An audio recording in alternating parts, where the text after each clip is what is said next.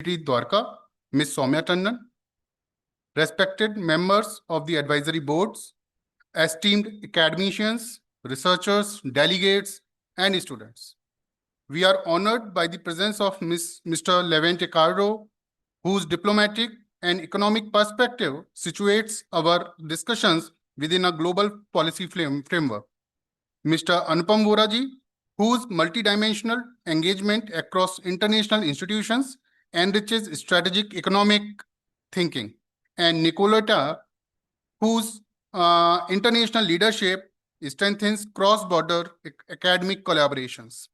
We are also privileged that under the visionary leadership of Professor Dr. R.K. Tandon, this conference reflects a sustained commitment to academic excellence, global engagement, and research-driven institutional growth. His strategic foresight continues to position Trinity as a dynamic center for intellectual discourse and interdisciplinary innovation. We are privileged to be guided by the eminent advisory board, including Dr. Uday K. Ghosh, Dr. Vipin Gupta, Professor Pradeep Sharma, Professor Gurjeet Singh, Ms. Geetanjali Singh, Dr. Radheshyam Pradhan, Mr. Anupam Vohra, Ms. Nicoleta Ioana, and Mr. Yukubu Abukari, individuals whose global academic, policy, and industry experience ensures this conference remains rigorous, relevant, and internationally aligned.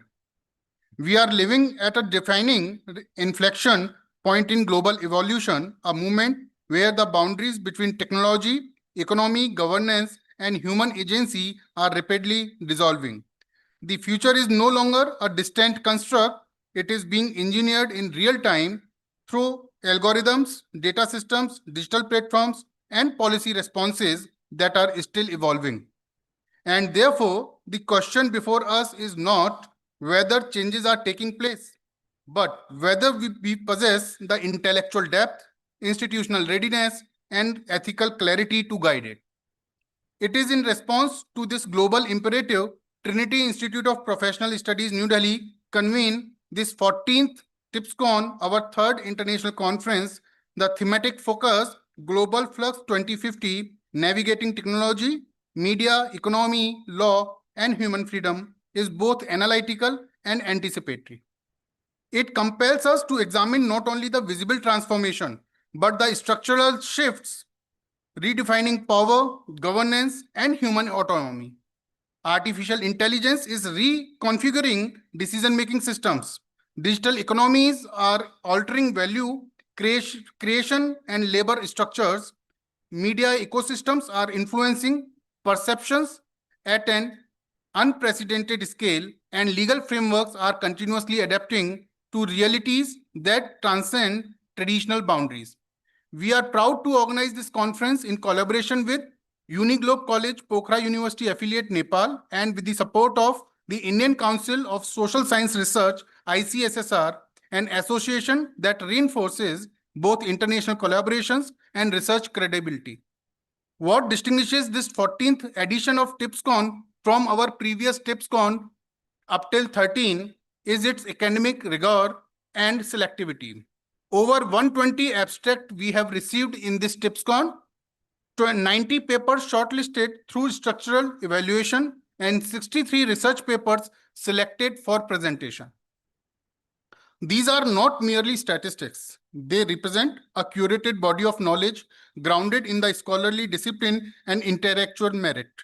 The selected research contributions have been compiled into a peer-reviewed edited volume with ISBN and DOI, ensuring that the intellectual output of this conference is not confined to this forum, but becomes part of the global academic and research ecosystem. The conference is structured across 4 critical domains: management and commerce, information technology, law, media, and human freedom. These domains collectively represent the interconnected architecture of contemporary global system, where decision is not spare, inevitably influence outcomes in another. I encourage all the participants to engage with this platform with analytical rigor, intellectual openness, and commitment to meaningful inquiry. Let this conference not merely document ideas, but refine them, challenge them, and advance them. As we deliberate on Global Flux 2050, one principle must remain central.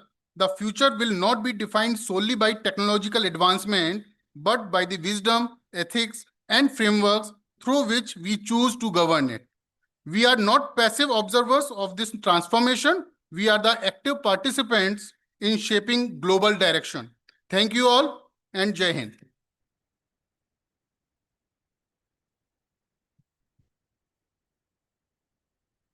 Thank you, sir, for that insightful overview on 14th edition of TIPSCON. We now proceed with the release of conference book. I request the dignitaries on stage to kindly unveil the conference proceedings.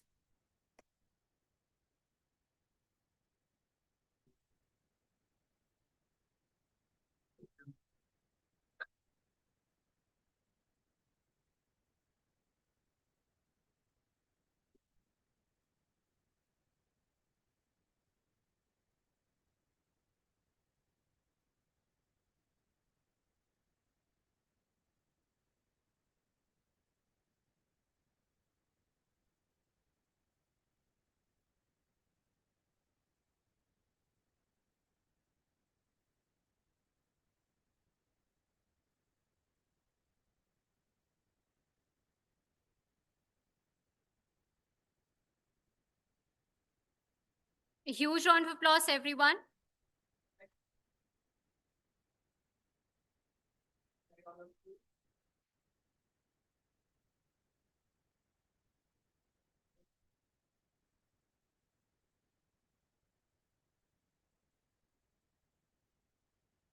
Thank you, dignitaries.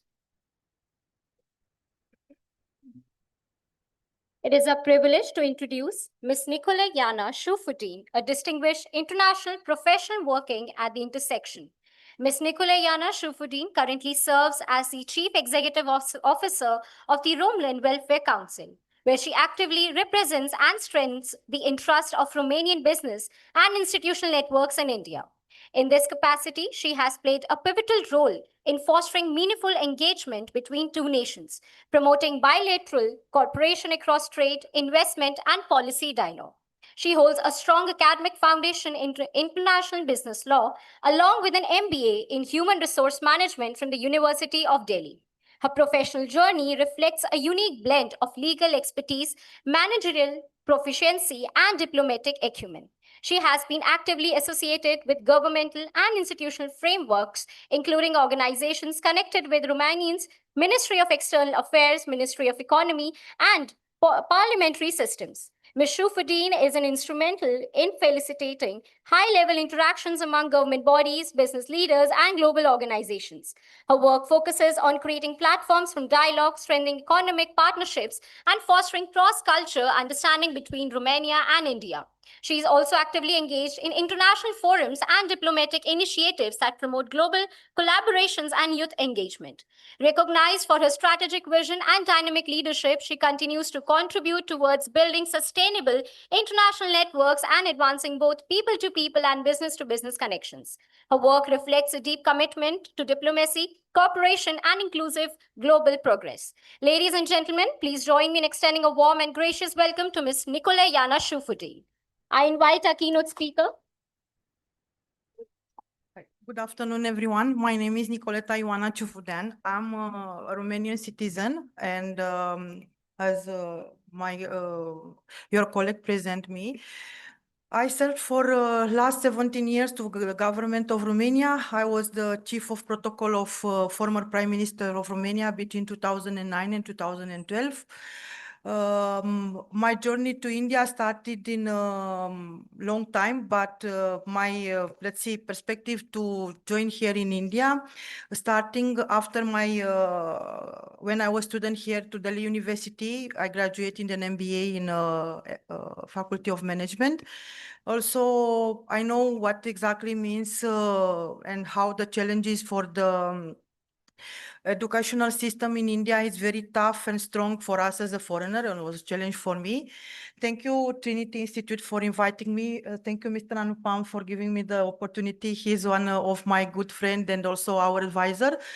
As the speaker said, that I'm representative of Romania Chamber of Commerce. Romania Chamber of Commerce is one of the oldest chamber in Romania and also in Europe, more than 160 years old. We have a subsidiary which is open here from last 4 years.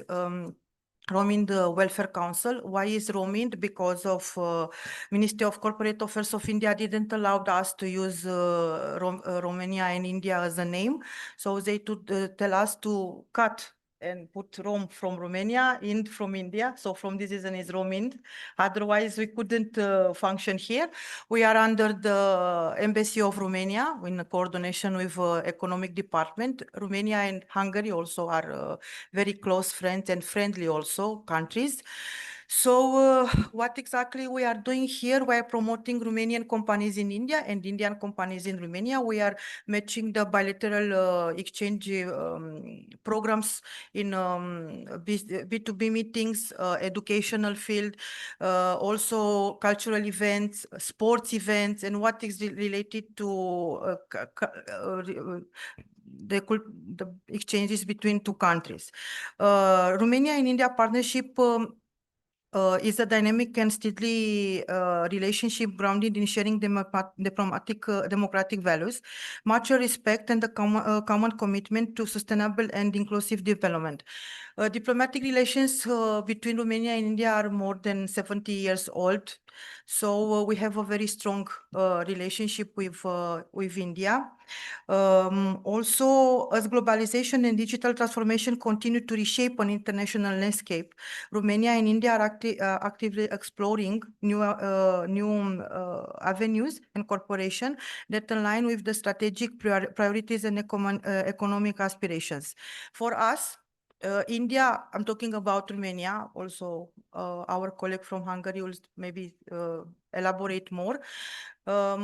India is a golden buzz, I can say, because this country can offer us a lot of opportunities, but also Romania can offer other opportunities for India, like agriculture, food processing, tourism, manpower also. So students exchange program, as I told you, we have 21 universities affiliated with us, which are interesting to take students from India in for the bachelor, master courses, PhD, and also exchange program. And till now, from my experience, for the last 4 years, we have approx 100 students who take an admission from India to Romania. Also, the Indian diaspora in Romania are starting growing year by year.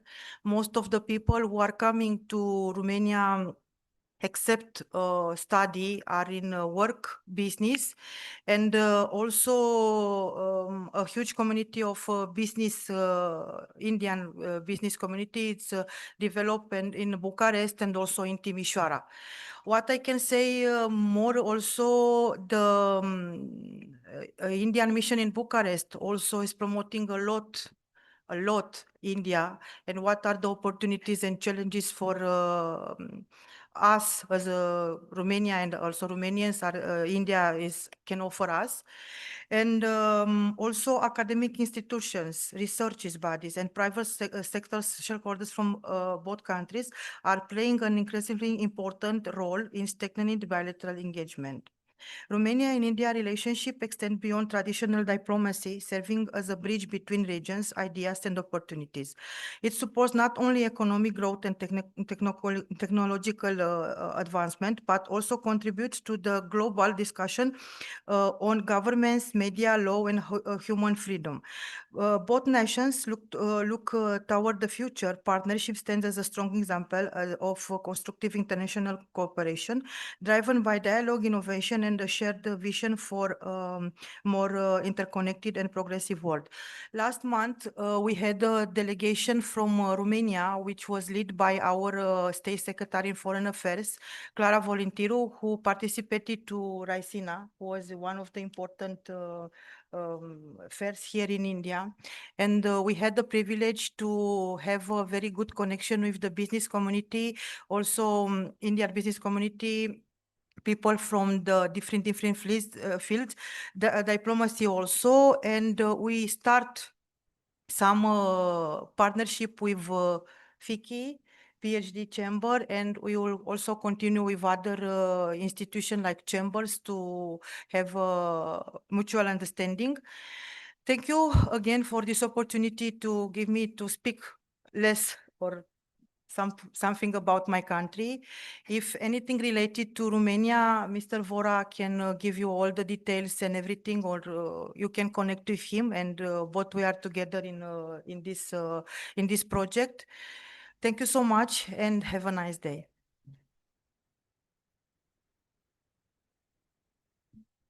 Thank you so much, ma'am, for sharing your journey and that insightful, valuable insights. Now it is my great privilege to introduce our esteemed guest of honor, Mr. Anupam Vohra, Managing Director of Deluxe Fine Catering and a distinguished figure in the hospitality and event management industry. With a career spanning several decades, Mr. Vohra has established himself as a dynamic leader, steering his organization to serve prestigious multinational corporations, embassies, government institutions, and global organizations such as United Nations and the World Health Organization. His extensive expertise encompasses hospitality consulting, catering, food and beverage management, hotel operations, and large-scale event management. He has also served as Director of Business Development at Parkside Hotels and Resorts, a globally recognized hotel chains, further enriching his professional journey with strategic leadership and international exposure. Mr. Vohra is an active member of several prominent industry bodies, including Indo-American Chamber of Commerce, the Council of EU Chamber in India, the Indo-French Chambers, and the Confederation of Indian Industry. Through these associations, he contributes significantly to fostering industry collaboration and strengthening global business relations. He also serves on the commitment of the luxury retail at the Indo-French Chambers, offering valuable insights into high-end market ecosystems and international retail dynamics. In recognition of his exemplary leadership and significant contributions to the hospitality sector, he has been honored with several prestigious awards, including the Leadership in Hospitality Award, the Hospitality Leader Award, and the World Tourism Day Award 2024.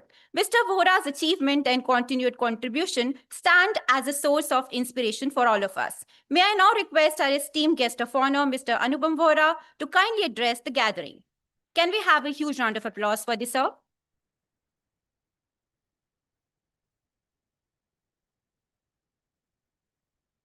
Good morning, everybody. We've seen there's a lot of upheaval in the global markets and trade and all, so I will be speaking about this. So we have been reading the news about tariff barriers and the shift from the concept of global free trade to protectionism and the safeguarding of national interests. And to add to this volatile mix, we have a lot of powerful artificial intelligence advancements that have come in. And this leaves all of us wondering as to where the global economy is headed. Further, this interplay between fluctuating markets and new technologies is fundamentally changing how we work, about how our workplaces function, how companies perform. All these factors are, creating a lot of upheaval. So let us try and break this down. First, many world economies were navigating towards a soft landing after years of high inflation. Even as the extreme volatility was subsiding somewhat, the American President Donald Trump unleashed the tariffs tornado, upending years of carefully crafted trade agreements. Secondly, given the uncertain geopolitical climate, companies today are moving away from just-in-time manufacturing to just-in-case manufacturing. This in turn leading to significantly larger component inventories and increased inventory costs, because you don't know where your next consignment will be coming from, will it be coming in time? So you have to keep extra inventories of everything. Third, the green transition.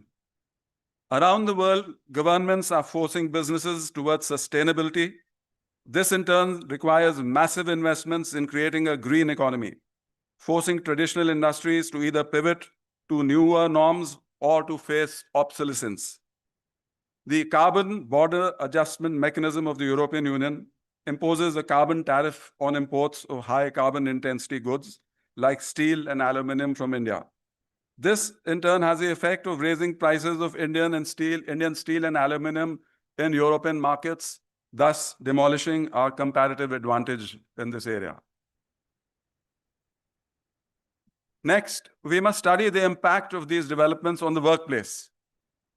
First, today, there is a struggle in most companies about whether to lay off workers through the use of new automated AI tools or to retain tried and trusted in-house talent.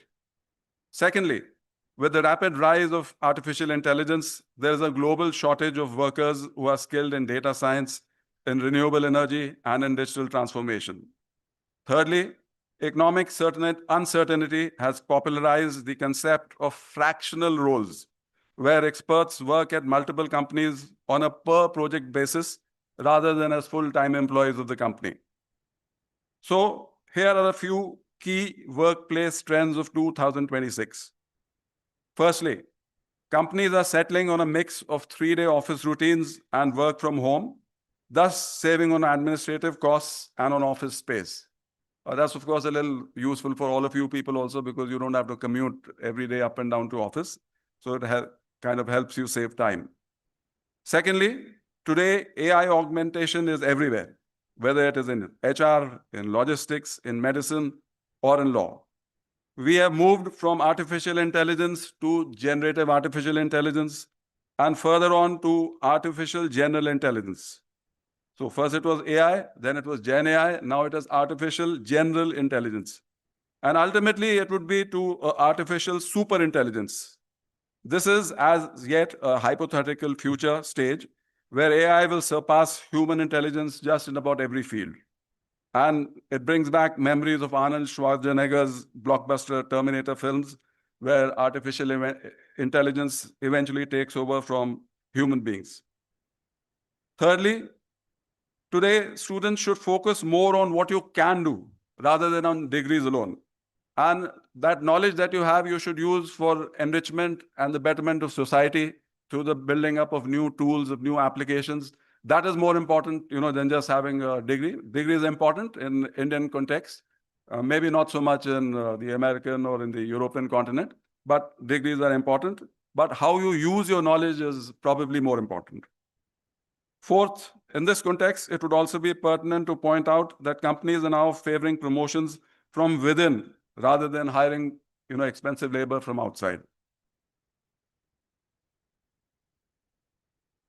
And to conclude, how should we navigate the future? To stay competitive in this volatile environment, both the employees and the employers need to focus on the following points. First, upskilling through continuous learning of AI tools, relevant agentic AI applications, and digital literacy. Secondly, in this permanently changing landscape, adaptability is very important, and we must be ready to go in for new roles and new job titles. Thirdly, we must also have strategies in place to address burnout and enhance well-being. This burnout factor often peaks during periods of economic restructuring as job layoffs occur and also new job titles emerge. So you have to keep changing and, get yourself ready for the latest job title that's coming up. In conclusion, while the economy is not in a state of free fall, it is in a state of permanent transition. So the most successful workplaces are going to be those that remain agile, using technology to stay lean while investing heavily in human skills that AI cannot replicate. And on a personal note, as a member of the Confederation of Indian Industries Committee on Artificial Intelligence and Digital Transformation, I had a ringside view at the recently concluded AI Impact Summit. The summit was graced by the presence of global icons like Sam Altman of OpenAI, Sundar Pichai of Google, and Dario Amodei of Anthropic. Anthropic is the company that was involved in the recent Gulf War, where I think there was a controversy about them having fully automated drones and automated drone technology. So the Pentagon has banned Anthropic for the time being. So I was privileged to hear the global head of Microsoft underlining that India will be the future world leader in artificial intelligence apps and in AI agents. Given the tremendous amount of investment and long gestation periods that are required for domination in the chip design and in the chip manufacturing domains, countries like US and China will continue to dominate. However, using these large language models as a base, Indian developers must develop micro applications that are specific to particular groups. A few examples of these could be vernacular SaaS, which are tools that are specifically designed for non-English speaking small business owners, maybe in the rural areas in Bihar or in Maharashtra or in Uttar Pradesh. You could also develop agri-tech apps that help farmers track soil health and also to connect directly with the local mandis and markets. These are a few examples. And I look forward to see some among all of you developing these applications and later on scaling them up, as has happened in the case of Paytm, as has happened in the case of BharatPay, Zomato, and other startups. So all the best to all of you, the graduates coming out and the people doing research now. Thank you. Thank you so much, sir, for highlighting the industry insights on sustainability and AI used in the Gen Next. We are sure that TIPSCON 14 edition will add up value to your rich industry expertise. We are deeply honored to have with us esteemed chief guest today. It is now time to introduce our esteemed chief guest, Mr. Levente Kardos, currently serves as the Economic and Commercial Counsellor at the Embassy of Hungary in New Delhi, where he plays a pivotal role in strengthening economic relations and fostering strategic partnerships with Hungary and India. Through his efforts, he actively promotes bilateral trade, investment opportunities, and policy dialogue, contributing significantly to evolving India-Hungary relationship.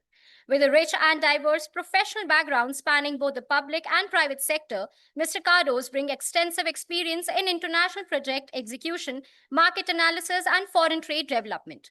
Prior to his current assignment, he has served with the Ministry of Foreign Affairs and Trade of Hungary and held diplomatic positions across Europe, including his tenure as economic attaché in Düsseldorf, Germany. He has also held key leadership roles in the Hungarian Export Promotion Agency, where he contributed to strengthening international institutional collaborations and advancing global business expansion initiatives. His area of expertise include energy policy, international markets, and economic diplomacy, making him a respected voice in decision of sustainability, trade, and global economic cooperation. Recognized for his strong analytical acumen and effective communication skill, Mr. Kardos has actively participated in high-level international forums, sharing valuable insights on ESG frameworks, sustainable industrial growth, and cross-border collaboration. His academic background in international economic relations and sociology further enhances his global perspective and professional outlook. Ladies and gentlemen, please join me in extending a warm and gracious welcome to our esteemed chief guest, Mr. Levente Kardos. We invite you, sir, to address the gathering.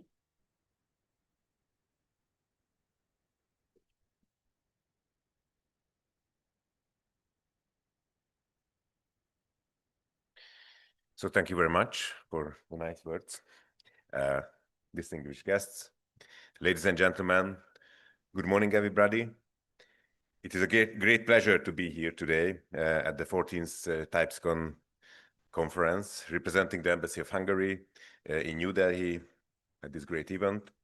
Thank you for the invitation to the estimated Trinity Institute of Professional Studies. Ladies and gentlemen, today we are gathered here today to talk about the great transformation, the great social, economic, and technological changes that we are witnessing all over the world.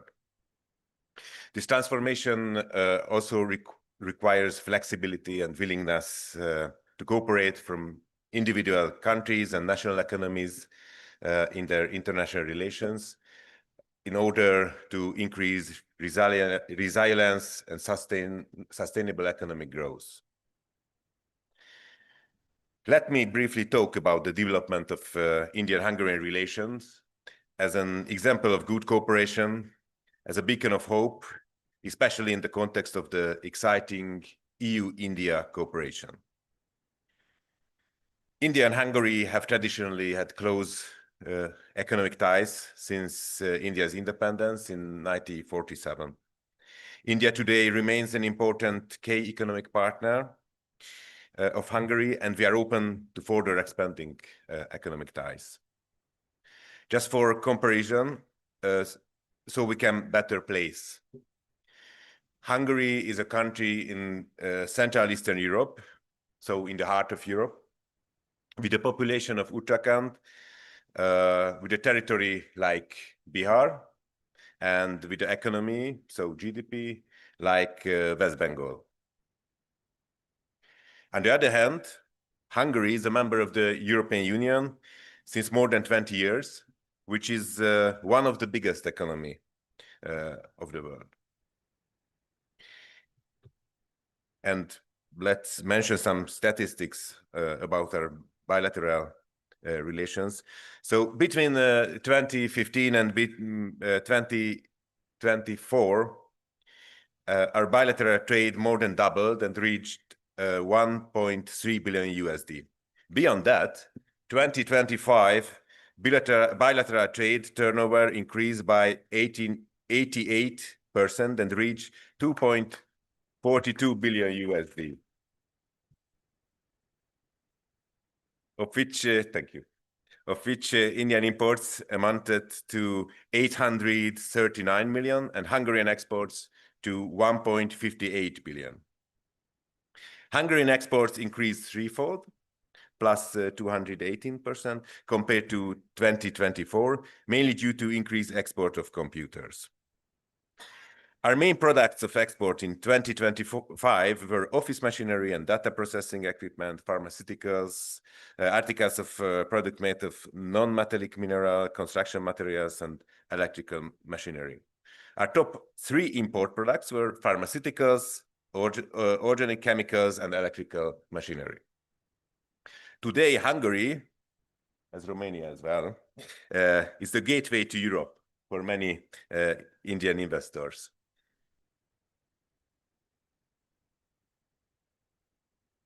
There are now 48 Indian companies, Indian companies creating employment opportunities for almost 9,000 people in Hungary. These include automotives, ICT, rubber and plastics, pharmaceutical, packaging industry, chemicals and metals. The major Indian presence in Hungary includes Tata, consulting services, Apollo Tires, SMR, automotive, Sun Pharmaceuticals, Uflex, SRF, GBM Group.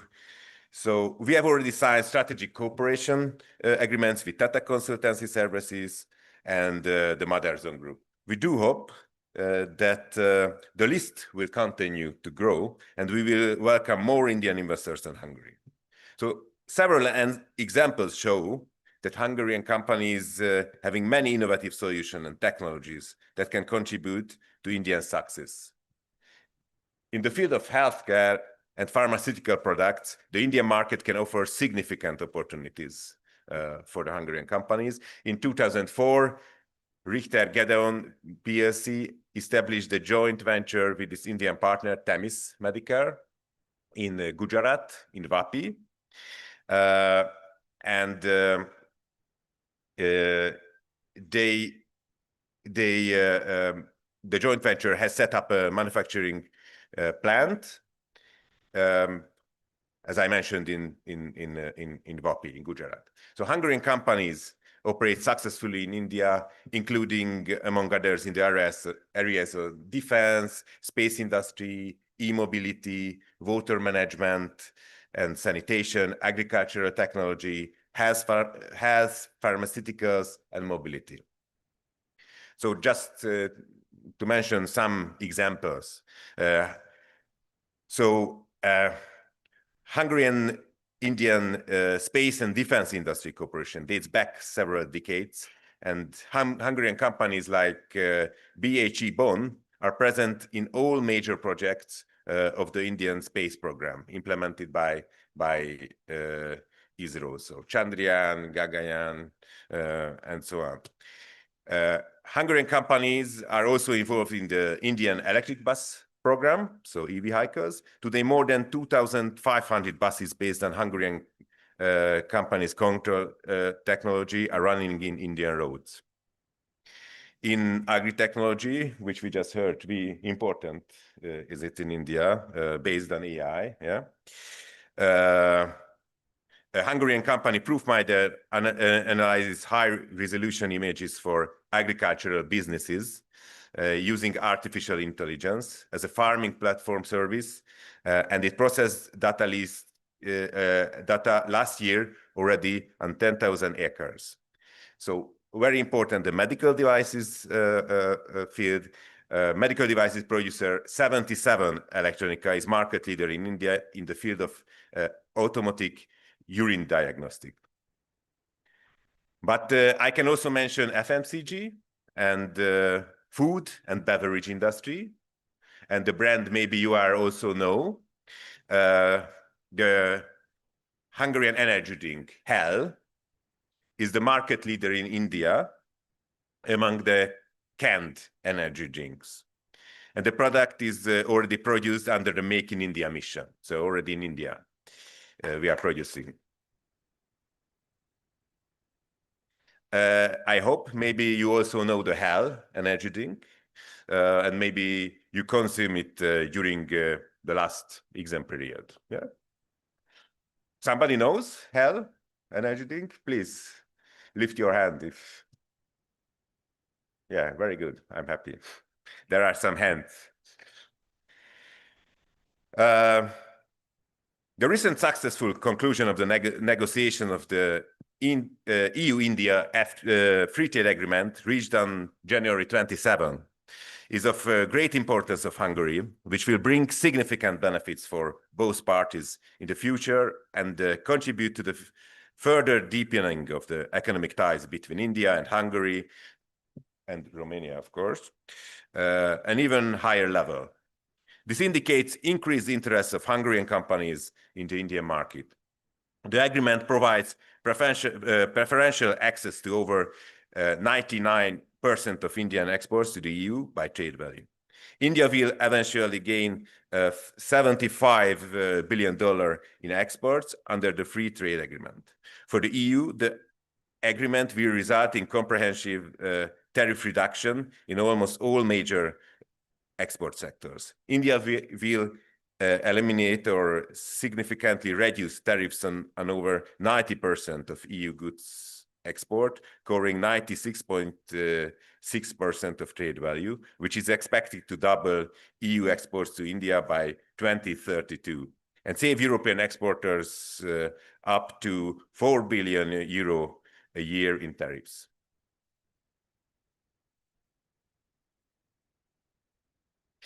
So this is also a milestone, and this can, of course, significantly improve the market opportunities of Hungarian companies, increase bilateral trade, the intensity of technology transfer, and the exploitation of new supplier opportunities.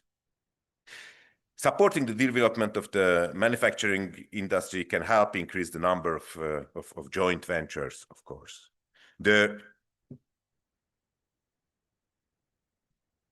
revitalizing trade relations and the clearer framework can help boost mutual investments as well. And as you are at the university, at the college, let me mention here the bilateral university relations and scholarship program of the Hungarian government, which is a guarantee of the strong relations in the future. The Stipendium Hungaricum program offers outstanding students from India the opportunity to push a fully funded bachelor, master's, and doctor level studies at leading universities in Hungary. The government provides every year the opportunity for 200 students to participate in this program. We are happy that currently 1,300 students from India are studying at Hungarian universities.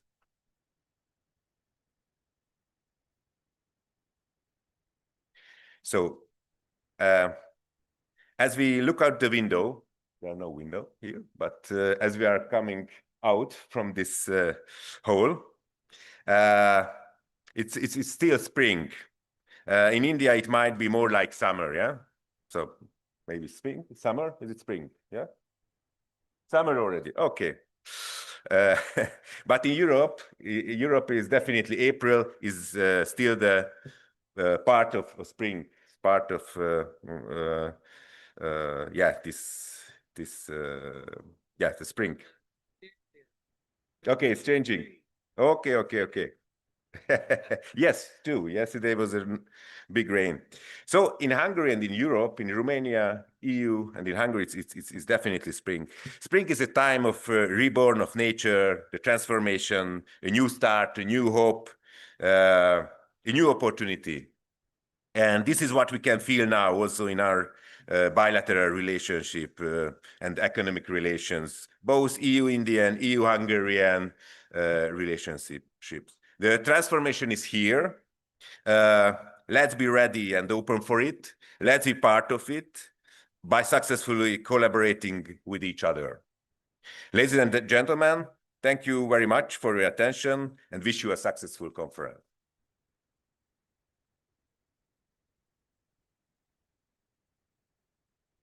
Thank you, Mr. Kardos, for sharing collateral trade figures with the audience and such an insightful, your testament and excellence and your vision actually, inspires all the audience here. So let us clap for all the distinguished dignitaries on the dais. Now, as we approach the conclusion of this inaugural session, in the pleasant summer, as Sir says, it is time to express our heartfelt gratitude to all those who have contributed to making this session a success. I now invite our respected Principal Law, Professor Dr. Shashibala Ma'am, to deliver the formal vote of thanks. Thank you, ma'am. Respected Chief Guest, Mr. Levente Kardos, Economic and Commercial Counsellor, Embassy of the Republic of Hungary. Guest of honor, Mr. Anupam Vohra, our esteemed keynote speaker, Mr. Nicoleta, Ioana, CEO, Romania, India Welfare Council, distinguished dignitaries, respected faculty members, and dear participants. It is my proud privilege to propose the vote of thanks for the inaugural session of the International Conference, Global Flux 2050. I extend our deepest gratitude to our chief guest, Mr. Levente Kardos, for gracing this occasion and for his insightful and inspiring address. Your perspectives have truly set a meaningful tone for this conference. Thank you, sir. I express my sincere thanks to our guest of honor, Mr. Anupam Vohra, for his gracious presence and valuable words of encouragement, which have truly enriched this session. Thank you, sir.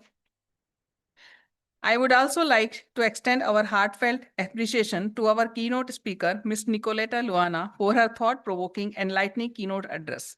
Your insights have provided us with a strong foundation for the discussion ahead. Thank you, ma'am. I would like to convey our sincere gratitude to our Honorable Chairman, Dr. R.K. Tandon, for his constant guidance, encouragement, and support, which have been instrumental in organizing this conference. Thank you, sir. I would like to express a special note of thanks to Ms. Soumya Tandon, Member of Management and Vice President of IIC, for a valuable presence and support. Your encouragement and association add great strength and credibility to this conference. Thank you, ma'am. My thanks also go to all the distinguished speakers, delegates, and participants who have joined us from various parts of the world. Your presence and active engagement add immense value to this conference. I would like to acknowledge the dedicated efforts of the organizing team, whose hard work and commitment have ensured the smooth execution of this inaugural session. A special words of thanks to the volunteers and support staff for their tireless efforts behind the scene. With this, we conclude this inaugural session of the Global Flux 2050. We look forward to an engaging and enriching conference ahead. Thank you, one and all present here. Thank you, everyone. Thank you, ma'am, for the sincere expression of gratitude. I request everyone to kindly rise for the national anthem.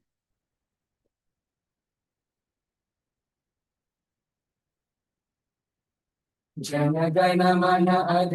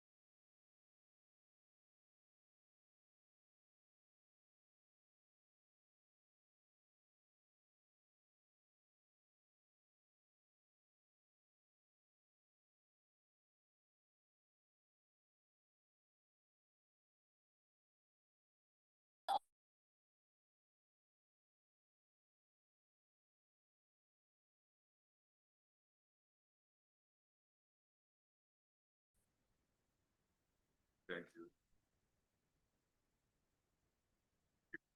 Thank you very much. Thank you. Yes, yes, the same number, but definitely cooperation.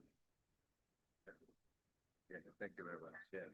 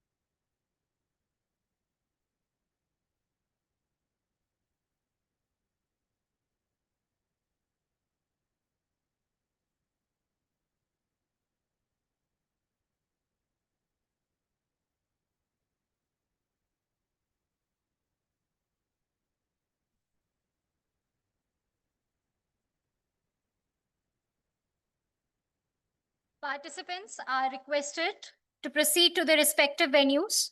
The IT track will commence here only in the auditorium. Law tracks in the conference room. We will now request the law participants to proceed to the respective venues for the technical session.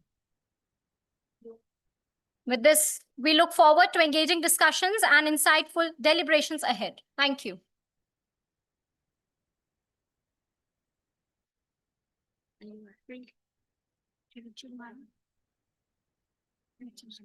मैं वो बना दूं या participants को कुछ भी ना आप स्टूडेंट्स में कौन देगा हमें क्योंकि ये तो दोनों बना देंगे एक तो आपने स्कूल बना रखी है टाइम लगेगा पहले मुझे मैनेजमेंट कॉमर्स की वो पढ़ना मैं नहीं दूंगा दे पाऊंगी तो उनसे पूछो कौन देगा मैम वो पढ़ना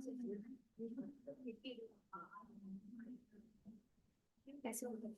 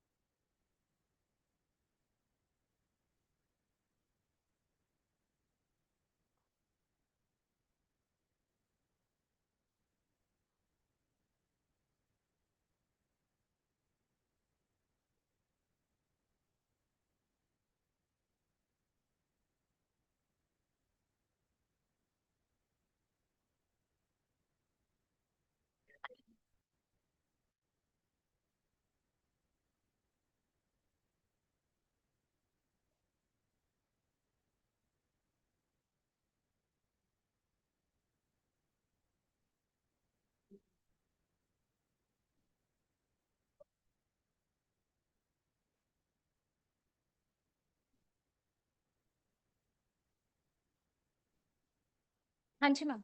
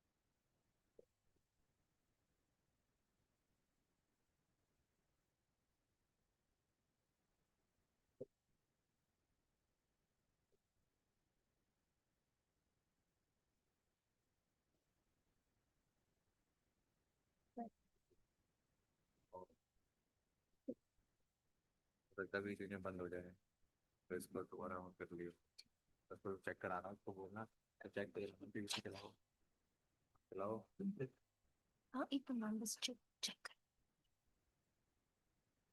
चेक।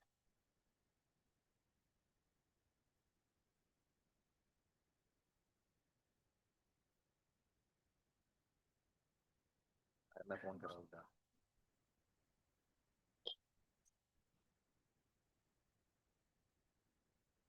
तो ठीक है पर चेक तो कराओ एक पीपीटी तो चलाओ प्रोजेक्टर की तरफ है प्रोजेक्टर ऊपर है अच्छा हाँ ऊपर ऊपर हाँ हाँ हाँ हाँ खोल दी ये देखो ठीक है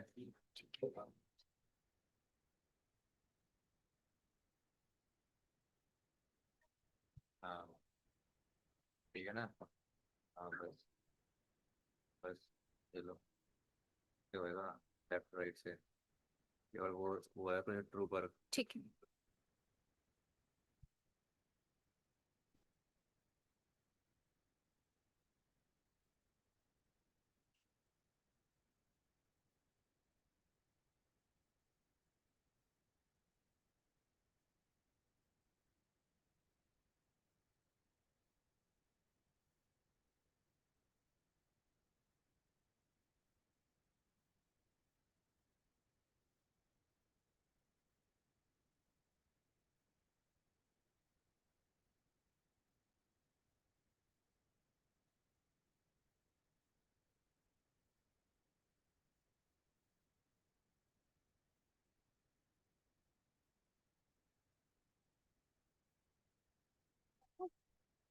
राशि मैम राशि ma'am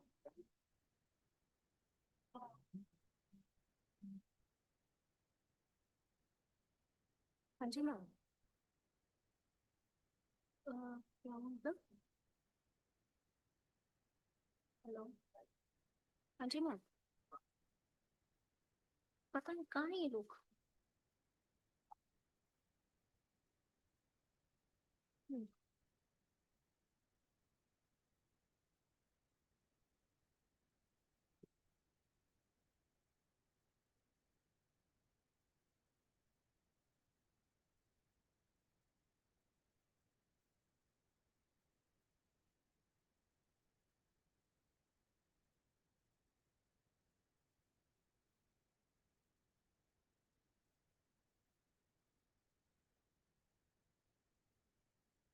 The IT track of Global Flux 2025 serves as a dynamic platform to explore the latest advancements and emerging trends in information technology. It aims to bring together researchers, academicians, and industry experts to exchange ideas on cutting-edge domains such as artificial intelligence, cybersecurity, data science, cloud computing, and digital transformation. This track encourages innovative research, practical insights, and collaborative discussions that address real-world challenges and shapes the future of technology, a rapidly evolving global landscape. Now, let me introduce our session chair, Professor Dr. Shailash Tikamble, is a professor in the Department of Artificial Intelligence and Data Science at IGDTUW, New Delhi, with over 23 years of extensive teaching and research experience. An accomplished academician, he specializes in emerging areas of AI and data science, contributing significantly to teaching, research, and academic development. His current research interests include image processing, video processing, and language processing. Professor Tikamble has authored and co-authored more than 100 research papers published in reputed international journals as well as international and national conferences. A dedicated mentor and research, he is a life member of ISTE India and fellow of IEI, the Institution of Engineers India, actively contributing to the advancement of technical education and research. We welcome you, sir. A huge round of applause for our session chair. I now introduce Professor Dr. Mukta Sharma ma'am, Head of Department of CS and IT Department, TIPS Dwarka. With over 2 decades of academic excellence, she is a distinguished scholar, researcher, and author specializing in information security, cryptography, artificial intelligence, and e-commerce. She has numerous national and international publications to her credit and has been honored with multiple prestigious awards for her outstanding contribution to teaching and research. Her unwavering dedication continues to inspire excellence and innovation in the field of computer science and information technology. Now, I request Professor Dr. Mukta Sharma to kindly step forward and felicitate our esteemed chair, session chair, Professor Dr. Shailash Tikamble, with a memento as a token of respect and appreciation.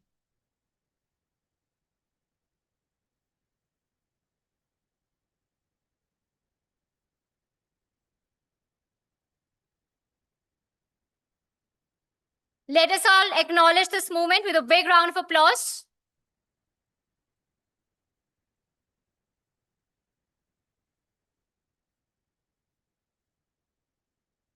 Thank you.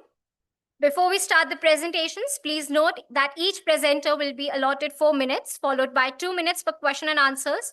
We request all the participants to adhere to the prescribed time limit to ensure the smooth and timely conduct of the session. With this, I would now like to call upon track CS1.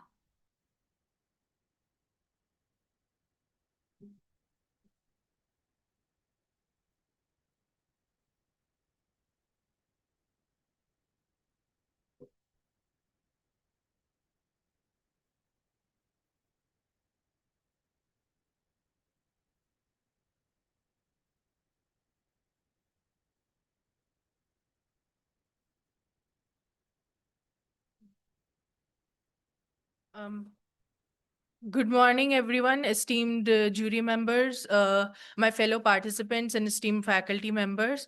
I am Midhavi Bhardwaj, and today I will be presenting on the topic Conversational AI-enabled form-filling automation system, which we have undertaken. Along with my fellow partner, but she won't be able to be presenting today, Palak. Right. So the objective of this undertaking was to create a conversational AI-enabled form filler, which would help people from diverse backgrounds and perhaps different levels of education and maybe different abilities to fulfill their forms in an easy, user-friendly manner, which might not involve as much typing. So that was our main objective. The core features include JSON for based form-driven schema. And our objective was to incorporate NLU and multilingual features so that people from different regions would be able to access the form and fill it accurately. So we have tried to improve the user friendliness of the form filling system.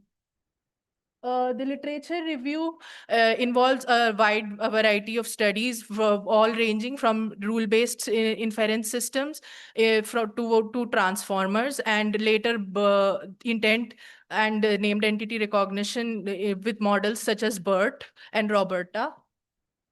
So these were the studies which we studied, and later we also studied some NLP models as well for this process. So the research gap includes there are mainly privacy and trust concerns, and adaptive error handling is also difficult to find, since it takes a long time for people to rectify their information if they're not able to fill it correctly, and multilingual and accessibility limitations still continue to be there. So our methodology was, we first implemented the system design and architecture, and we also conducted a survey initially among the students to determine what features they would consider to be of most importance in an application of this type.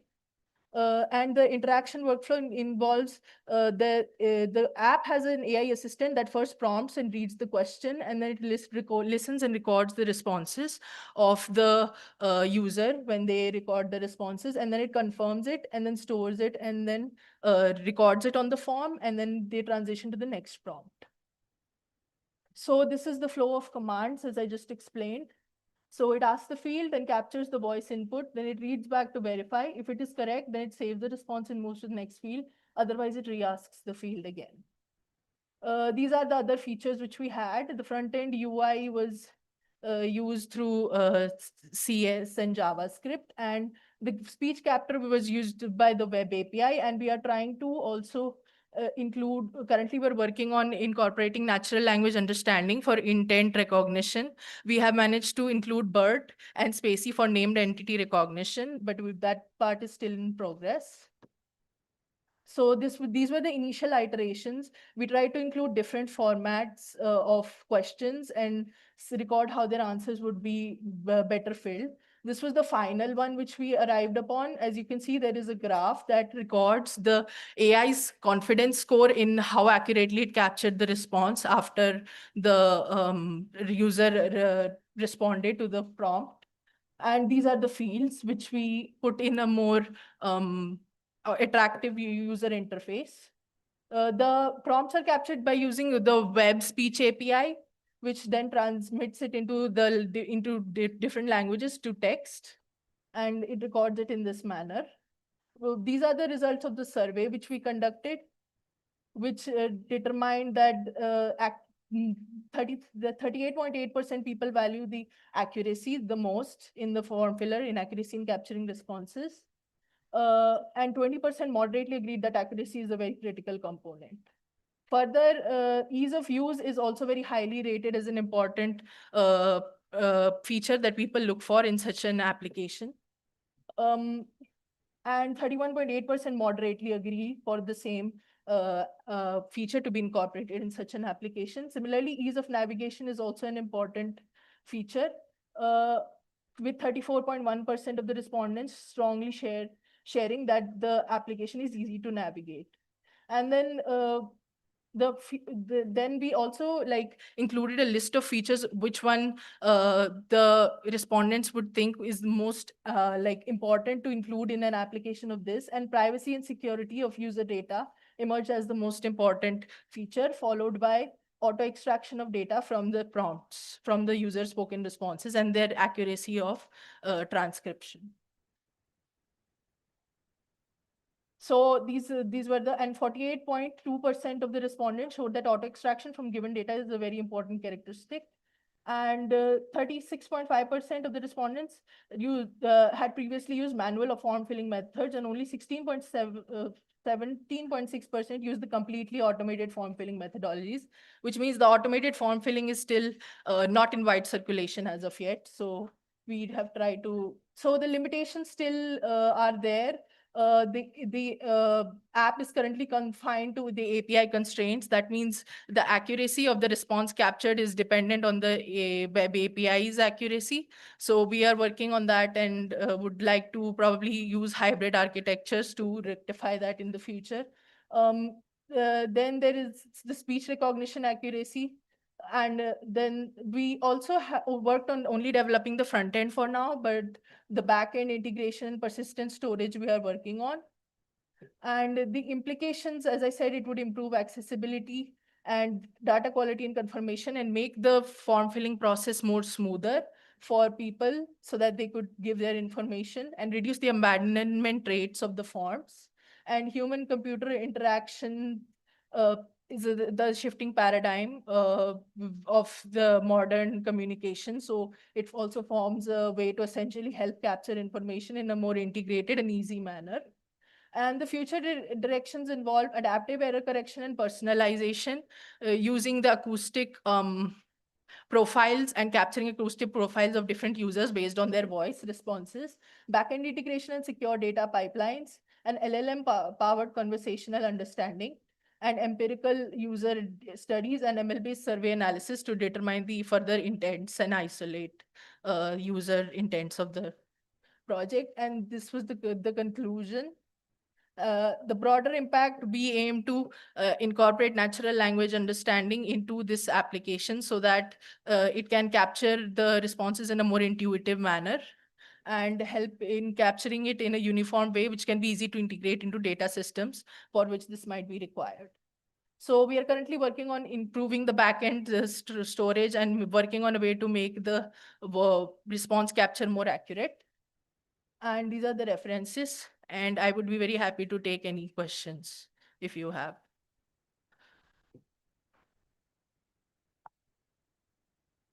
Uh, as per your literature survey, Yes, sir. you referred only the papers up to the 2021. Yes, sir. The papers are missing from the 23, 24 and 25. I think there is a lot of work. The subsequent work. Yes, sir. We will So work. why you are not putting that work here? Sir, these are only. And what are the findings from them then? Oh. If you are not putting here.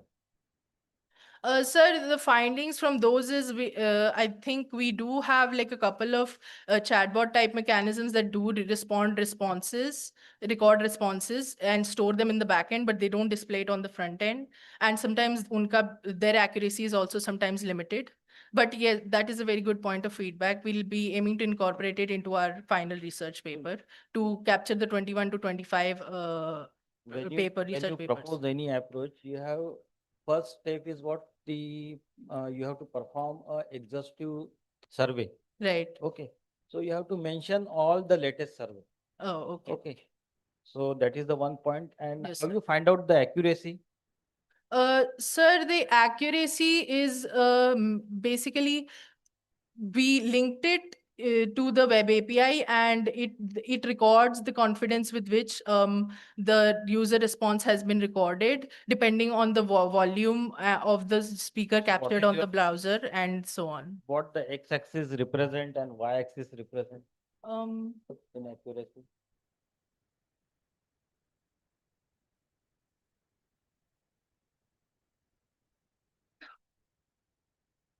Well, sir, the y-axis represents the confidence score, and the x-axis represents the timestamps of the response captured during the filling of the form.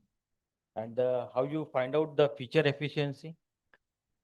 The feature efficiency, sir, we are working on that. We have not currently individually captured feature efficiencies of all the cases currently, but that is a part of our future research which we are undertaking. What is the role of the name entity recognition in your approach? Sir, the named entity recognition recognizes particular terms. And for instance, if I spoke a name, my name into as a response, it would capture the name and fill it in the name form. And for instance, if I went back to recorrect it to some other name, then it would give a confirmation box as to you said this, is that the correct name? And then it fills the name into that form. Okay, instead of using the NER, yeah, we suppose use the POS tagging. Then what happens? US tagging. POS tagging. Then it would capture the parts of speech with probably more accuracy. You're right. Okay. So you Yes. think on that. Okay. Oh, okay, sir. Thank you, sir. Any question from the audience? Any questions? You have mentioned about 64.7% privacy and security. Yeah. So how your framework is actually looking up to when we talk about the explainable AI thing? So how is it secure? Currently, as I mentioned, we only develop the front end interface, the back end, which we are still in the process. But I have learned from my work experience that people the companies usually remove the personally identifiable information and anonymize the data before storing it into the warehouses. So that is how security can be ensured. So wherever backend API which we would be using for storage, that would need to have proper storage like security mechanisms to prevent hacking and such sort of thing. Thank you.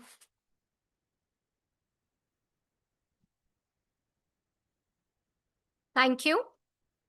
Now I call upon track CS2.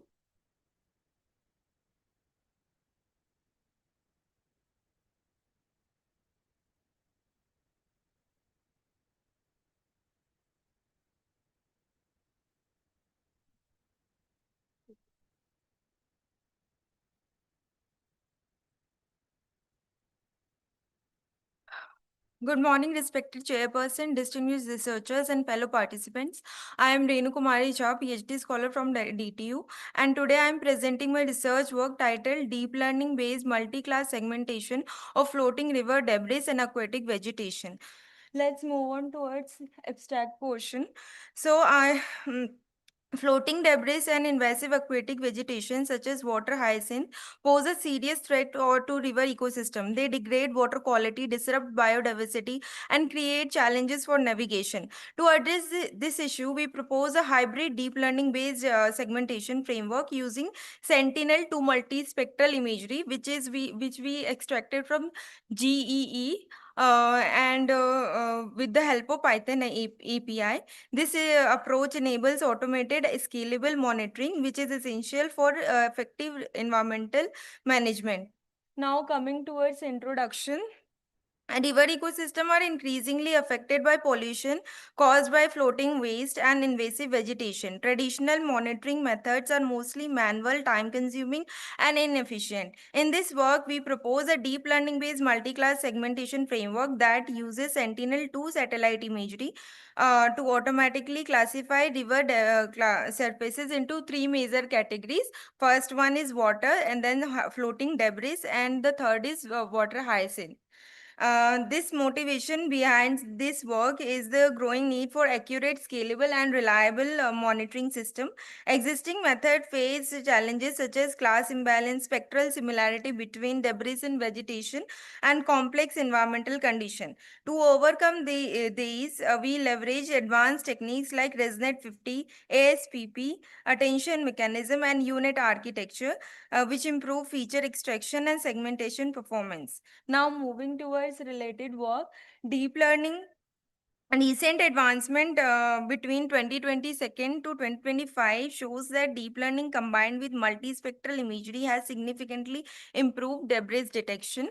Models like UNet and DeepLab V3 Plus has been widely used for pixel-wise segmentation, and YOLO, different versions of YOLO has also been used for detection purpose. Some studies also use dual stream CNN to capture both spatial and spectral features, while GAN network is used for data augmentation. Additionally, semi-supervised and transformer-based models has improved generalization and efficiency. However, existing approaches still struggle with small object detection, spectral similarity, and class imbalance, which highlight the need for more robust and scalable solutions, motivating our proposed framework. Now, what is our proposed framework? You can see here, these have five major key components. First one is encoder, which is made up of ResNet 50 for deep feature extraction. The second module is ASPP, spatial pyramid pooling, to capture multi-scale contextual information. This helps the model understand objects of varying sizes in water bodies. Then we incorporate an attention gate mechanism which allows the model to focus only on relevant regions, improving segmentation accuracy and reducing noise. After that, we use unit decoder with a skip connection, which helps in recovering spatial detail and improving localization. And the fifth module is edge refinement module. These are basically used to sharpen the boundaries between water, debris, and vegetation, leading to more precise segmentation. Let's move on towards the methodology part. So as I have told you that we have used Sentinel-2 data and we extracted using the Python API. And these data set consists of multispectral bands. It consists of 13 bands and we have used 12 bands because the fourth one is of not of our use. And then you can see here, this is the methodology. The first part we have done input data, and then pre-processing has been done. Resizing, normalization, and data augmentation has been performed. And then we did feature extraction using the encoder part. And in multi-scale plus attention module has been used for in which ASPP and attention gates are involved.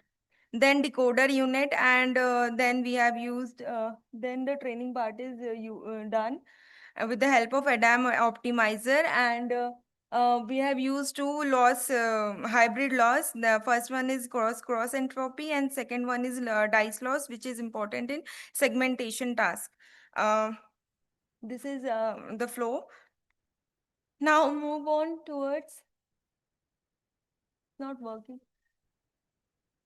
result part. You can see that our model achieved a pixel accuracy of 95.88%, indicating strong overall performance. Looking at class-wise metric, water achieved around IOU of 0.95% and dice score of 0.97. Debris also performed well with IOU of 0.64 and dice of 0.77. And the fourth one, Hyacinth, has comparatively lower performance with IOU of 0.39 and dice of 0.56. So we are working on improving the score. Then confusion matrix, or you can see the results in the right side that there is an input image and there is a ground truth mask which we have created for supervised learning. And we have comparatively compared the ground truth with the original with the predicted marks. Okay. Then confusion matrix, you can see. I think confusion matrix have not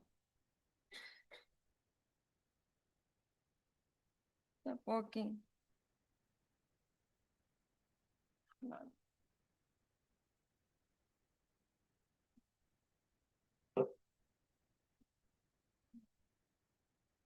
This is the confusion matrix. Water achieved the highest performance.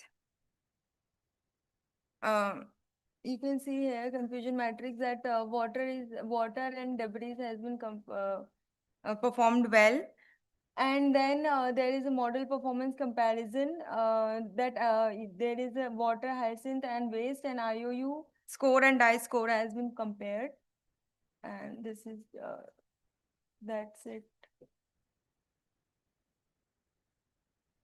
In conclusion, we proposed a hybrid deep learning framework integrating ResNet 50, ASPP, attention mechanism, and edge refinement. The module demonstrates high accuracy and strong performance, particularly for debris detection in water bodies. For future work, we plan to use additional spectral bands for better feature discrimination, integrate transformer-based architecture, and expand dataset with a temporal monitoring capabilities.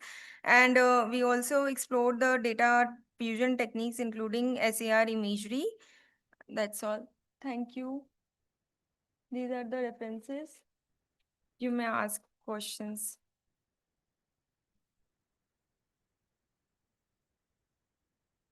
Which features you extract? We extracted, we did segmentation basically. So we are extracting, we are having an image data set and ground truth label mask of those data set. And we are comparatively. So which features you extract from the images? Pixel accuracy. Okay. Then why multi-scale attention module used?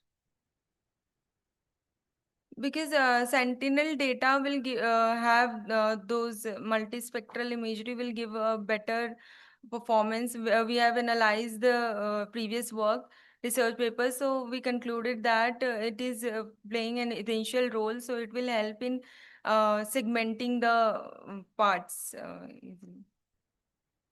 First, you work on work on which features you are extracted from your images. Okay, you check. Okay, and which features plays the optimal role, or which feature contributes more in your problem. Okay, you work on that. And have you calculated the vegetation index? No. Hmm? What is vegetation index? So I don't know.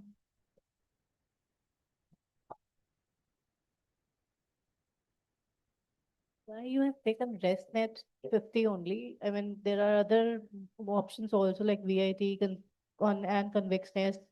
Why you have opted for only ResNet 50? Ma'am, please repeat your question. Why are you using ResNet 50?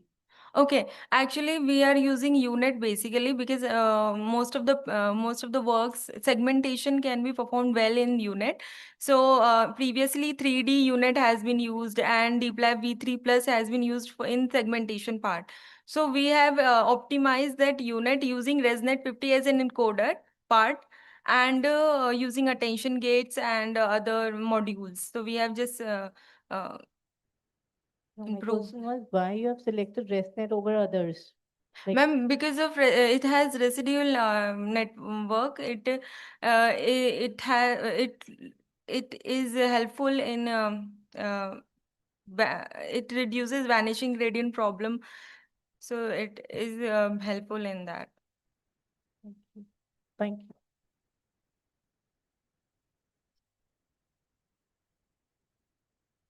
Thank you. Now I invite CS3.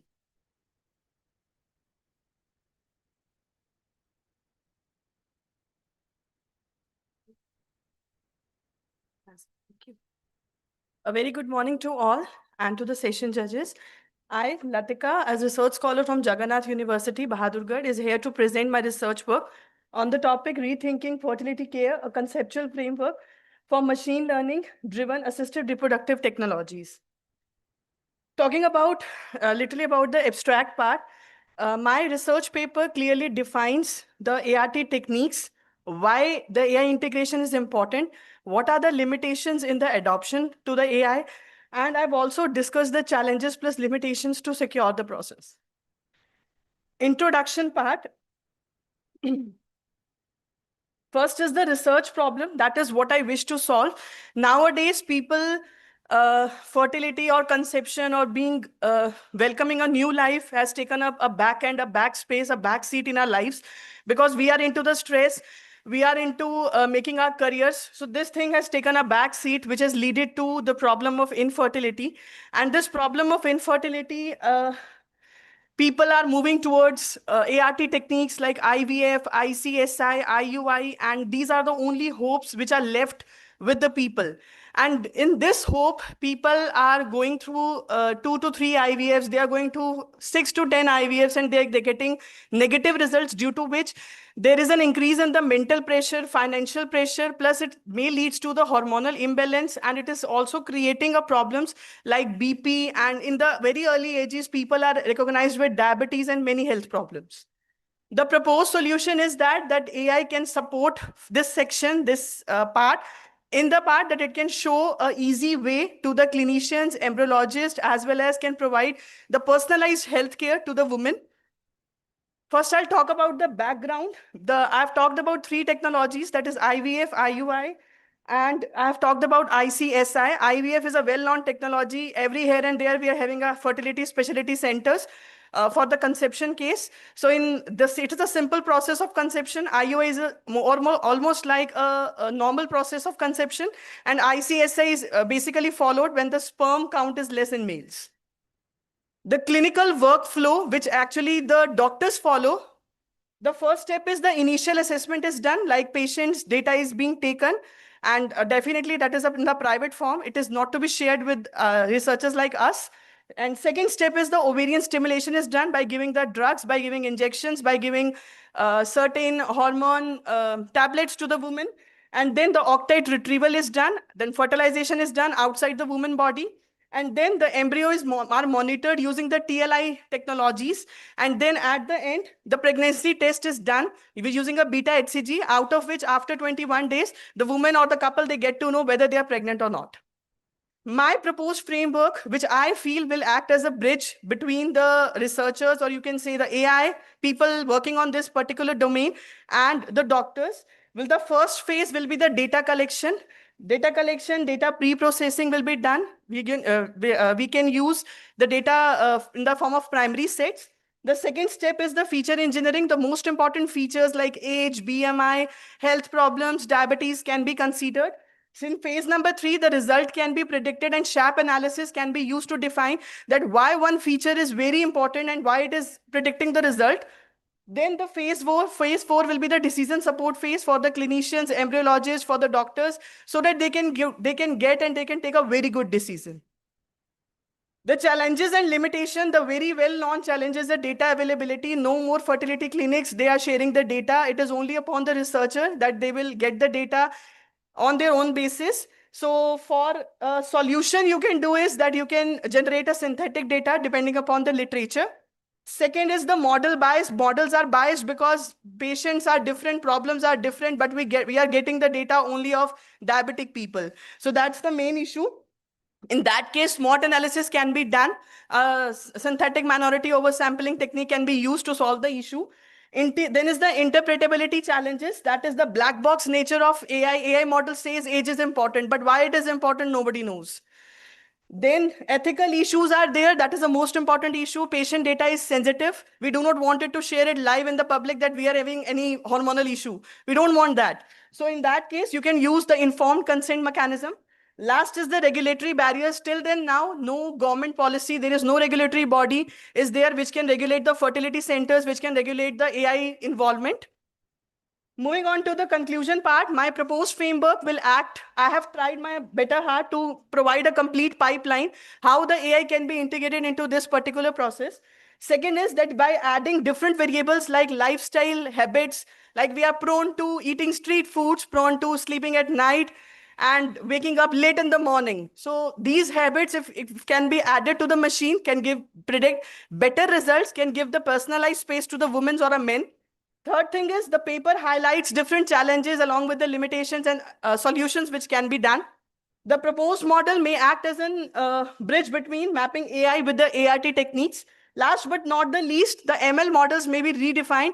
AI can support the doctors. AI is not replacing the doctors. It is supporting the doctors to making a good decision. Because when it comes to fertility, when it comes to conception, it takes years and years for a woman to sacrifice her body, to sacrifice her problems that she faces mentally, physically, and financially. So AI can help in that, can provide a personalized approach, can build up a trust of a patient in the complete health system. These are the references. That includes references from 2020 to 2025. All papers I have included. Tried my best, which matches the domain. Thank you. Any questions? Have you contact to any doctor? Yes, sir.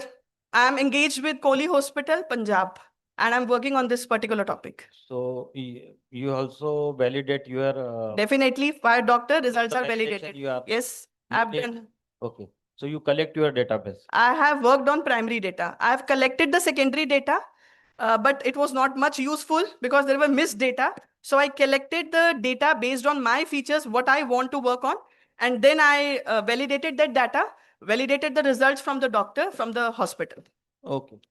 Can you predict the pregnancy in terms of the twins, triples, or and so on? Sir, it is right now it is under research. If you go by the research, by the literature, there are hardly 4 to 5 papers in twins and triplet pregnancy. Single pregnancy ही मुश्किल है तो twins और double में कहाँ जाएंगे हम sir?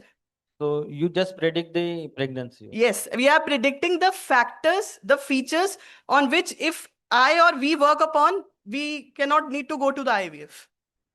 And which features more contribute? Sir, age and BMI, as per if I go to the literature, age and BMI are the top I can say the contributors to this problem.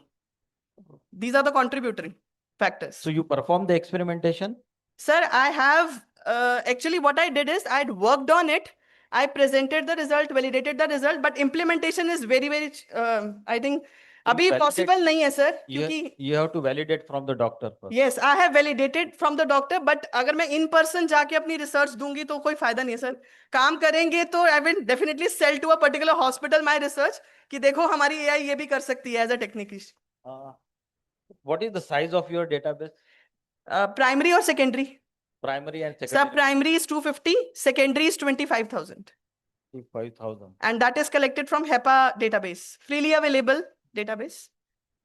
So that is the standard database, na? Haan, sir. Every paper you will find HEPA database, every paper is referring to it. And you are working on the real database also? Yes, I am working on both. You are collecting Yes, the database from yes. the hospital? नहीं sir. I have collected the data from my own set. Her person to person जाके मैंने collection किया है. And that took up around 6 months. Her woman to woman, like मैंने 25 से 66 years old तक की woman का data लिया है. And I've collected my family data also, keeping in mind the privacy format, which I shared. So what is the role of the hospital then? So hospital role is that the doctors are seeing the results. Like AI is predicting. Only for the validation? Definitely for the validation, not for the implementation.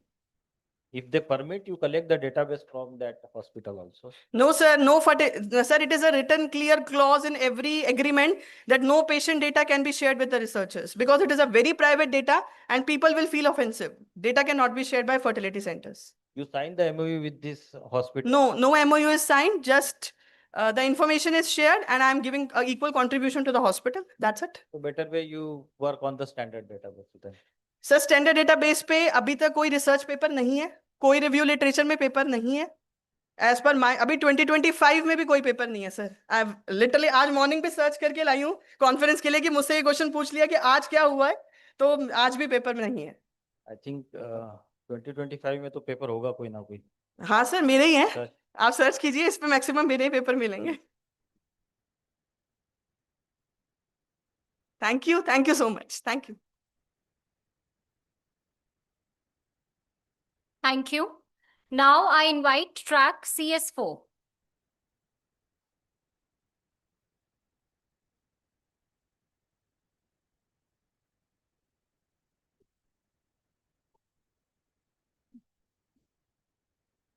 Thank you.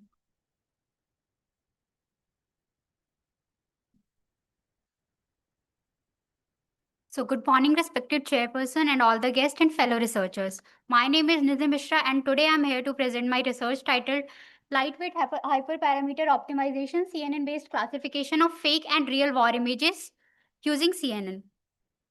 So in today's digital era, social media has become one of the main source of information. However, with actual content, it also rapidly spread large number of fake or manipulated images. These images mislead people, create panic, or distort the reality. So we need an automated system which can detect whether the image is real or fake. So the main objective of this research is to build a system that can easily distinguish fake or real images using CNN. We also aim to make a model lightweight, accurate, and suitable for real-time use. Okay. Yeah. So for this research, we manually collected around 1600 images and further classified into two classes. One is real war images and second is fake war images. So, and the data set was split into 80-20 ratio, 80% for training and 20% for testing. So before testing the data, we pre-processed the image by resizing them into 128 by 128 pixels with 3 color channels and normalizing pixels values to 0 and 1. So this helps model learn faster. Yes. We tested multiple CNN model and compared their performances. The best result achieved using a 3-layer CNN model with ReLU activation function. We used CNN because it is specifically designed for image data and can automatically extract important features. And the model is simple and efficient, accurate, provides good accuracy, and reduces the risk of overfitting. So from the accuracy graph, we conclude that the training accuracy steadily increases, which means that the model is learning well. So from the loss graph, we conclude that the training loss keep decreases at some point, and which shows that the overall model remains stable. Now, let's come to the ROC curve. The curve is above the diagonal line, which shows that the model is not just memorizing things, it is actually learning meaningful patterns. So, the model achieved ROC curve AOC score of 0.8367, and the accuracy of this research is of this model is 78%. To conclude, we compared multiple CNN models, and the best one is CNN3 with ReLU activation function. Overall result shows that the model is reliable, efficient, and suitable for real-time use.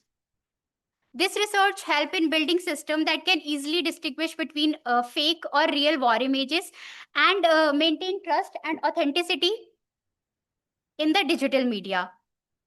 So thank you for your attention. I would be happy to answer any questions. Why three-layer CNN works better Yes. for predicting the real and the fake images? Yeah, we tested multiple CNN model, but this gives the best accuracy of 78%. Why? Yeah, Why? because Why three-layer perform better? Why not two-layer? yeah, we tested the model, no? Also, that's why, na? Yes, sir. So, what is the reason behind it?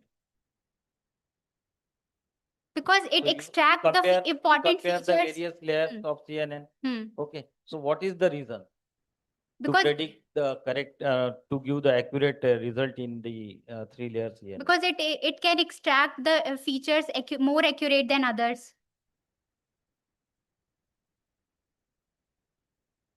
Yes, sir.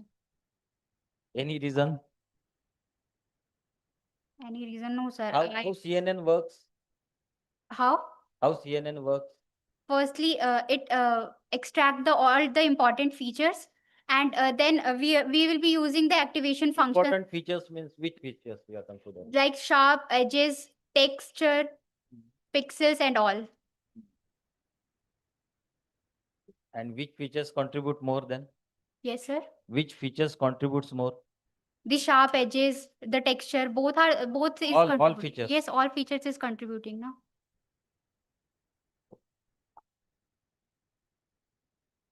Yes. How you collect the fake images? From Google repository. Google repository. Yes. Real images were also collected from that.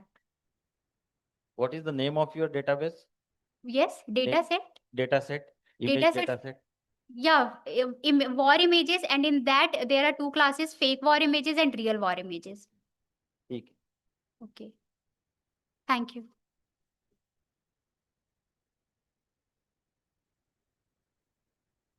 Thank you. Now I invite track CS5.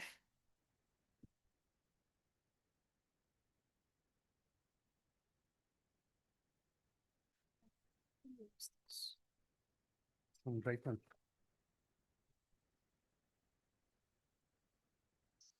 Good morning, all, and thank you so much for giving me opportunity to present my paper over here.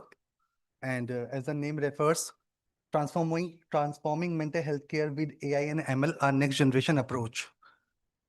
As we all are aware about that, mental health is a fundamental part of overall well-being, influencing how individuals think, feel, and behave in their daily lives. It affects how people handle stress, relate to others, and make decisions. Good mental health is not merely the absence of mental illness, but a state of emotional, psychological, and social balance that enables individuals to lead fulfilling lives. However, millions of people worldwide suffer from mental health disorders such as depression, anxiety, bipolar disorder, schizophrenia, and many more. These conditions often go undiagnosed or untreated due to stigma, lack of awareness, limited access to healthcare, and shortage of mental health professionals.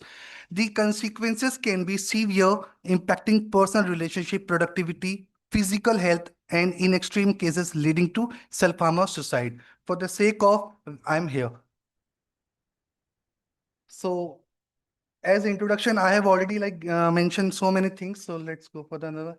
So role of AI ML in mental health care. AI enables intelligent decision making system. Also, it has extract patterns from behavioral data set, supports early diagnosis and treatment planning, enables continuous monitoring beyond clinical settings. Machine learning paradigms used for like as supervised, unsupervised, deep learning as well as reinforcement. And the methods done by them is diagnostic classification using EHR data, behavioral subgroup identification, speech, emotions, as well as facial expression may be identified. Adaptive CBT therapy platforms would be over there.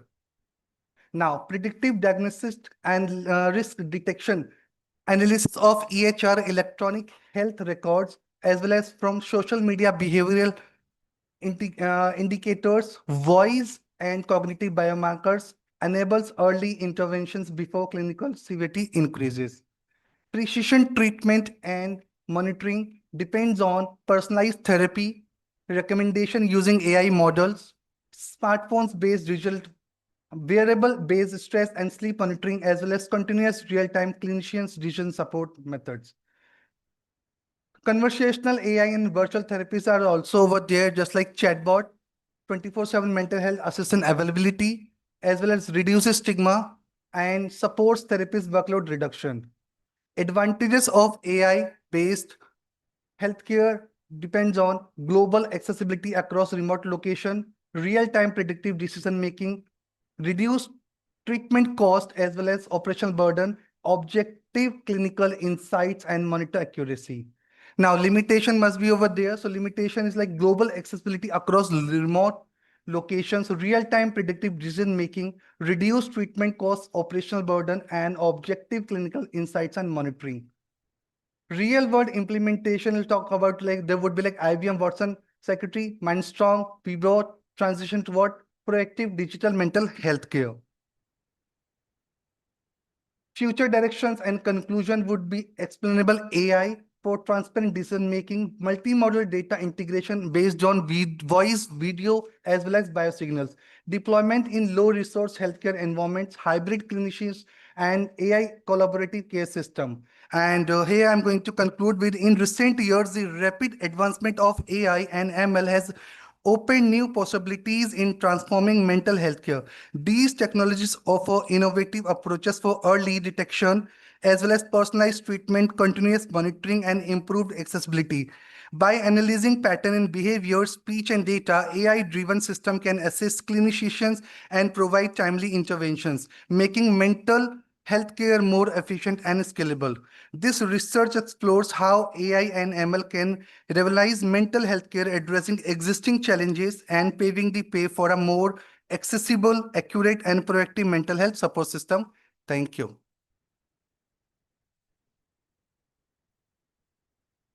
Is the role of the speech and emotional in the healthcare? So speech and emotion, like when one is suffering from any kind of like disorder, the words fluctuated and the pattern. Suppose one is in like pain, the sound becomes very low, and suppose one is like having kind of mental pressure or kind of torture in a background. So the voice comes with his emotions, is acknowledging that we can judge that.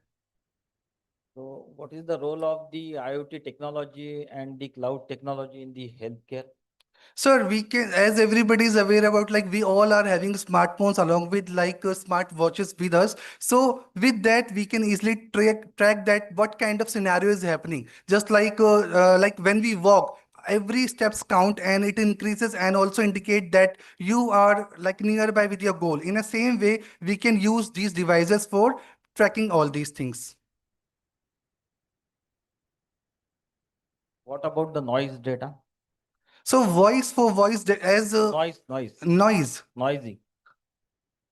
This could be a challenge. Definitely, the surroundings will be like gathered with the noise, just like in a GPS. Whenever we put a particular address, it somehow track and saves a millisecond. This is what we like misguide and mislead to the direction. And yes, somehow we can like resolve that. But yeah, this could be a challenge. So I'll definitely like keep a second thought on this. Will like try to resolve that too.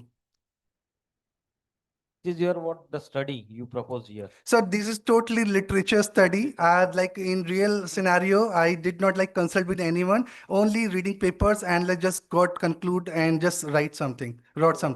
Better way you propose one small approach, the framework kind of, and then you present here. Okay, sir, I will definitely keep a second thought on this and will definitely consult with authorized person so that I can get great idea and great correct path towards that. So you have to include your approach in this paper also. Okay, sir, I will. It's okay then. Okay, thank you. Thank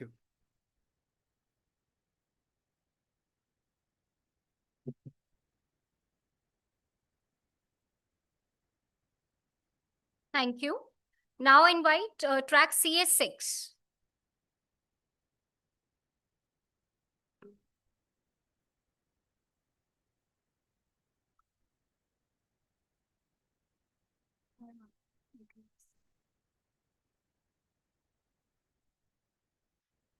Very good morning, respected session chair, sir, faculty members, research scholars, and one and all present here.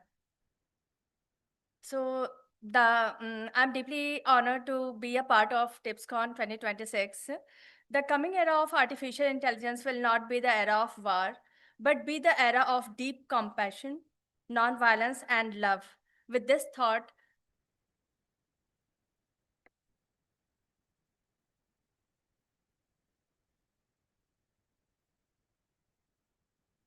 I, Shweta, research scholar from Indira Gandhi Delhi Technical University, going to present my research work on the paper titled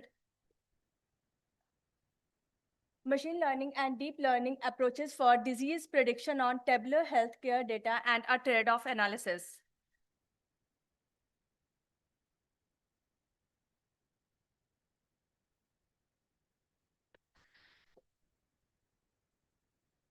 So, machine learning and deep learning are playing a pivotal role in every domain of domain, but my work is especially on the medical and healthcare data set. So in this research work, I have just compared the machine learning algorithm with the deep learning algorithm on the tabular data set. So my finding is for the tabular data set, machine learning algorithm will perform better than the deep learning algorithms. Although deep learning algorithm work very well on the unstructured and imaging data set, but when we compare the tabular data set, then machine learning algorithm will perform well. So the objective of this research work is to prove that how I can say machine learning algorithm is better than the deep learning algorithm. So for the experimental purpose, I have chosen PIMA Indiana data set. It's very popular data set for diabetes disease prediction. And I have taken 5 algorithms. First one is the support vector machine. It is a very well-known machine learning algorithm. Second is the decision tree and random forest, gradient boosting, and neural network. So in among these 5 algorithm, support vector machine is the well-known algorithm which is used for medical used on medical data set for the disease prediction, and random forest and gradient descent is the ensemble approach. And fifth one is the neural network, which is the deep learning algorithm. So every algorithm has their pros and cons. Support vector machine is very memory efficient, and it works very well with the high dimensional data set, but it has some associated limitation also, that is it is not good for the noisy data set. Because when we collect data set from the electronic health record, which is commonly happening in this time, because we are collecting the secondary data source. So on that data set, support vector machine will not work very well. So second one is the decision tree. It has overfitting risk. That's why, but it is very much easy to interpret. So in medical research work, the thing which works primarily is how we can validate the data set, and the medical practitioner will validate the work only on the basis of the model interpretability. So decision tree will is very much interpretable. And next one is the random forest, which is again good for the robust, better in accuracy, but it has again a very less interpretability. That's why it has a black box nature. So fourth one is the gradient descent boosting. In this work also, gradient boosting has performed well and given the best accuracy, but computational complexity is very high, and it needs high computational resource for the experimental task. Next one is the neural network. It is a deep learning approach, but again it has a black box nature and it is less interpretable. So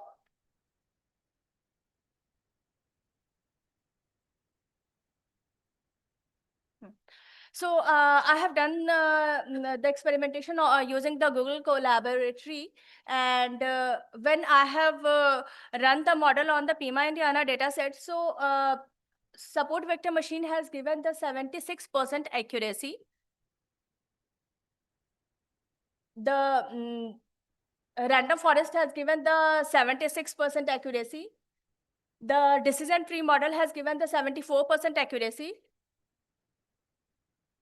And again, XGBoost model has given the 75% accuracy, and neural network has given the 75% accuracy with the 50 epoch. So what I want to convey that although we have seen that all the algorithm has given almost same accuracy.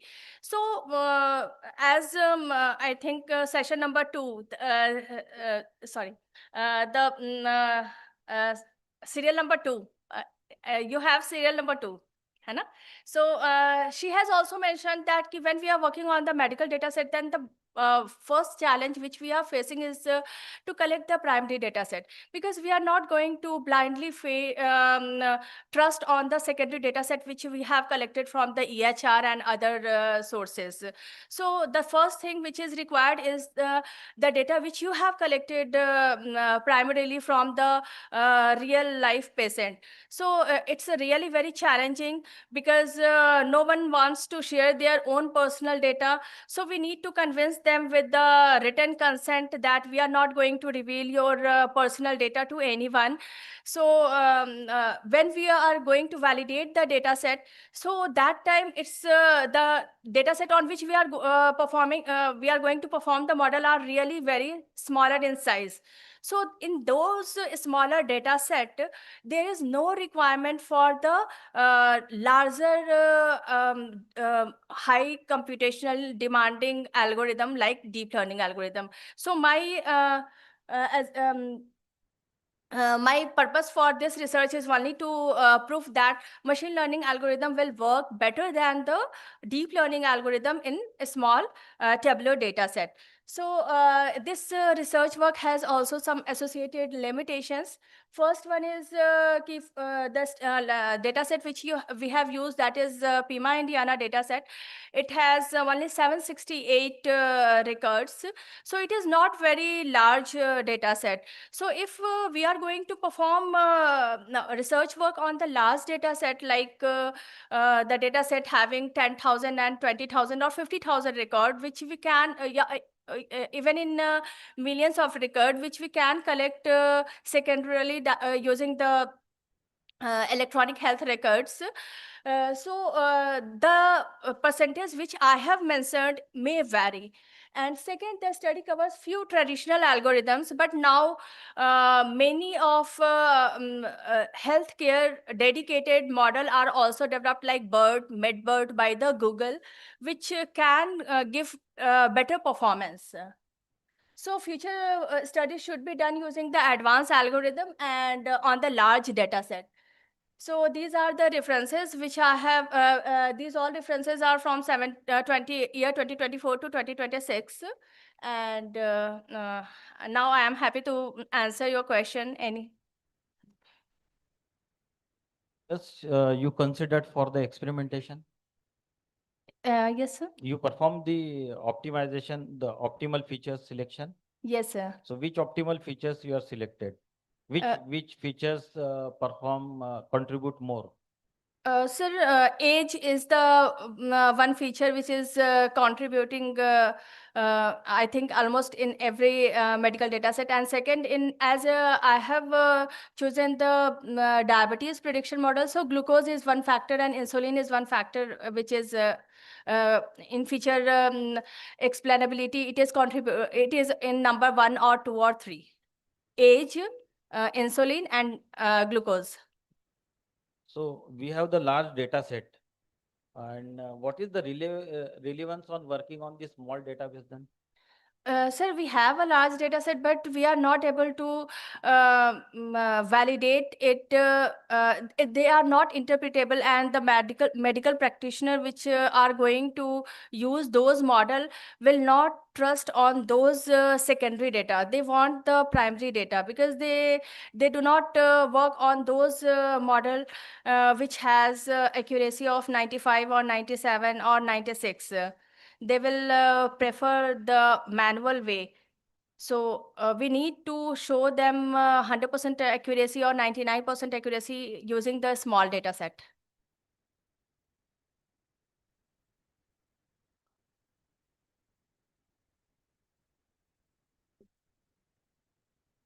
Okay. Okay. Thank you. Thank you to everyone.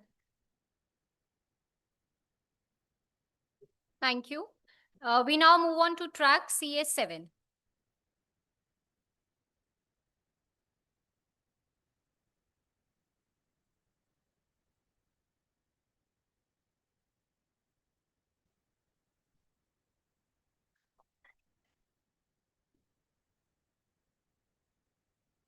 Very good afternoon, respected chairpersons, fellow researchers, and dear participants. I, Dr. Aarti Bajaj, and today I'll be presenting our research on the role of technology in enhancing financial inclusion in India. This study has been conducted in collaboration with Dr. Vinod Kumar. This research explored how technological advancements have transformed financial inclusion in India.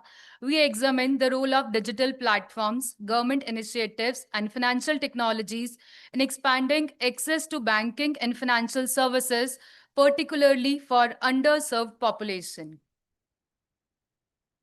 Financial inclusion, it refers to providing affordable financial services to all individuals and business, especially the economically weaker section. India has historically faced challenges such as lack of banking infrastructure in rural areas, low financial literacy, high dependence on cash transaction. However, with the rise of digital technology, it is rapidly changing.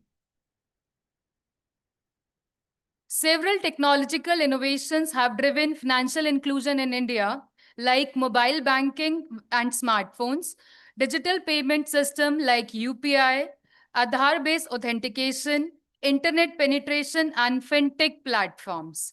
These technologies have reduced barrier and made financial services more accessible, efficient, and cost-effective. Although government have taken major initiatives, they has played a crucial role through initiatives like Pradhan Mantri Jan Dhan Yojana, Digital India Mission, Aadhaar linkage with bank accounts, direct benefit transfer. These initiatives have significantly increased the number of banked individuals and improved the transparency. In our study, we make the suggestions. I'm sorry. We take the suggestions from the various studies. Like technology is a key enabler of financial inclusion. Digital platforms improve accessibility and reduce transaction cost. However, challenges like digital illiteracy and security concerns still persist.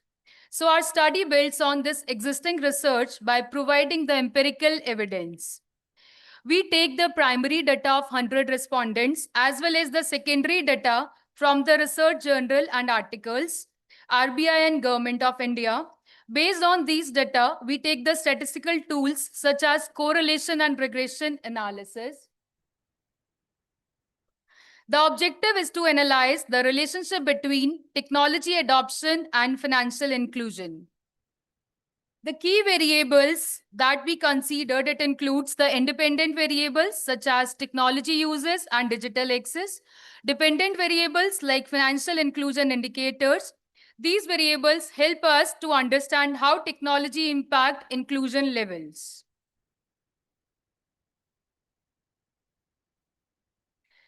The correlation that it comes to the significant level of 0.01. Its analysis show a positive relationship between technology and financial inclusion. This indicates that as the use of digital tools increase, access to financial services also improve. As well as the regression result, it further confirmed that technology significantly influenced financial inclusion. The result indicate that technological factors contribute meaningfully to improving financial access and participation. We find with the p-value that is less than 0.05, where the null hypothesis was rejected and alternative was accepted. The key findings of our research, the major findings based on the SPSS were: technology plays a crucial role in expanding financial services. Government initiatives act as strong enablers.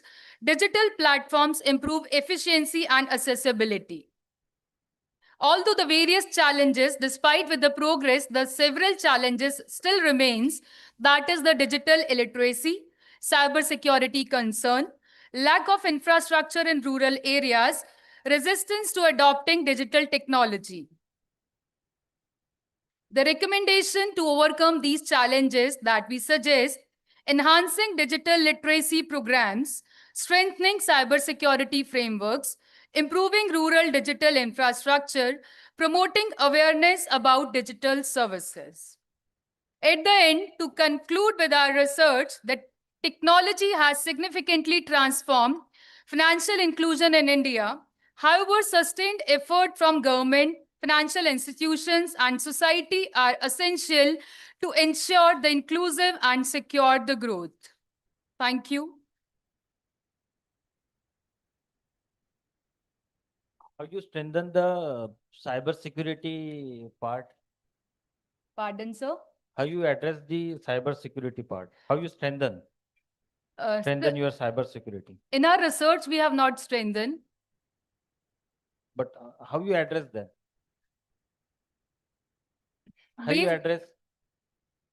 As we suggest, the various workshops should be there to ensure with the cybersecurity concerns. If we are using AI technology, then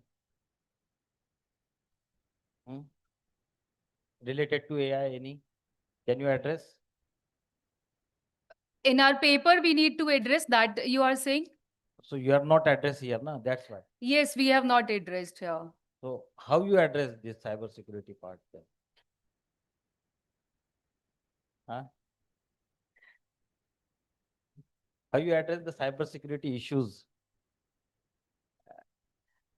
Sir, actually, we include this, mainly, as we know, digital frauds are there.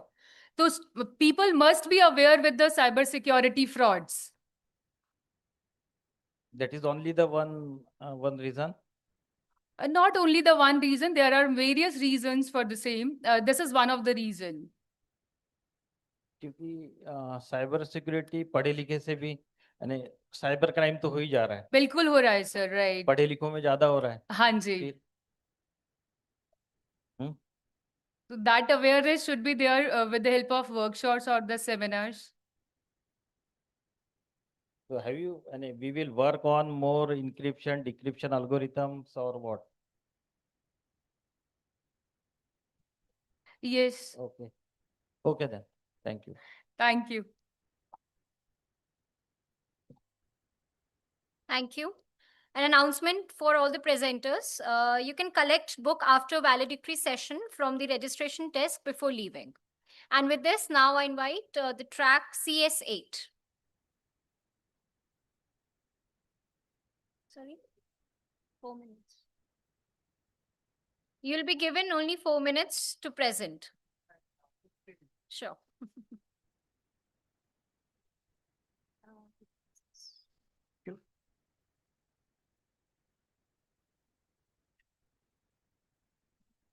So, good afternoon, respected panel, participants. I'm Dr. Rajkumar Garg, presenting a research work titled A Review on Machine Learning and Deep Learning Algorithms Used in Network Intrusion Detection.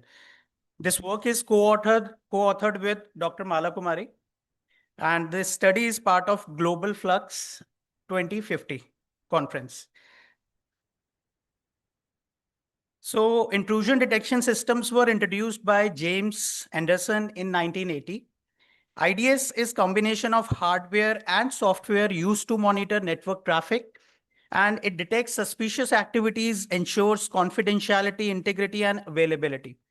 Its types are network IDS, host IDS, and hybrid IDS. This paper presents a systematic review of AI/ML algorithms used in intrusion detection. It covers studies from the year 2013 to 2024. The focus is on algorithms, performance, trends, gaps, and future directions. So I request Dr. Mala to take over for further description. Good afternoon. With the permission of chair, may I start with the next slide? Thank you, sir.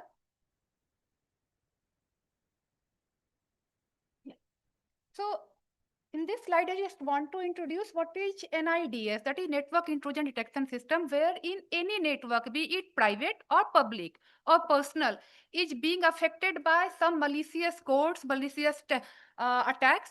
Because we just got to know that during Operation Sindoor, the NSE, that is National Stock Exchange, encountered approx 20 crores attacks per single day.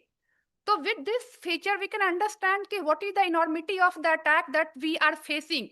And as a social and financial growing institution, as a country, how it could affect our economy, our socio-economic and political stability. So I am just here willing to show the ML and deep learning algorithms that are being used in NIDS, that is Network Intrusion Detection System. So these are, see, I am not an AI ML person, so I have just written the few algorithms that are being used, and the number of public articles that is being published from 1972 to 2000 on use of AI ML and other ways that affect that can counter or somehow prevent the network intrusion detection. The data sets that is being used by these algorithms are basically mentioned here. And some related work I have seen, which I have undergone, and their accuracy for encountering, preventing, and you can say countering the network intrusion detection attacks using AI and ML algorithm.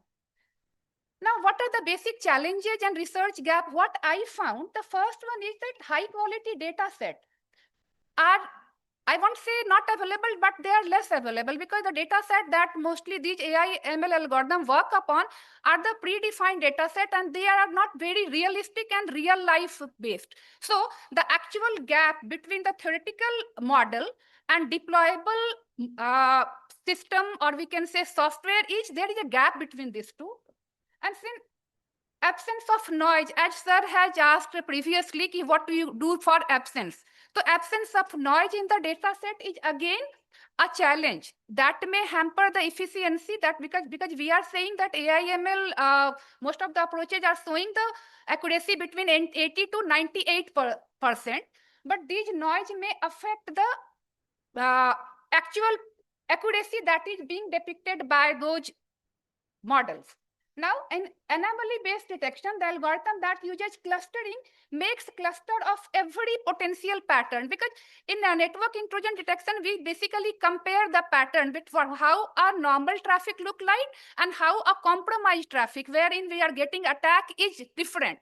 So the clustering algorithms that we are using is biased, and that was the point number 3, saying in anomaly-based detection, the algorithm that uses clustering makes cluster of every pattern, potential pattern, and there is a tendency of favoring the predominant cluster or class.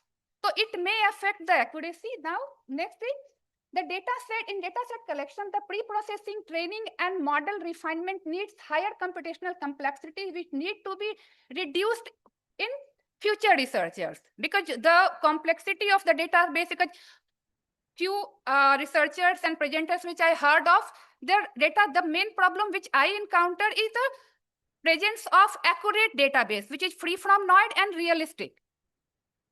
So the area of semi-supervised learning, reinforcement learning, transfer learning, etc. has still unexplored as compared to supervised learning. Now, another point, because supervised, in case of network intrusion detection, the supervised learning maybe not be able to give that better result as compared to semi-supervised learning, because in zero-day attacks, we don't have any prior knowledge of the pattern or the data that is coming inside the traffic. So in that case, we will not be able to detect the attack.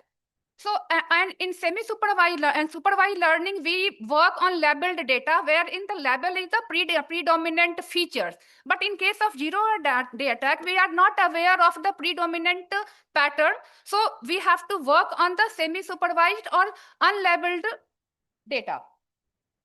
Now, the model would use behavioral data, system log synthetic data by generating mutated traffic patterns, also apart from network traffic data for factual and realistic outcomes. The gap between theoretical model and operational deployment should be bridged by depicting how data-driven intelligence can augment cybersecurity framework. So as I just said, there is a gap between the models that are being proposed and actually the deployability of those models.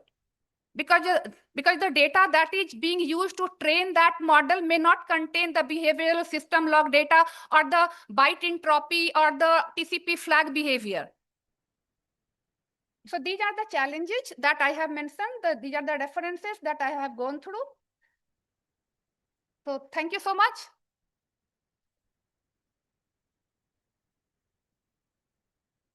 So which features you are considering? Yes, sir. Which features you are considering?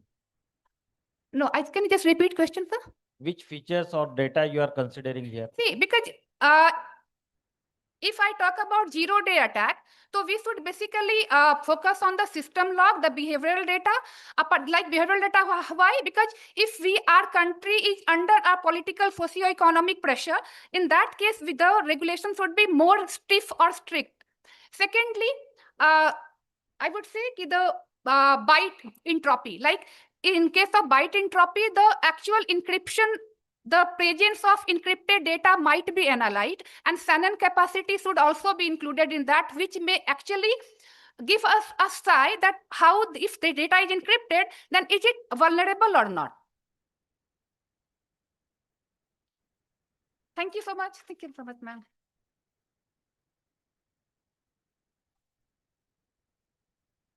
Thank you. Now I call upon track CS9.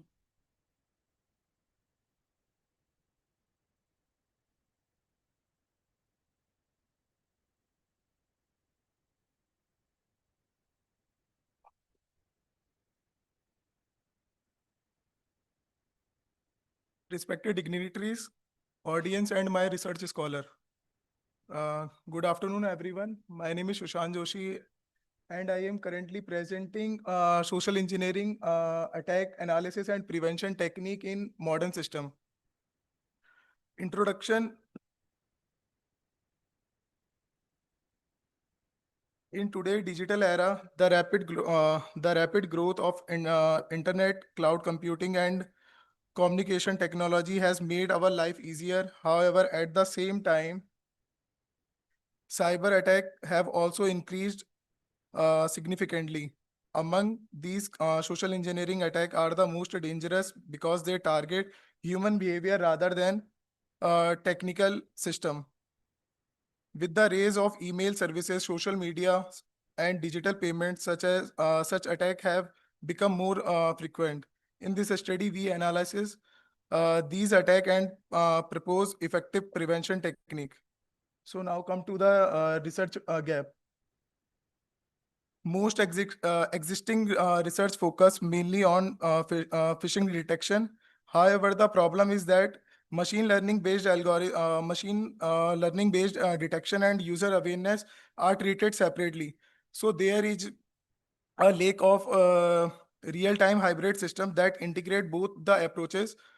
Our research aim to bridge the gap between. So come to the proposed framework. I categorize the proposed framework in 3 categories: user awareness and training model, machine learning based detection, and prevention and analysis.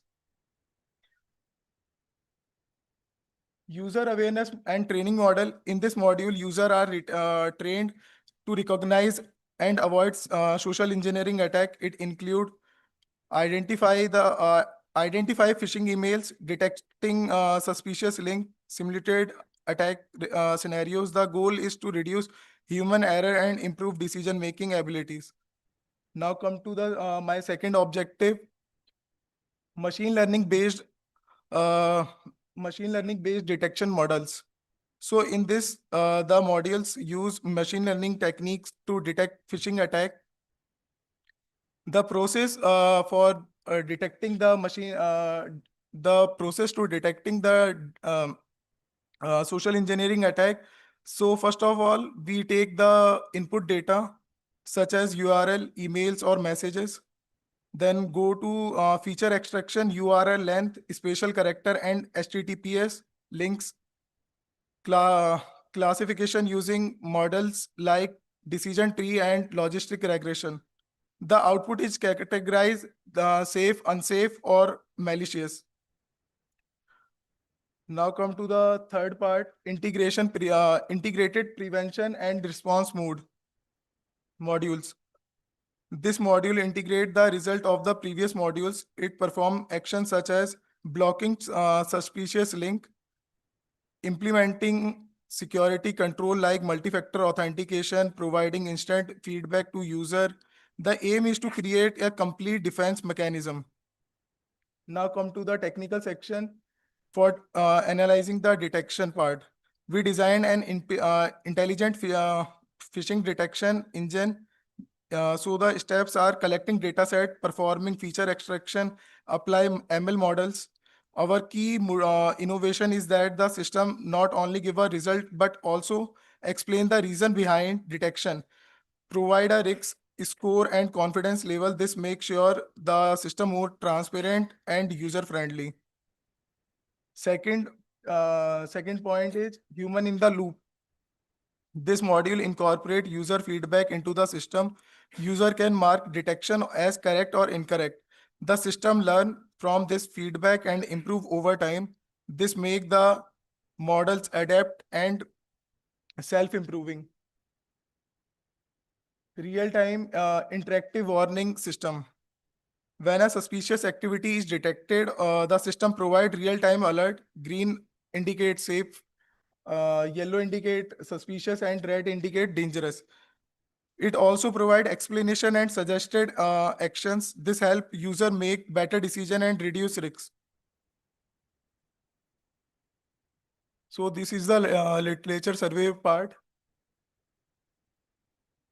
So thank you, sir.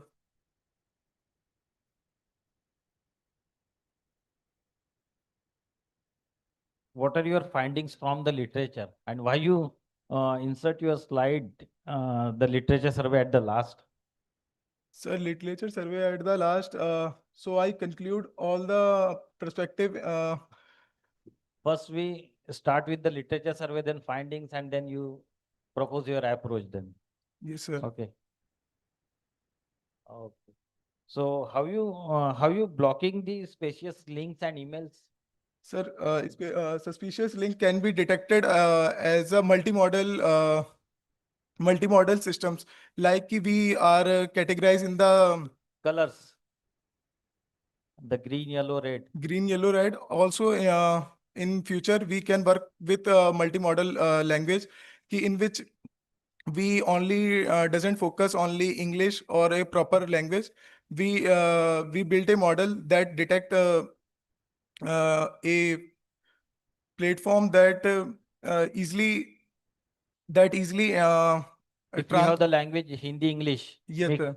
then So yeah, classification is easily to detecting the phishing attack. and which features contribute more? Which feature contribute more? The email, HTTP. Sir, these are the inputs. Yeah. You perform the feature extraction. Na?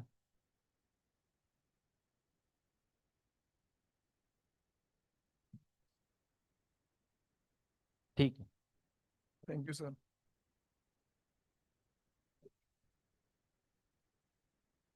Thank you. Now invite track CS10.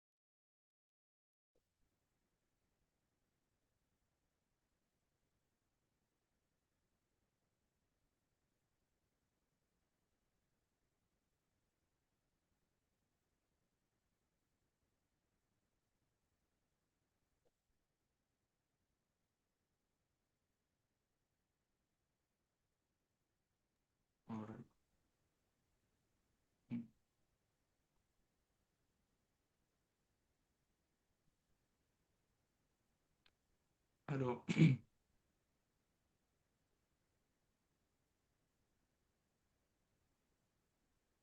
So, good afternoon, everyone. I'm Nishkarsh Mans, and we are living in a world where billions of dollars of trade are happening, but the core problem is still there that we are unable to find that when to buy and when to sell a stock. So, we have the solution here, which is automated trading platform, leveraging Finbird sentiment analysis for ML trader strategy.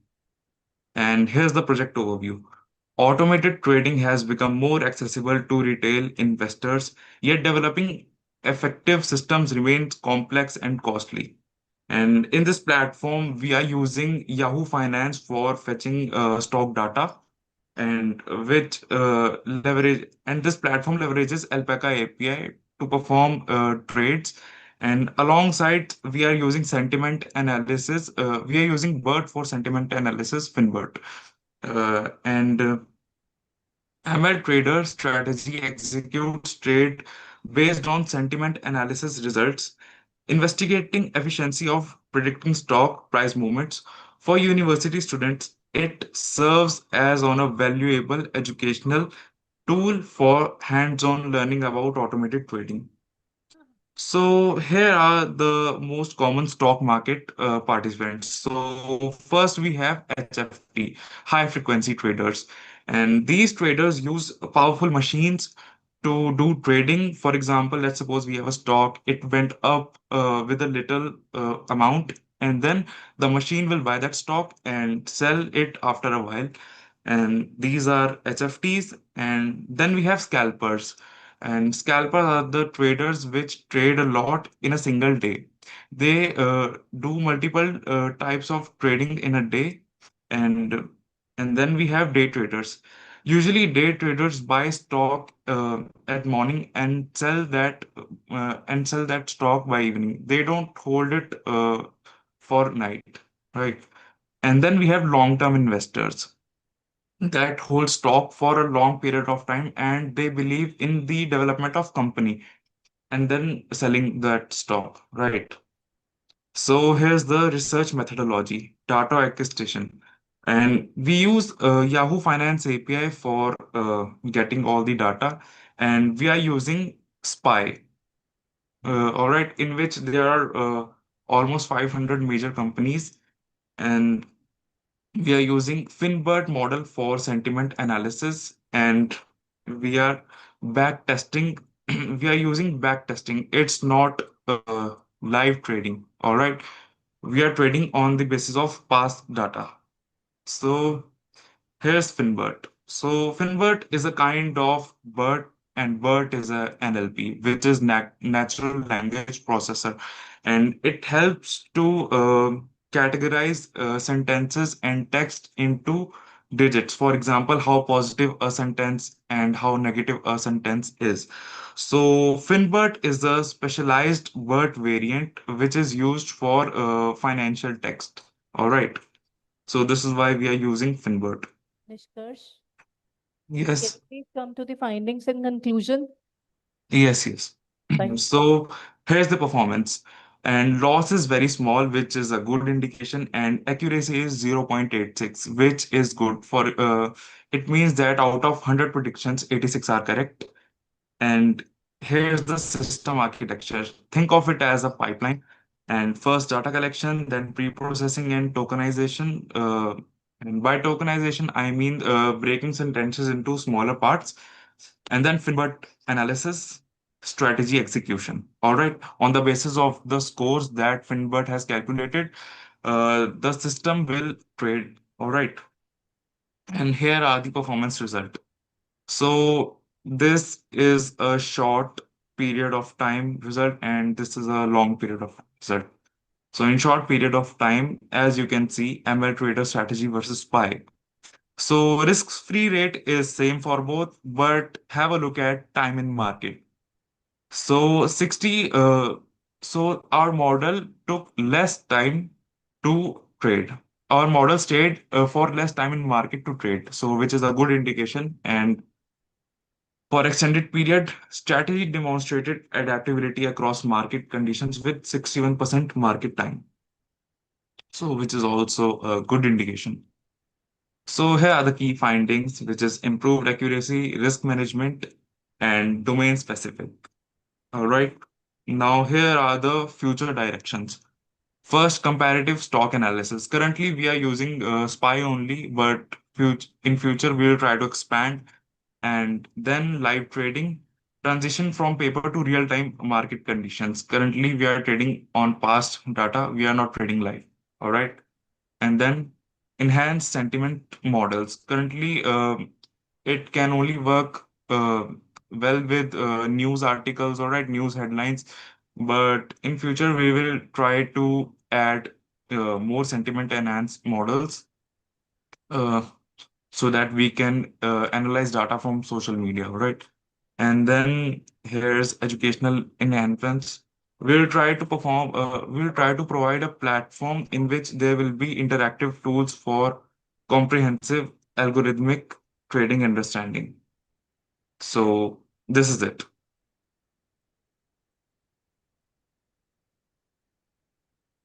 Thank you so much. Hello, Nishkarsh. Yes. You are using Yahoo database. Yes, sir. Okay, what is the size of your database then? Sir, currently size is, sir, I don't know numeric values and because it was large, but we are using That some database contains various. what? Yes. That database is the structured database or Yes, sir. unstructured Yes, data? sir. It's structured database, and there are various features in that. For example, when the stock is, matlab, high position, matlab, mm, sir, there are various features in that data set. For example, when the stock was high, That when it was that low.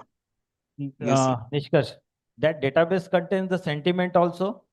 Positive, Sir, no, negative, sir. Sir, neutral? no, sir. We have to analyze sentiments according to the features with the help of Finbert. Okay. Yes. It means if the stock price goes high, then we predict the positive sentiment. Yes. And when the price is, If there is a loss, then negative sentiment. yes, yes. So that And is the when, meaning. yes, yes, that is what it means. Okay. So what is the percentage of your training data set and testing data set? What is the percent? Sir, currently we have trained it on almost 40% of data set. We didn't train as it takes a lot 40% you of. are considering. Yes. And testing?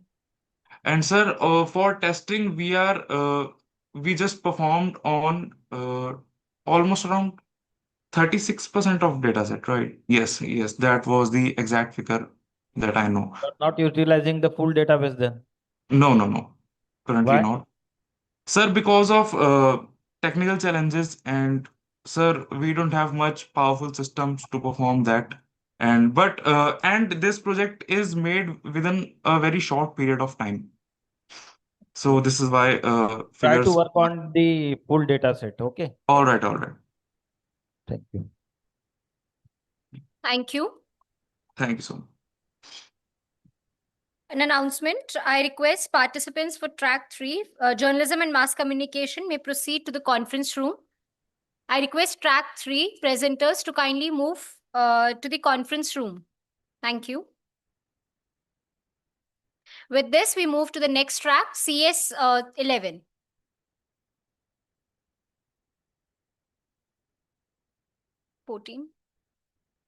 CS 14. Track CS 14. 11 hai. Okay, track CS 11 is joining online.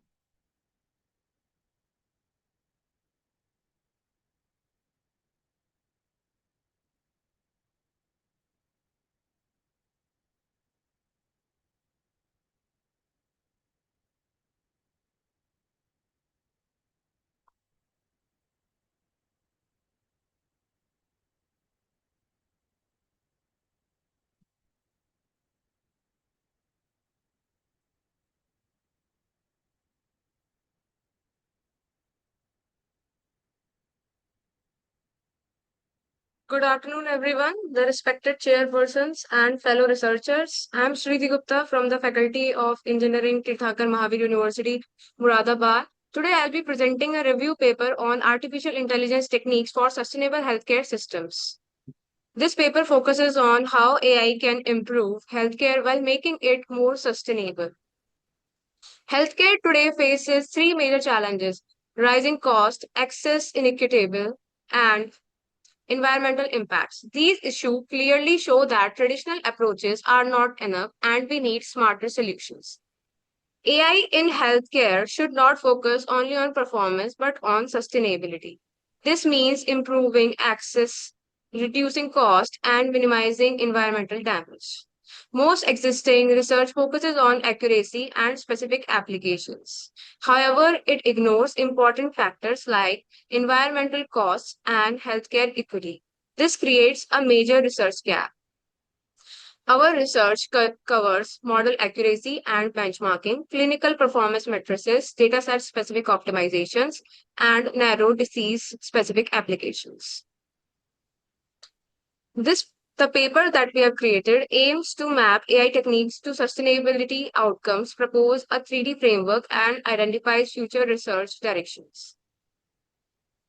The authors of this paper have conducted a structured review using major research databases just like IEEE Explorer, PubMed, Scopus, and Web of Science. This 3D framework slide shows that connects AI technique, healthcare application, and sustainability dimensions. It helps in evaluating AI solutions in a more complete and balanced way. AI improves social sustainability by increasing accessible and healthcare equity. Technologies like telemedicine, remote care, AI diagnostics, clinical decision support, and healthcare chatbots.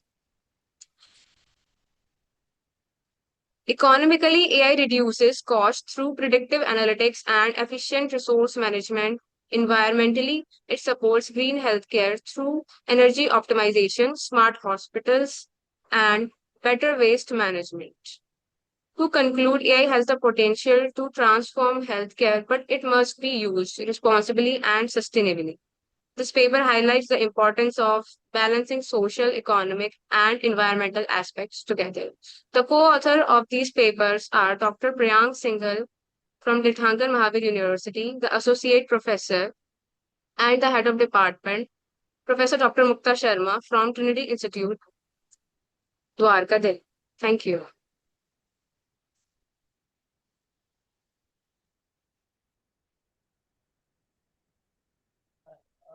What are your findings? Actually, we propose a literature that we have to use the AI. We have to use AI for sustainability in healthcare systems. You have not mentioned any references in your PPT. Sir, Have you used the references? we have searched different papers from the IEEE Explorer, PubMed, Scopus, and Web of Science. But where you collect this? So these are the different research papers and we have collected these. So these are the repositories, all are.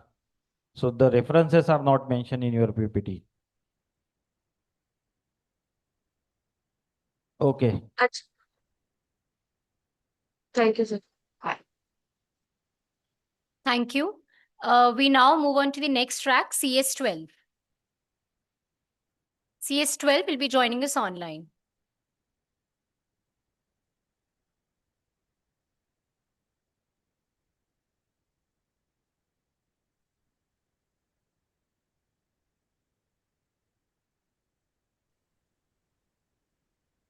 Good afternoon, everybody. Am I audible? Yes, ma'am, you are. Good afternoon, all dignitaries on the dais. This is Dr. Meenakshi Kaushik from Dias College. Today I am presenting my topic on impact of ESG practices on responsible growth. This is an empirical study.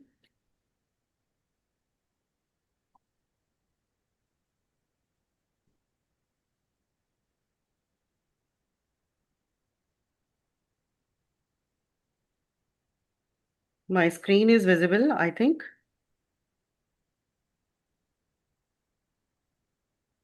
Hello. Yes, ma'am, you are audible. Oh, okay. So today, ESG is an important point for the organization. There is a sustainability is now a key driver for the business success and long-term resilience. Businesses are not evaluated or not only on the financial performances, but on the environmental and social impact. So ESG is a very, very much important nowadays for the organization. So my study is on this ESG environmental and the frameworks of this help the organization. So ESG is the environmental, social, and governance. These are the totally responsible for the growth of an organization. So my equation is Responsible growth is equal to profit plus sustainability plus stakeholders value. So driven by investors, regulations, and expectation, ESG is a strategic, not just a compliance. This study examines ESG impact on responsible growth. So this is my literature review. After studying these literature, I have find some research gap. Based on this above researchers, I found some gap between the already research done on this quantitative analysis, thus using the simple statistical tool and very much understandable for the starters who can start on it. To need the examine of comprehensive effect of environmental, social, and governance factor on the social total responsible growth of organization. So the objective of my topic is to analyze ESG practices in organization and to examine the relationship between ESG and the responsible growth. Evaluate the impact of ESG factors on responsible growth. My hypotheses are environmental practices significantly impact responsible growth. Social practices significantly impact responsible growth. Government's practices significantly impact of responsible growth. So I have three hypotheses. And the research design is descriptive and analytical approach and understand the ESG adoption. Examine impact of responsible growth. Data collection.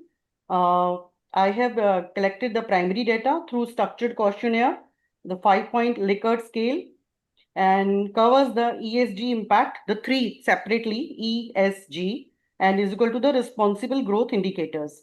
Distributed, the form is distributed by the Google form. And I have taken those companies who are already doing ESG on the and by how they are how these ESG impact factors give the responsible growth for them. My sample size is 120, and I have collected it from the employees manager professional. Those companies like ICICI Bank, HDFC Bank, and some of my known people from the companies, Bajaj Finance, Havels India, Godrej Consumer Products. I have collected Unilever Limited. There are some people are from there. So these have given some, fill the questionnaire. Those are giving this very valuable impact on. These give the quantitative, descriptive statistics, mean, standard deviation. Understand, I have taken the correlation and regression model. This is the descriptive analysis. This is the environmental mean 3.8, social 3.76, governance 3.97, and the is equal to the responsible growth 3.88. So we can see here the governance has the highest mean 3.95, indicates strong governance practices, overall moderate to high ESG adoption. Although all the companies are right now trying to adopt this because there is a strong relationship between the growth and the sustainability via this ESG meter. The strong positive relationship we have find between the ESG and growth. Governments shows strongest correlation, that is 0.68, and all relationship we are seeing, the all goes to the responsible growth and positively shows. Now the regression analysis. This is model strength, 52% variation explained. Statistically, it's a strong impact. And the total growth, if you are seeing environment 0.28, 0.31 social, governments 0.36. This is the highest one. So conclusion is all ESG factors significantly impact growth. The governments is the strongest predictor. H1, H2, H3 is accepted now. Well, in this way, we have proved this. So this is the regression equation I have shown here. 0.45, 0.28, 0.31, and 0.36. This is the regression equation. So the key findings of this study is ESG practice have a significant positive impact on the responsible growth. Organization shows Moderate to high ESG adoption. Governments is the most influential ESG dimension. Strong positive relation between ESG and strong and responsible growth. ESG variables significantly predict growth. ESG explainer, substantial variation. I have already explained it. R square is equal to 0.52, and hence we can say it's a substantial impact on the responsible growth. ESG enhances sustainability, trust, and organization performances. So, concluding right now. So, ESG has significant positive impact, already shows strong empirical support, already explained through the descriptive correlation and regulation. Governments is the most influential factor. It's a strategic imperative, not just complies. Enhances sustainability, resilience, and stakeholders' trust. Drives innovation, risk management, and competitive advantage. Critically for emerging economies like India, ESG enables strong long-term value creation. Thank you so much. Thank you, ma'am. Now we go for the questions. Yeah. You are using the variables H1, H2, H3. What is what these variables? So these variable, environmental, social, and growth. These are the independent, and responsible growth is dependent variable. That is the outcome variable. Okay, you compute the mean value. Yes, sir. And then Mean, you standard compute the- deviation. And the Yeah. standard deviation also. What is the purpose of the standard deviation? Actually, the main purpose of basically the correlation between them, just find out the comparative analysis, and we have find out standard deviation also. Okay. Okay, thank you. Thank you, sir. Thank you. Now we move on to the track CS14.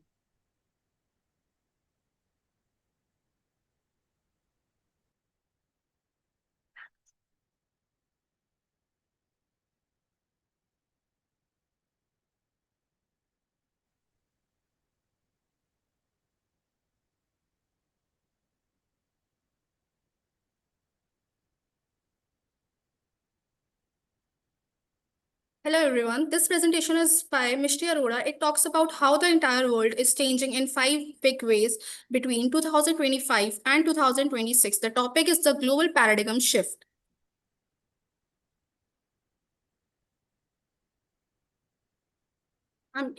Yes.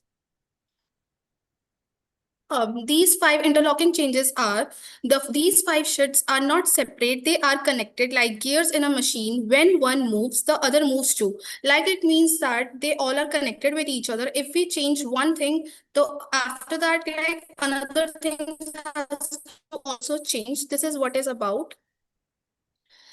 AI revolution. AI revolution, it means that countries are now racing to build their own AI, just like they once raced to build nuclear weapons or space rockets. Whoever controls AI will control the future. It means that India launched its own AI at the AI Impact Summit in Feb 2026. Did you know why? So India does not have to depend on the US or Chinese AI to run its own government hospitals, banks, etc. Just like India has its own army, now it wants its own AI brain too. The geographical, it means that when China restricted exports the rare earth magnets in October 2025, it was like switching off the supply of the petrol. Every country says like EVs, phones, fighter jets, panic, they have everything, but ingredients, the ingredients only China have. That's why it's like so much happening things. After the World War II, so sorry. Apple, in this we were just talking about winners and the pressures. In this we talk about the Apple started making iPhones in India. Why? Because if the US and the China fight and factories are only in China, Apple could get stuck. India is a backup plan and India is big from this. The US and China used to be the world's biggest trading partners. Now they have to broke up economically and everyone else is picking sides for finding a new partners. This thing, clean energy is taking over for the first time in history. The solar wind energy grew faster than the world rising electricity demand. Coal is losing, renewable are winning, like 300 plus GW. It means that China built more solar panels in 2025 alone than the entire US has built in its whole history. It for then expected $200 billion worth of solar panels and EVs to Africa, Asia, and South America. Clean energy is now China's biggest weapon. Who owns your data and digital bonds? It means that every country is like China is mainly have UPI payments and all everything like Visa, MasterCard or PayPal. But did you know that like India's UPI Paytm payment system is a great example of digital sovereignty. India builds its own payment, which is said to be as the Paytm infrastructure. It doesn't depend on Visa, MasterCard or PayPal. Now India exports its model to other countries. This is why it's said that their own digital pipes. All 5 ships are connected. In this, it means that in the starting we have talked about this is a paradigm shift in which अगर एक में भी changes आएंगे तो सब में ही issues आएंगे, सब में ही changes आएंगे. That's why they are connected to each other. It means that China जो है वो dominates कर रही है rare minerals so that the US cannot make enough chips. So Apple moves factories to India, trade, earns more money and invests solar energy. India builds its own AI payments system, or one domino 5 follows. Thank you so much.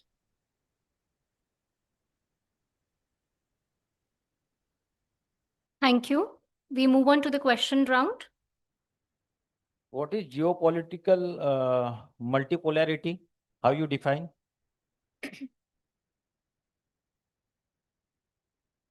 Hello, am I audible?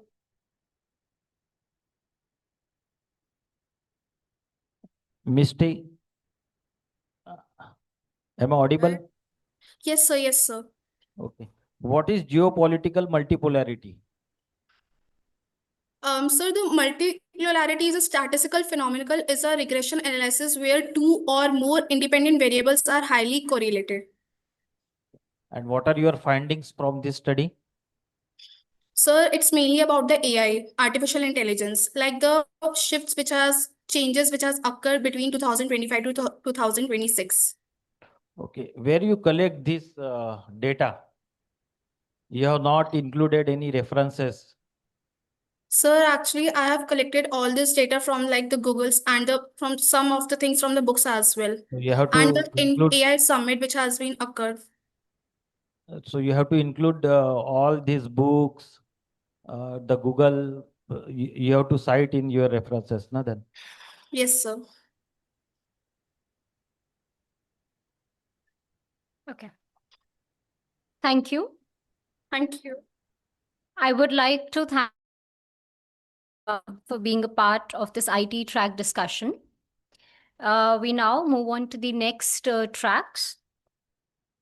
With this, now I have the privilege to invite Professor Dr. R.K. Singh.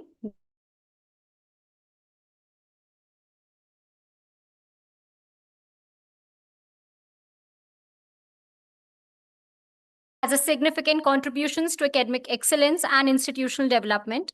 His research interest in cyber phishing also, along with numerous publications and his dedication to mentoring students highlights his commitment to advancing knowledge and shaping future professionals.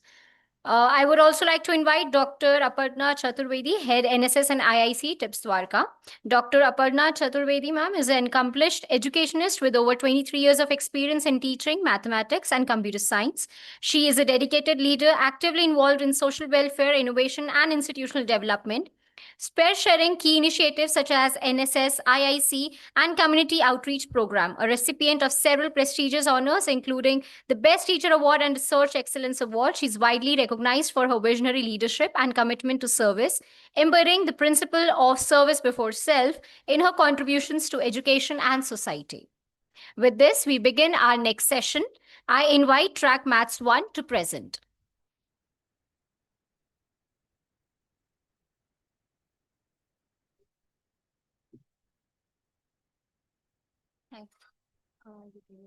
This won't work. No, it's working? Yeah. Okay. It won't work. Okay. Good afternoon, everybody. My name is Dr. Ashir Masood, and I am a mathematician. I have a PhD in astrophysics, more so on analysis of thermodynamic analysis of black holes.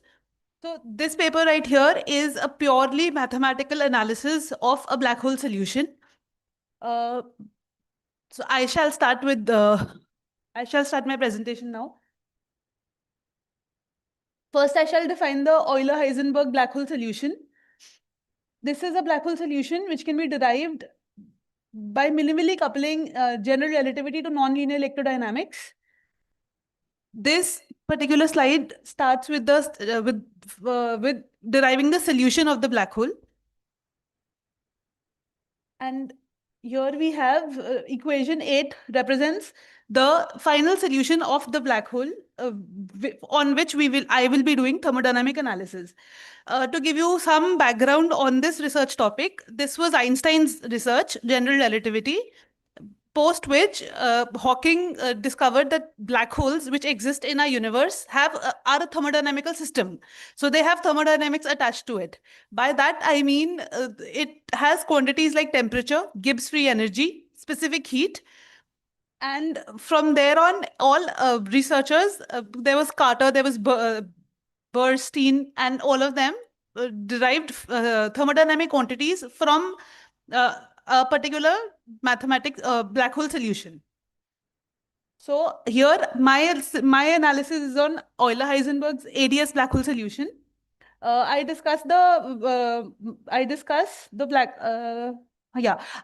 start my discussion or my analysis with the mass of the black hole, which can be seen in equation 9. Then the temperature is derived in 10, and Bekenstein entropy is in 11. This is the event horizon of the black hole. Okay, in layman's term, an event horizon of the black hole is the farthest you can see in a black hole picture. I am not sure if everybody has seen it, but in 2019, we got the first picture of the black hole, and it was sprayed across all newspapers at that time. And the major quantity related to a black hole shown in the picture was its event horizon. So this is the plot of the event horizon of the black hole solution in my analysis.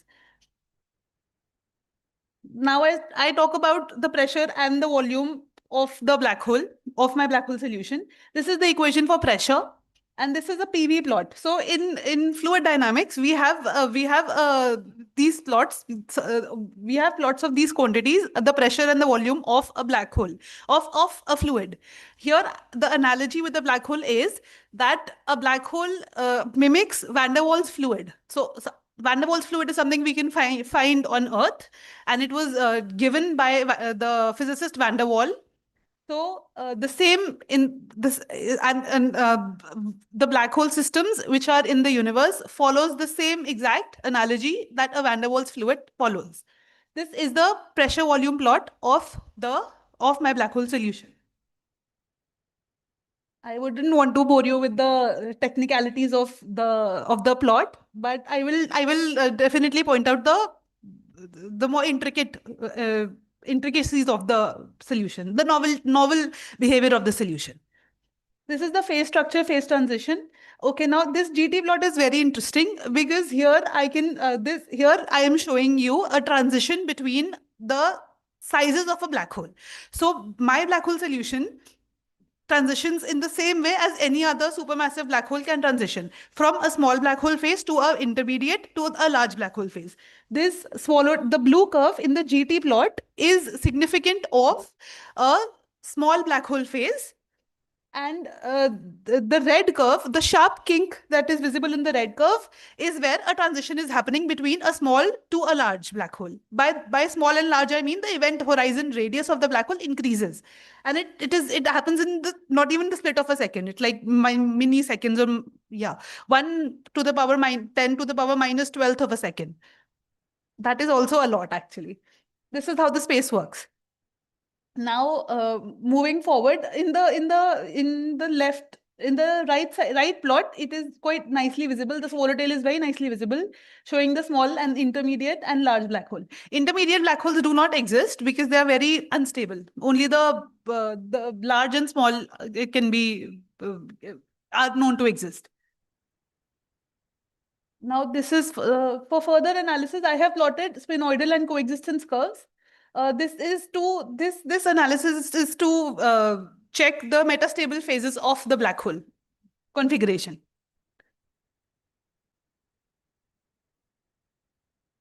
Here, I would like, this is an interesting bit. So, null geodesics and effective potential. So, what are null geodesics? Null geodesics are photons. Whenever light coming from a source, whenever it comes near a black hole, it can follow three kinds of behavior. It can either get trapped inside a black hole, or it can revolve around a black hole. Now, I am not sure if anybody has seen the picture of a black hole, but in the picture of a black hole, there is always a dark shadow, and there is a orange light revolving around it, going around it. That orange light, those photons, that depends on the effective potential of the solution. When that effective potential is U is equal to UC, that's the B condition. When the photon, there is a quantity called effective. The quantity is equal to the effective UC critically, then they become critically bound, which means that they revolve around the black hole, which we can see in the picture. For the other two quantities, it will get either trapped inside or it will get deflected.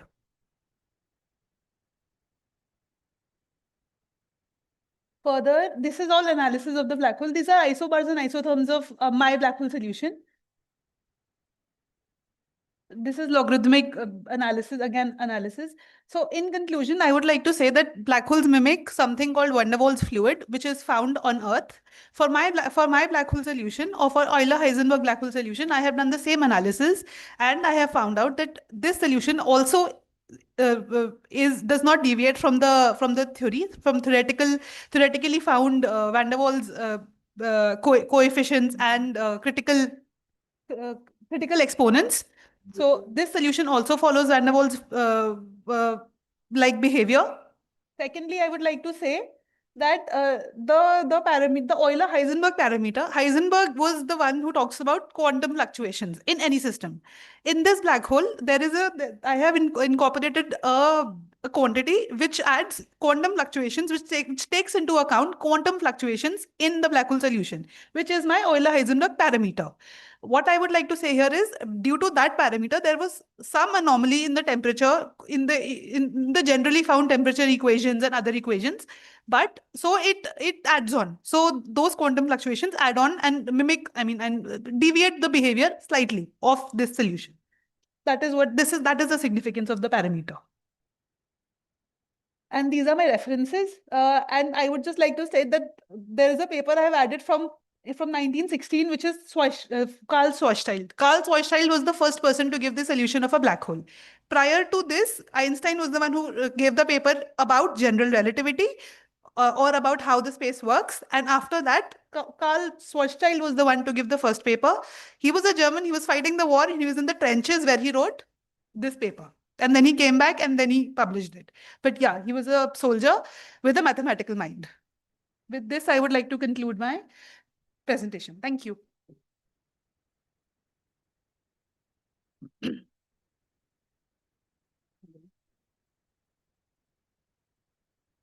Dr. Ashima. Yes, ma'am. I would like to ask, what is the objectives you choose this topic? The objective to choose this topic is how quantum fluctuations are affecting the behavior of the black hole. So you must be knowing that our galaxy is the Milky Way, and at the center of the Milky Way is also a supermassive black hole. Now, to understand the behavior of the black hole and how our planet revolves around the supermassive black hole, we need to take into account quantum fluctuations. The objective of this paper was to factor in what happens if I add a Heisenberg parameter in a normal black hole solution. This is a very well-known solution given by Rezin and Orsdom. It takes into account there is charge in the black hole. It takes into account that. But after adding a small bit of quantum fluctuations, how much is the deviation?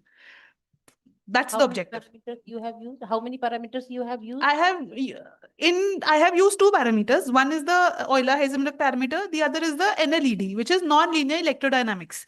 NLED, when Carl Schwarzschild gave the first black hole solution, it did not have any charge. Resonant-Nosbaum added charge because we are charged. Our planet is a charged system. When we talk about the cosmos, the larger picture, our black hole is a charged system. Planets are also charged, but they're neutrally charged.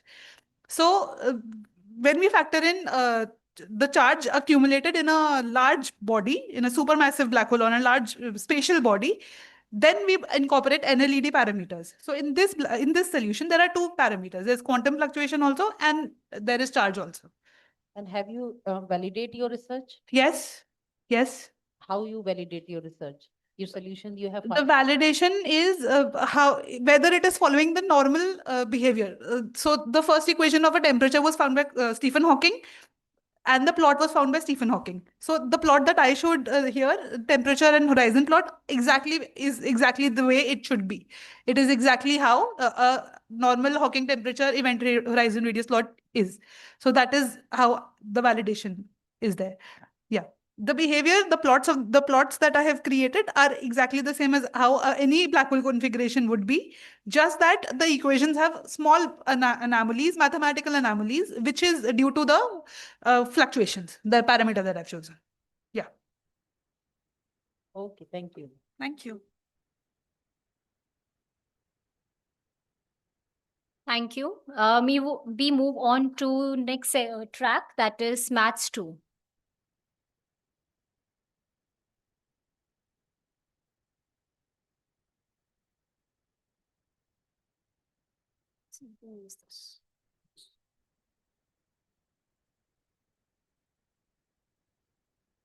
Good afternoon, all of you.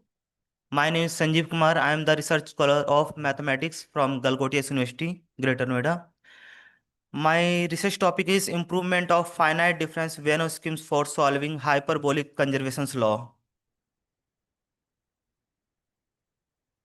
These are outlines, introduction, literature review, methodology, formulations, numerical implementation, computational result, concluding remarks, and references.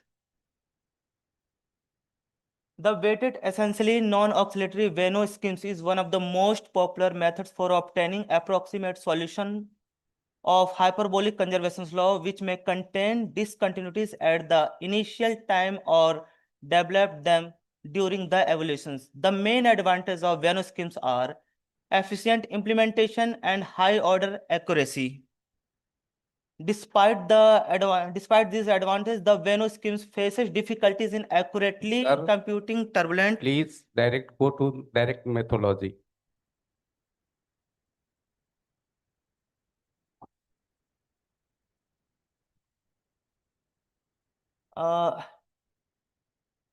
Improved non-linear weights. Actually, first of all, Venn GS5 scheme developed by Jiang and Su 1996 fifth order Venn schemes, but this result is not correctly. First of all, अब हम कभी partial differential equation solve करते हैं तो हमें accurate solution नहीं मिलता है, तो उसके लिए Venn GS5 डेवलप किया गया था, जो कि Venn जियांग एंड सू ने किया था 1996 में. इनके बाद इनमें भी कुछ एरर आए प्रॉब्लम्स में. सॉल्यूशन जब आया तो इसमें एरर भी आया. तो नेक्स्ट जो इन्होंने नेक्स्ट इसमें जो स्कीम लगाया गया था Venn Z5, जो कि 2008 में डेवलप किया था ब्रॉक्स एट ऑल ने 2008 में डेवलप किया था. ये इनके फॉर्मूलाज हैं. W के हमारा लीनियर वेट्स हो जाएगा और अल्फा के हमारा इसमें नॉर्मलाइज्ड वेट्स हो जाएगा.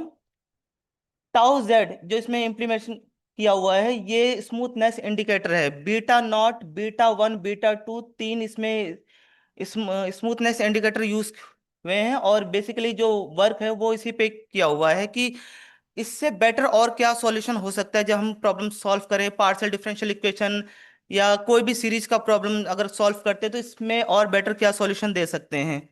तो इसमें बेसिकली मैंने अल्फा के जो कि अननॉर्मलाइज्ड वेट्स है, इस पे मैंने चेंजेस करने की कोशिश की और इसके अकॉर्डिंग मैंने रिजल्ट निकालने की कोशिश की। वेनो GS5 से बेटर सॉल्यूशन वेनो Z5 दे रहा है। तो इससे और अच्छा रिजल्ट लाने के लिए इसमें इम्प्रूवमेंट किया गया है अल्फा के में, जो कि अभी इस पे रिसर्च मतलब कर रहा हूँ मैं। इसमें कुछ सफिशिएंट कंडीशन लिया हुआ है लीनियर वेट्स को लेकर।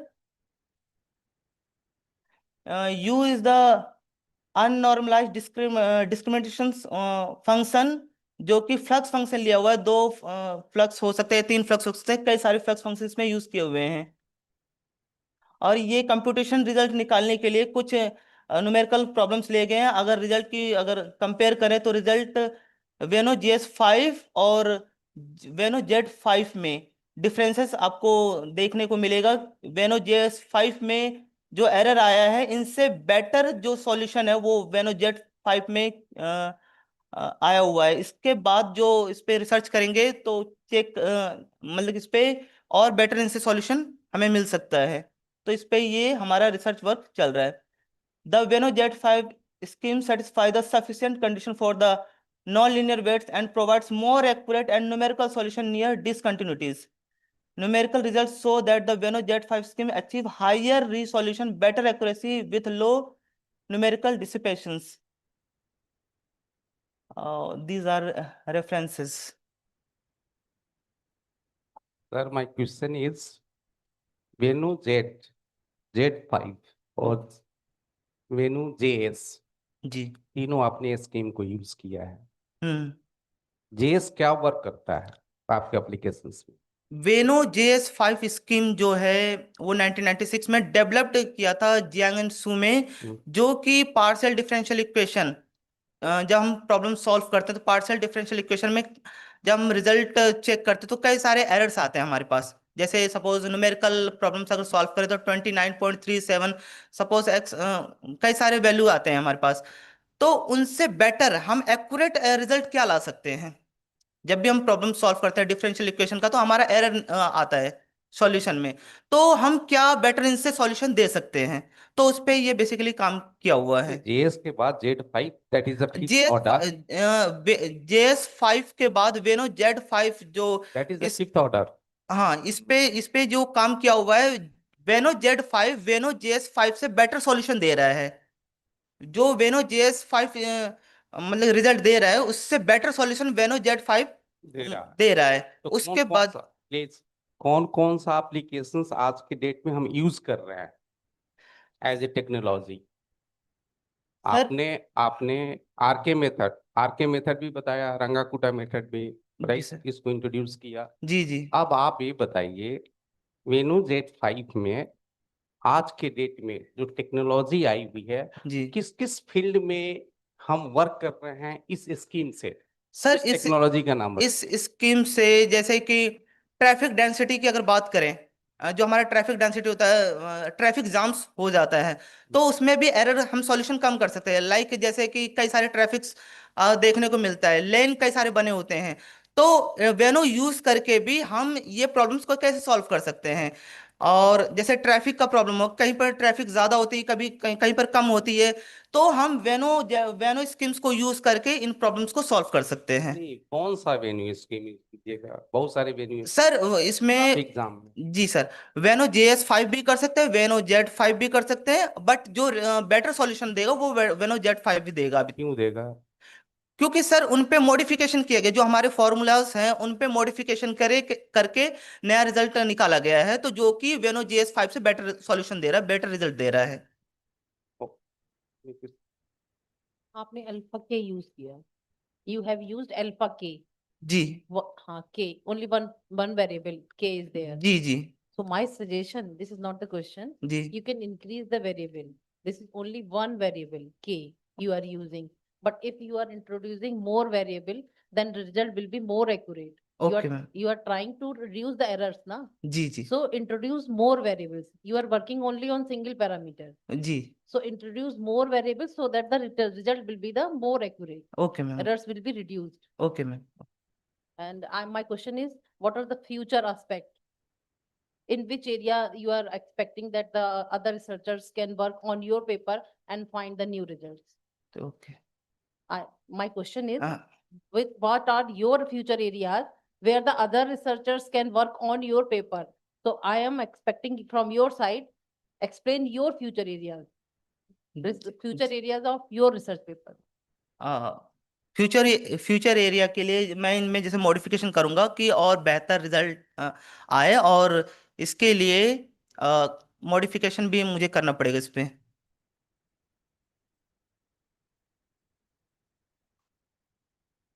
Okay, thank you.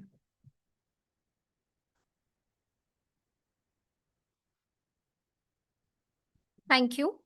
With that, we come to end of a truly engaging and insightful session. Each presentation has added depth to our understanding of the evolving IT track. I request Professor Dr. Mukta Sharma ma'am, Professor R.K. Singh sir, and Dr. Aparna ma'am to kindly felicitate Professor Dr. Shailash D. Kamble sir by presenting a letter of appreciation as a mark of our gratitude and recognition.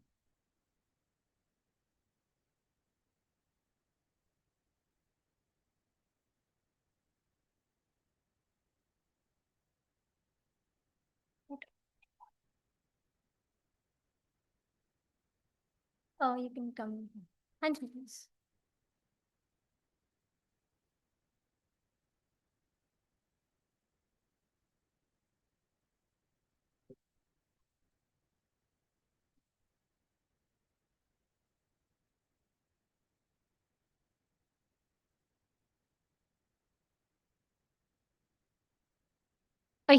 Sorry. I request all the participants to kindly come on the stage. A huge round of applause for sir, everyone.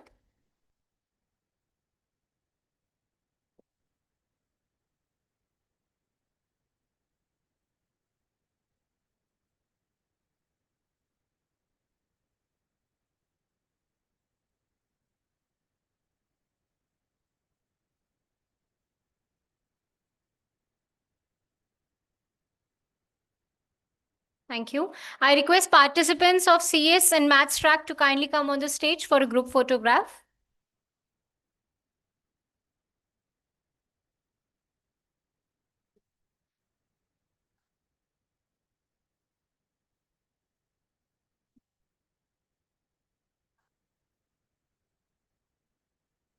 I request faculties of CS and IT to kindly come on the stage for a group photograph.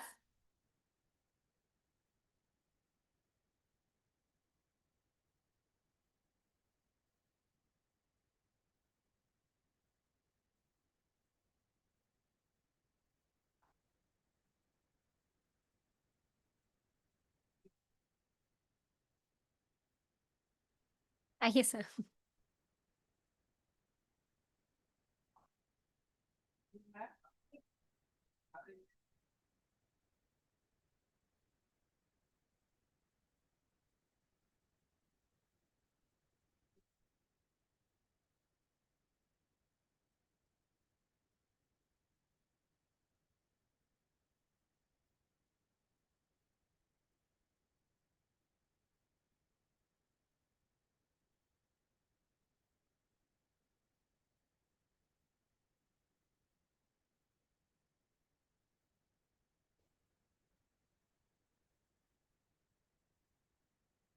Yes, a big fan.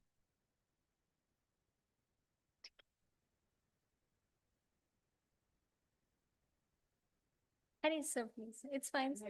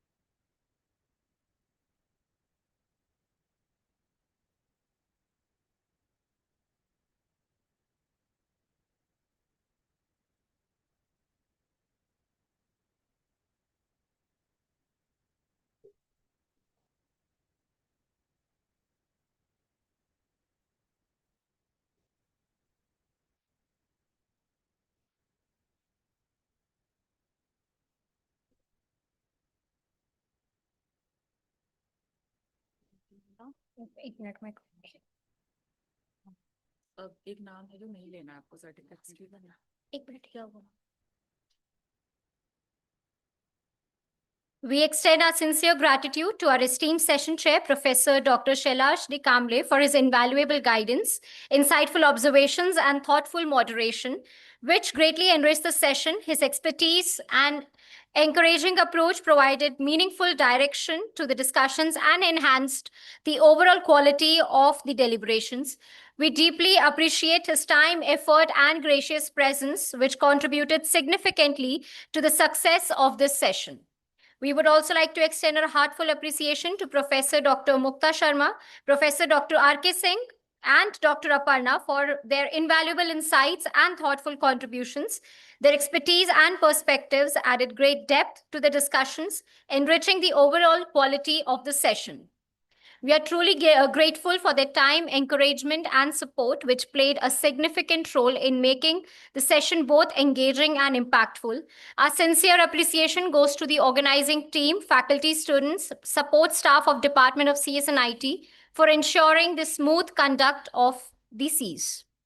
Finally, thanks to all delegates and participants for the active engagement. On behalf of Trinity Institute of Professional Studies, I extend my sincere thanks to everyone present here. We will now take a short break for the lunch. I request all the participants to kindly reassemble after the lunch. Thank you.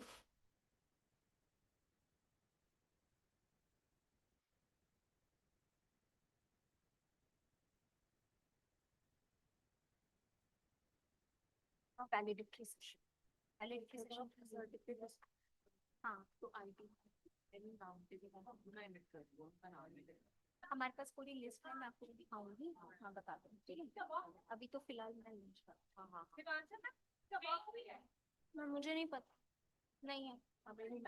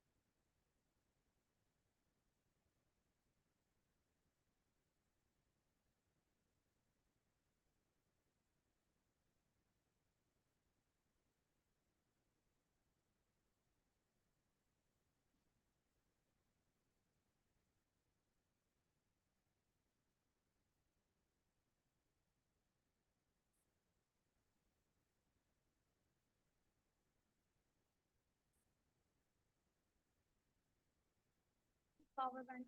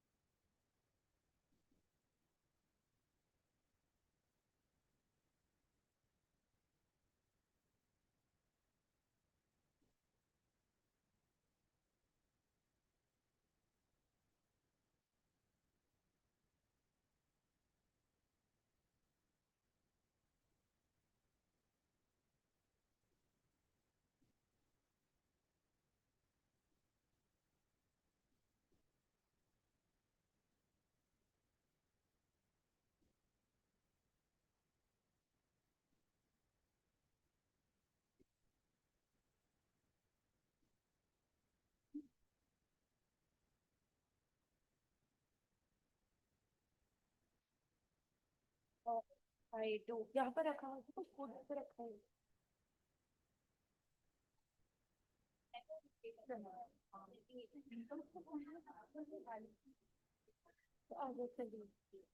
मेरी height दिख रही है? हैं? ये खुला हुआ है।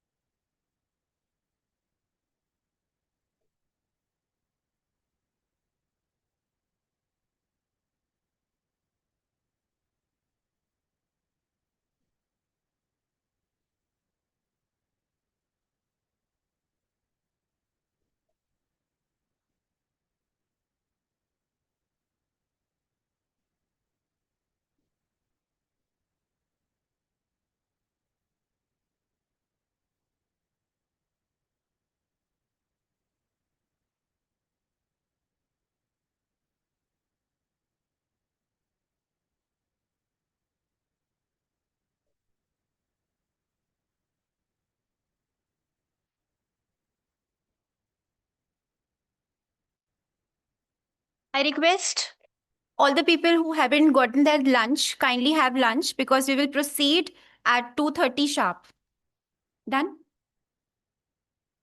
Thank you.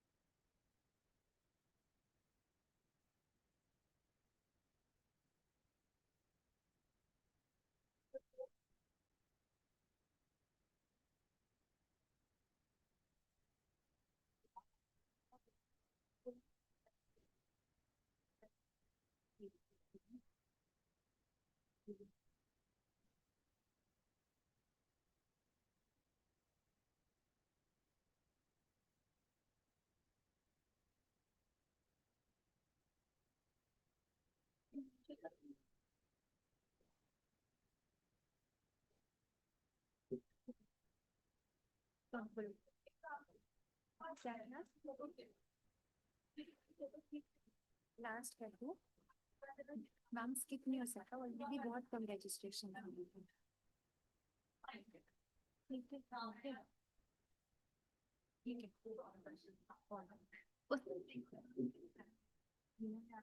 Ma'am देखो, जो आए हैं मैं उनका बता रही हूँ, आप देखो, आप मेरे नेगेटिव आए हैं, ट्रैक वाइज चलेगा, ठीक है। आ गए हैं, ठीक है, आएंगे, छोड़ देते हैं उसको, ब्लैंक छोड़ देते हैं, मैं स्किप कर दूंगी ना, मैंने इसको स्टार्ट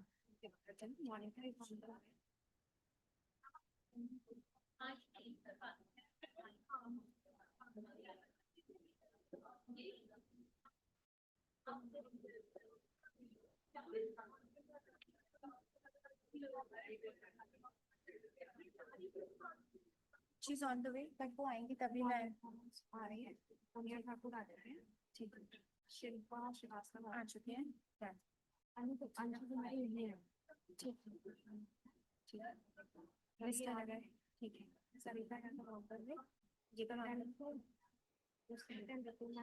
अवेलेबल, ठीक है, और साक्षी शर्मा ऑन द वे, ये भी ऑन द वे है, साक्षी शर्मा, ठीक है, अंकित कुमार आगे, साइकिलिया है, हाँ, वैष्णवी, ठीक है, और सॉर्टेड, जब वो आ जाएंगे ना ऑन द वे वाले, तो आप मेरे को लिख देना, I will just come on this side, done, जब वो आ जाएंगे। So whenever you are speaking this track, you will please speak out the name. No, I will say like this now. I would call upon the stage Miss Nicoleta, research class. ठीक है, so that because ma'am has told me, क्या नाम है, Neha ma'am, please. We don't want anything. I don't want to say the paper title, or should I? You may say. I may say. Okay, done.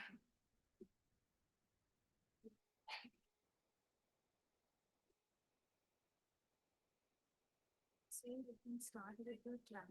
We can just wait for 2 minutes and we can start. Okay. No, it's regarding the lunch only. Okay, but we will start once the dignitaries are present over here, no? Okay, I have to first of all participate the session chair. We have two, Mr. Professor Dr. Rajan Yan.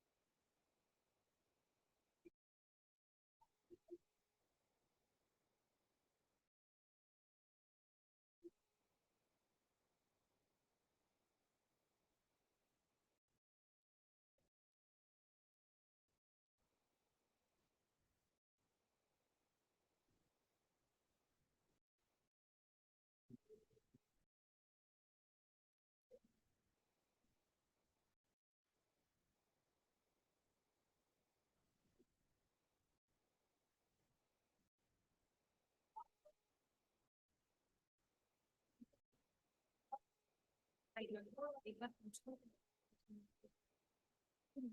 Directly message कर दो उनको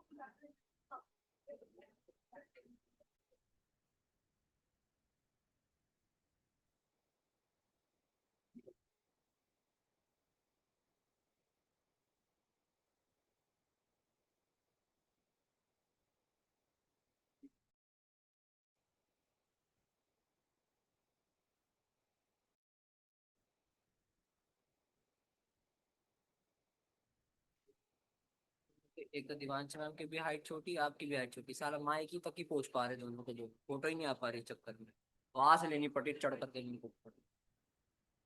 थोड़ा stool चढ़ा लेते नीचे, इसके ऊपर चढ़ जाओ तो कम से कम फोटो तो ये हील है, फ्लैट्स है, ये हील वाली फ्लैट्स है। हाँ प्रभु, आपने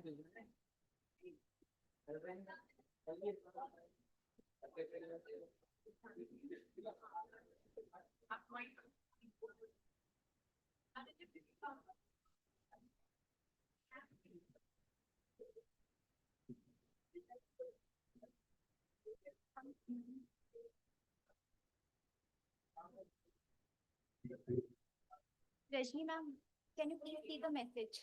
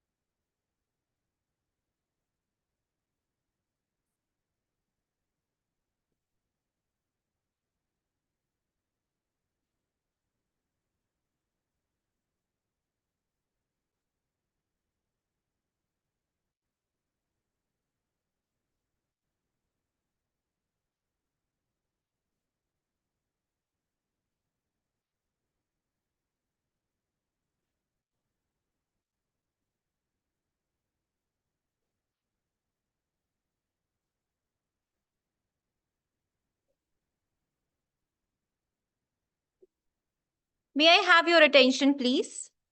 We are about to start the session. Thank you so much for the discipline. Well, the theme of TIPSCON 2026, Global Flux 2050, Navigation Technology, Media, Economy, Law, and Human Freedom focuses on the major transformation shaping the future. Rapid changes in technology, media, global trade, finance systems, business models, and regulatory frameworks are reshaping economies, corporate structures, and everyday life. In the context of commerce and management, these shifts are redefining areas such as entrepreneurship, digital business, financial management, marketing analytics, supply chain resilience, human resource practices, and corporate governance. The conference provides a platform for the meaningful interdisciplinary discussions on balancing technological and managerial innovations with corporate responsibility, regulatory compliance, and equitable global development.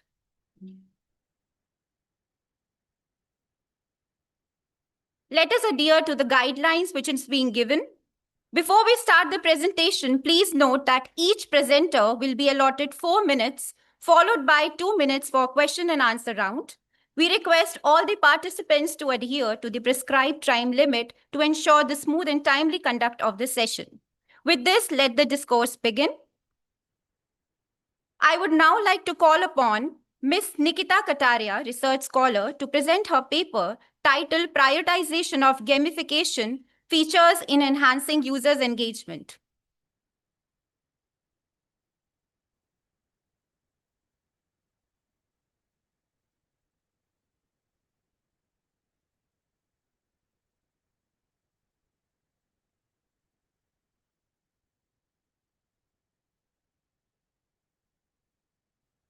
So a very good afternoon to everyone present here.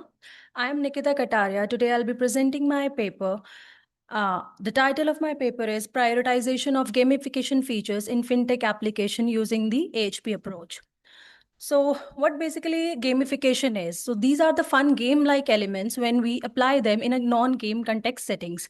So these elements are like, for example, like we all are using Paytm, PhonePays, and most of the financial apps nowadays. So we see like coupons, cashback, spin the wheels. These are the gamification elements. So what they actually do? So when we hit something good on an app, like when we got a coupon or when we got a cashback, it's like we feel very good. So because of these gamification features, we go again on these apps, and this increase the users' engagement. So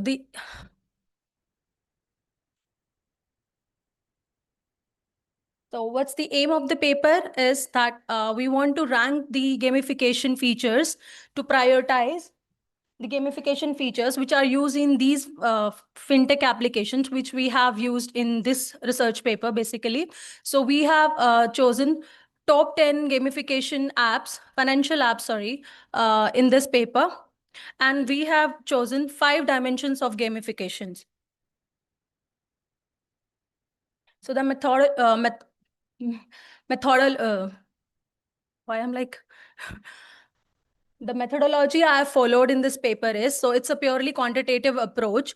We have taken the data from users of fintech applications, which are active users, basically, who are using these top 10 top 10 financial application, basically. And so they have given a data on which they are asked to rank the gamification features on a scale from 1 to 9. So why gamification is important nowadays in fintech applications? So it increased basically the user's engagement by providing these features. And it also helped to retain the loyalty of the customers. And it also helps the behavioral transformation of the users. So gamification features, they encourage positive financial habits. For example, apps may reward users for saving consistently, paying bills on time, and managing their credit effectively. It also improved the customer's acquisition. So in this cloud image, we can see there are thousands and multiples of gamification features which help the users to, engage and boost their, what we can say, it helps the users to go on these platforms to gain some monetary benefits. So these are the apps which we have chosen for these research papers. PhonePay, Paytm, Google Pay, Cred, and there are other multiple banking apps such as Bharat Pay, Airtel Pay. So these are all we have used. And these are the 5 main dimensions of gamification under which we have sub-features of gamification. So these are the sub-features we ask the users to rank on a scale from 1 to 9.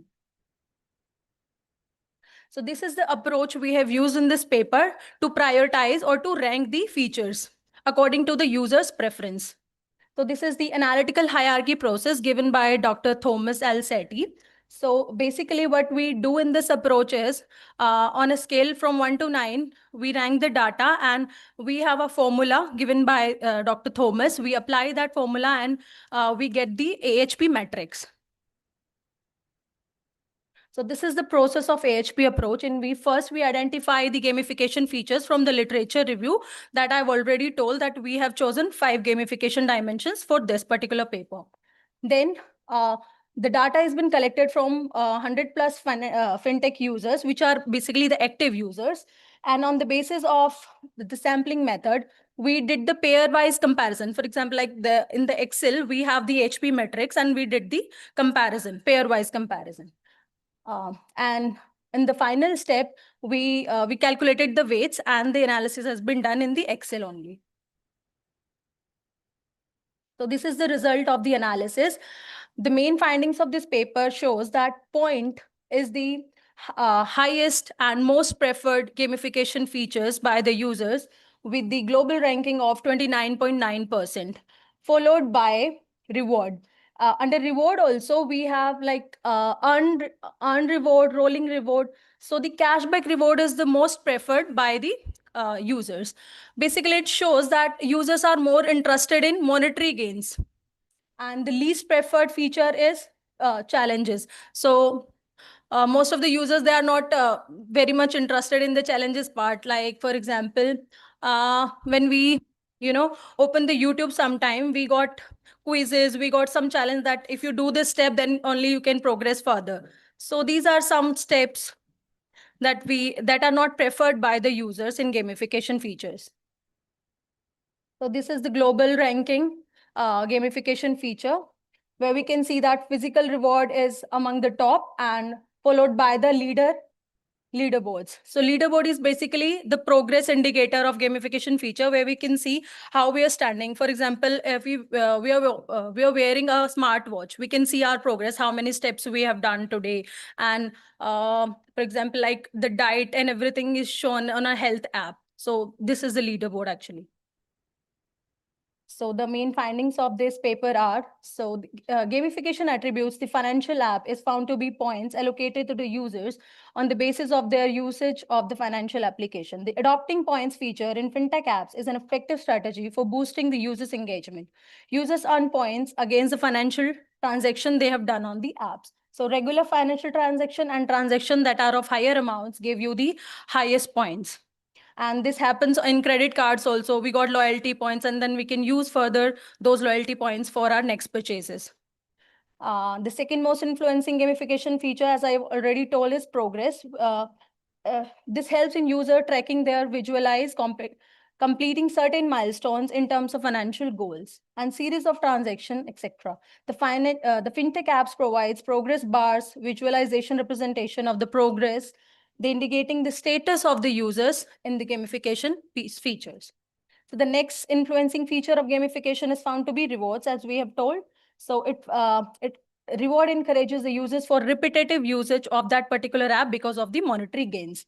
So feedback and challenges, they are the least effective attributes of gamification features because of their complexity. So in conclusion, we can say that we can, apply these findings to further, when we are building a new financial app, we can take these findings into consideration, that these are the features that are most valuable and they are most preferred by the customers. So we can apply accordingly and we can customize according to the need of the customers. Thank you. I'm open to the suggestions.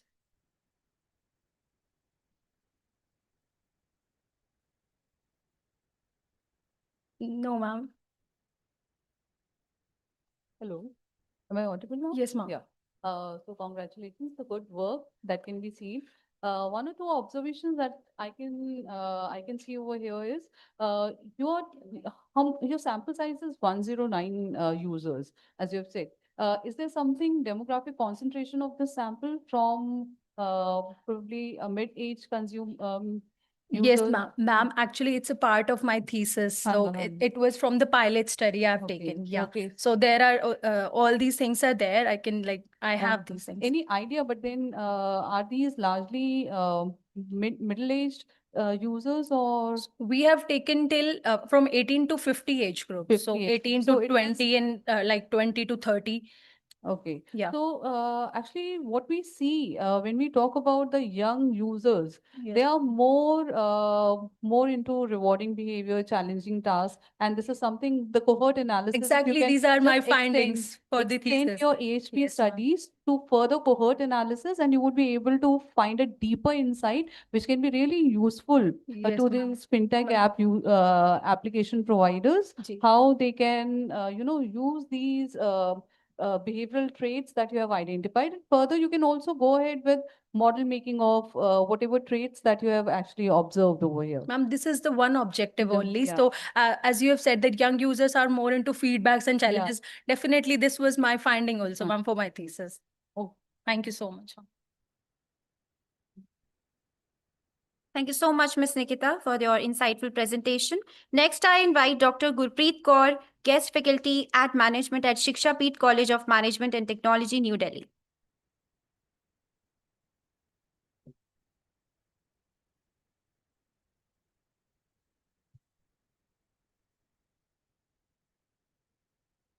how I'm supposed to run this if I want to.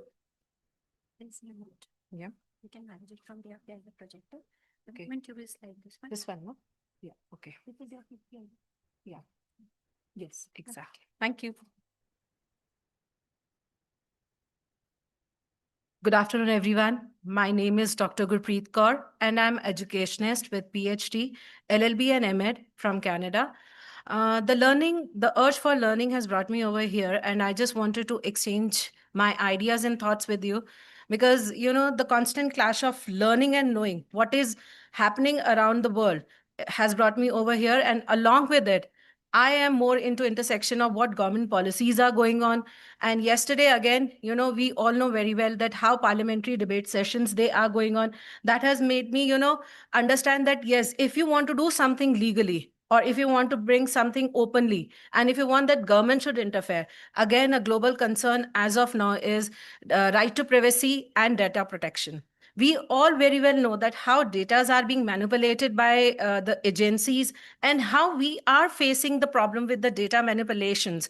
That is a global concern right now. And in India, again, we are facing this type of problem. So my concern and my area of discussion is the right to privacy and data protection, how government is working and how we are going to keep ourselves responsible and how we are going to manage our data and should not be leaked to everyone. This is a topic of discussion for the day. So if I give you the abstract of my research paper, it is totally about, right to privacy and data protection. What exactly right to privacy is? We want to hide our information or we want to share our information. If we want to share our information with the government agencies, we have to do it because now it has become mandatory. We cannot ignore it, but we are forced to share this information. But again, are we sharing our information with the trustful people? Our data is being manipulated or our data is being misused. This is of a prime concern. As of now, we all might have faced the challenge of, data miscalculation or misinterpretation. We might have been receiving calls from the innumerable sources. They are calling us, they are disturbing us.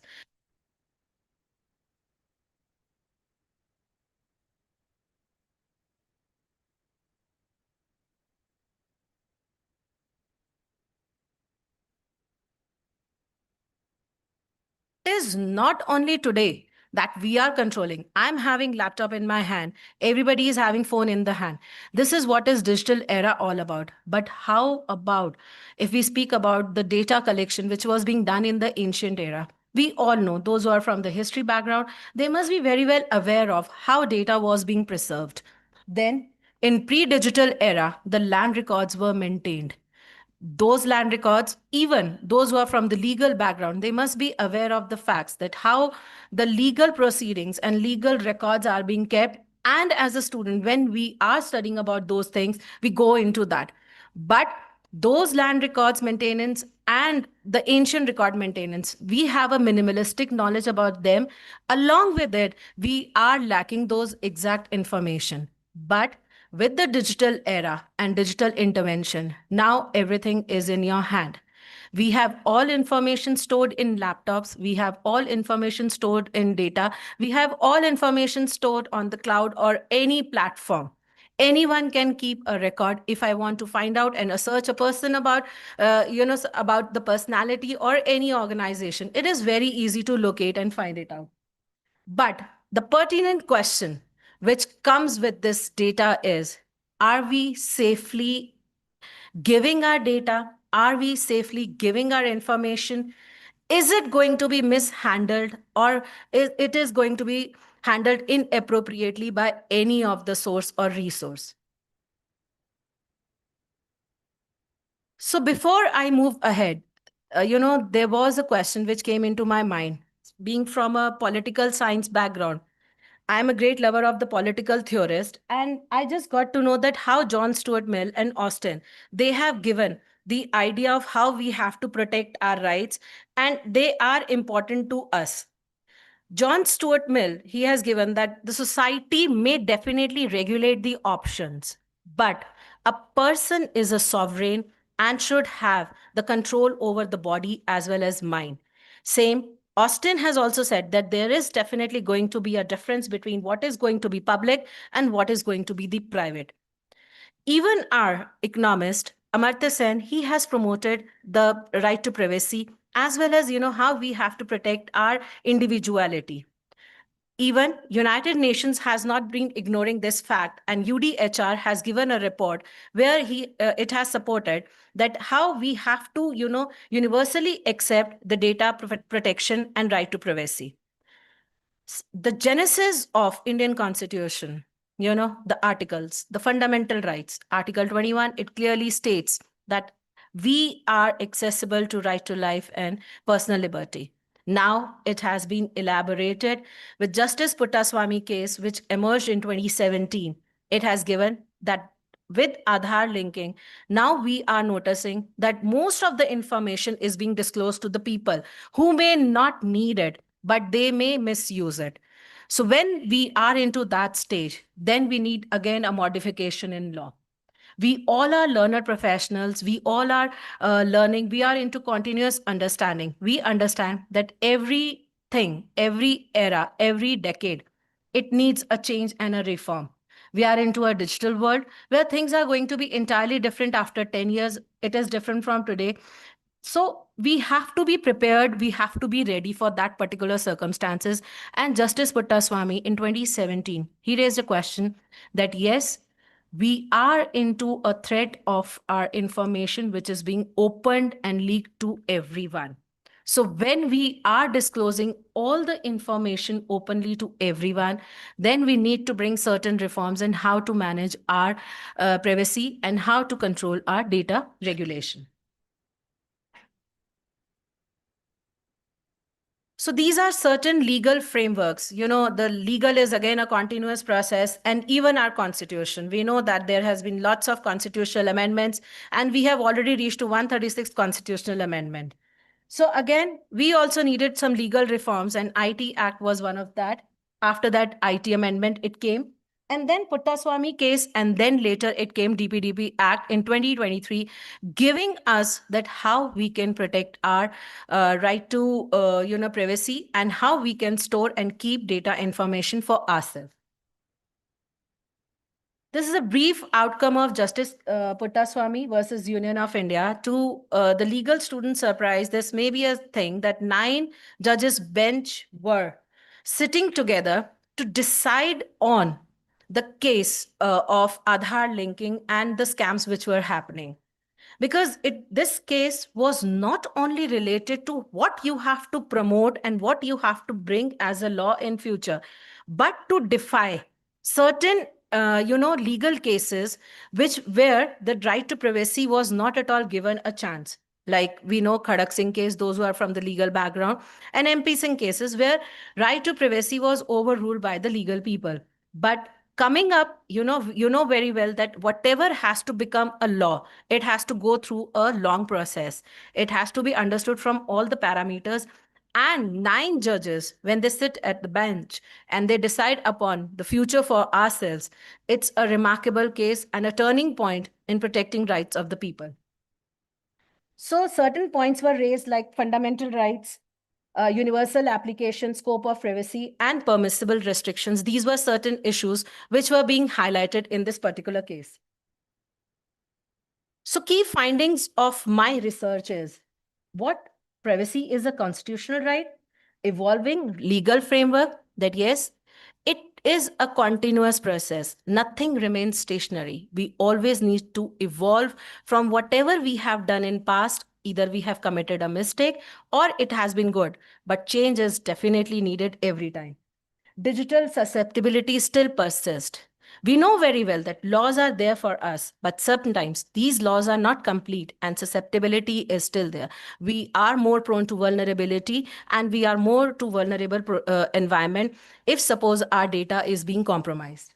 Along with it, cross-border data risk, then normalization of data collection and need for collective vigilance. Yes, need for collective vigilance is much needed as of now, because as a personal experience, if you're driving a car and if you're listening to a radio, then definitely you must be hearing this advertisement coming up every time where it's being asked that we have to take care of our Aadhaar biometrics and we should try to lock it so that silicon cloning can be prohibited and there can be a less misuse of your data. So these are certain data breach case studies, which has been already mentioned in my paper. You can just go through it. At the end, I would like to say that yes, privacy is a crucial issue. Definitely, the laws are being made up, but the threat is growing at a faster pace. We know very well the world is at the verge of war. We know how data have been manipulated, how data have been misused, and how the location of a person can be identified easily. So what we can do, my paper remains unanswered with that particular question, that what else we can do. We have laws for everyone, we have provisions for everyone. Then it becomes our responsibility. Should we stop sharing data with the people? But if we want to take the advantages of particular schemes, government schemes, and every support system, we definitely need to share data. But seriously, it is of a grave concern. At the end, I would like to say only one thing, that data is a recent gold. Every company is after, taking information from the people and want to have the information of the whereabouts and what we are doing. So that we have to be very careful. Though we know very well that mining cannot be stopped, it is still an illegal process. So are we sure about how we are going to save ourselves in future? Let's have a discussion and continue that discussion. Thank you so much. Thank you. Yes, ma'am. Congratulations. Am I audible? Thank you, ma'am. And yeah. Okay, so that's a really interesting topic that you have taken up. But my one of the important question over here is it just about the regulatory framework vis-a-vis the Aadhaar you are looking at, or today almost all apps are taking your data? So is it something the private players also you're going to study? Yes, in my continuation of my paper, I'm definitely going to study on the data which is being collected by the private parties, not only Aadhaar link, because I personally feel Aadhaar link data is sometimes being secured, but the private companies, they are taking up the data and how they are mishandling it. That is of a prime concern. I'll definitely take my research was from. actually my concern, because when you were saying Aadhaar repeatedly, so it was fine. We are saying about the government of India, which is managing the data. But then what about the private players, the Meta, which happens to be one of the biggest using a lot of our data, and how it is managing, and somehow I can even say they are manipulating the data for manipulating our choices as well. Yes. So one can really undertake the study at a depth and see how these private firms, as well as we can always do a comparative study of the government organizations, how they're manipulating these data in order to make our own choices. And is there a restriction to the freedom of choices that we are having? Yes, definitely, because I want to conclude by this only, and I'm learning from the people that what exactly they are going to give me an input. Because, we make laws for the people, we make provisions for the people to keep, all data secure and everything. But the questions remain still unanswered. Because if I pick up that Pegasus case, there was a domination or intervention without the permission of a consumer.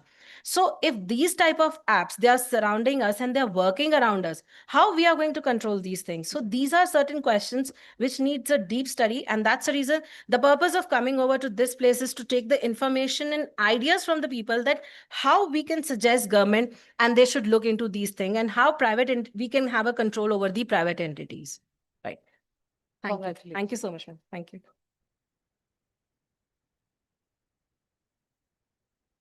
Thank you so much, Dr. Gurpreet. A mild reminder that each presenter will be given only 4 minutes, followed by 2 minutes of question-answer round. So please strictly adhere to the time limit. Next, I would like to invite Ms. Monica, research scholar at the Indian Institute of Foreign Trade, Delhi, to present her paper.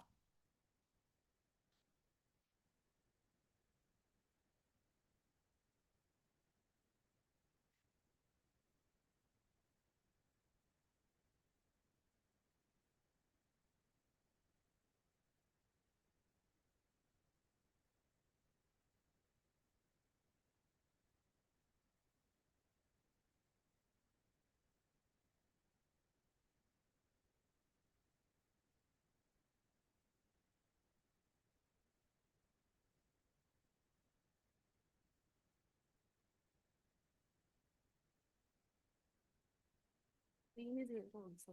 Yes, the screen is here also. No. You can update it from here. Okay, from this, from this.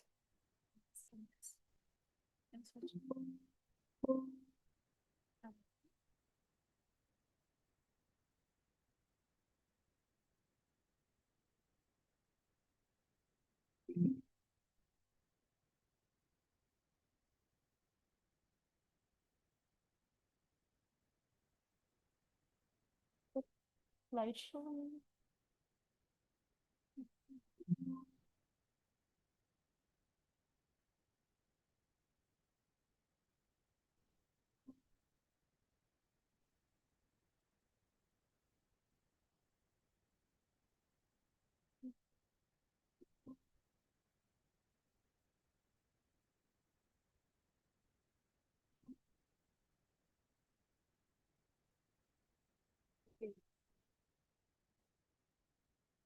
Okay, so it will be not operated from here.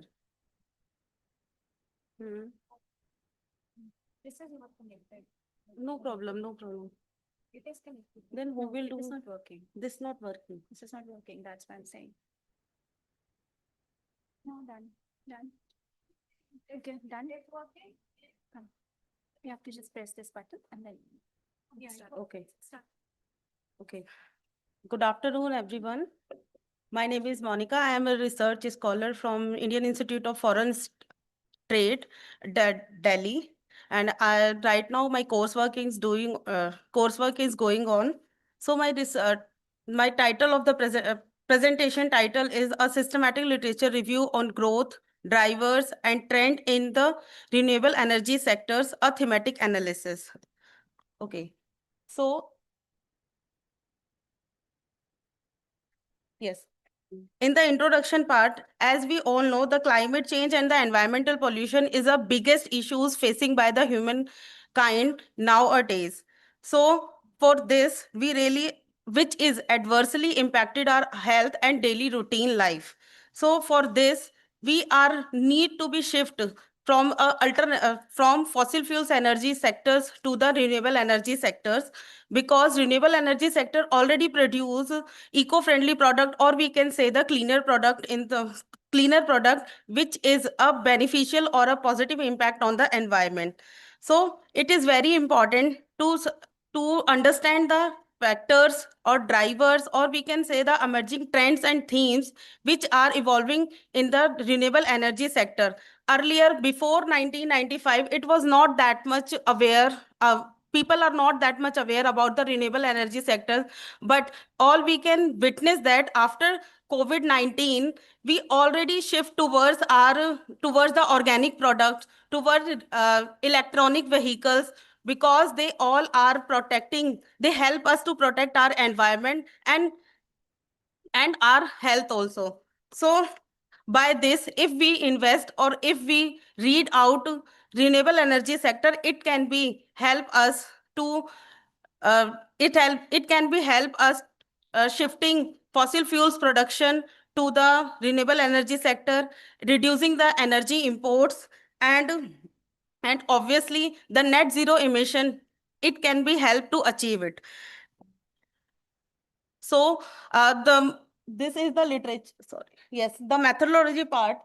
I have used this Prisma method, where all the key strings I used to put in the scopus. And on the first stage, I found 490 articles in this. After that, applying the scopus filter, I reach at the 103. After the manual filtering, I reach at 58 articles to finalize to read for thorough study. Yes.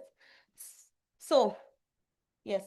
After the selecting of all the papers which were related to my objective, I have identified the 5 main themes. As you can see, the 5 main themes are stock market and innovation, energy transition and digitalization, policy impact and investment decision, and CSR and ESG strategies impacting on the firm performance. And I have also identified the sub-themes under the stock market, that are commodity market event studies and the investor and risk diversifier. Commodities in the commodity market, stock market is widely doing research in the oil market and the silver and coal. And yes, so this is the some graph. Okay, so in the stock market, we have identified that mostly studies out of 58 articles. Sorry.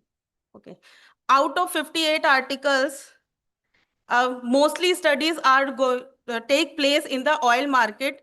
Event studies has taken the 5 studies where the event in the Trump, we have identified the Russia-Ukraine war, announcement of numerous environmental policies, layout an announcement, Donald Trump victory, and rest of the things. So these are important. And after the conclusion of this, we've identified there is a mix of result or mix, there is a positive and a negative impact on the renewable energy sector. And the next one is innovation.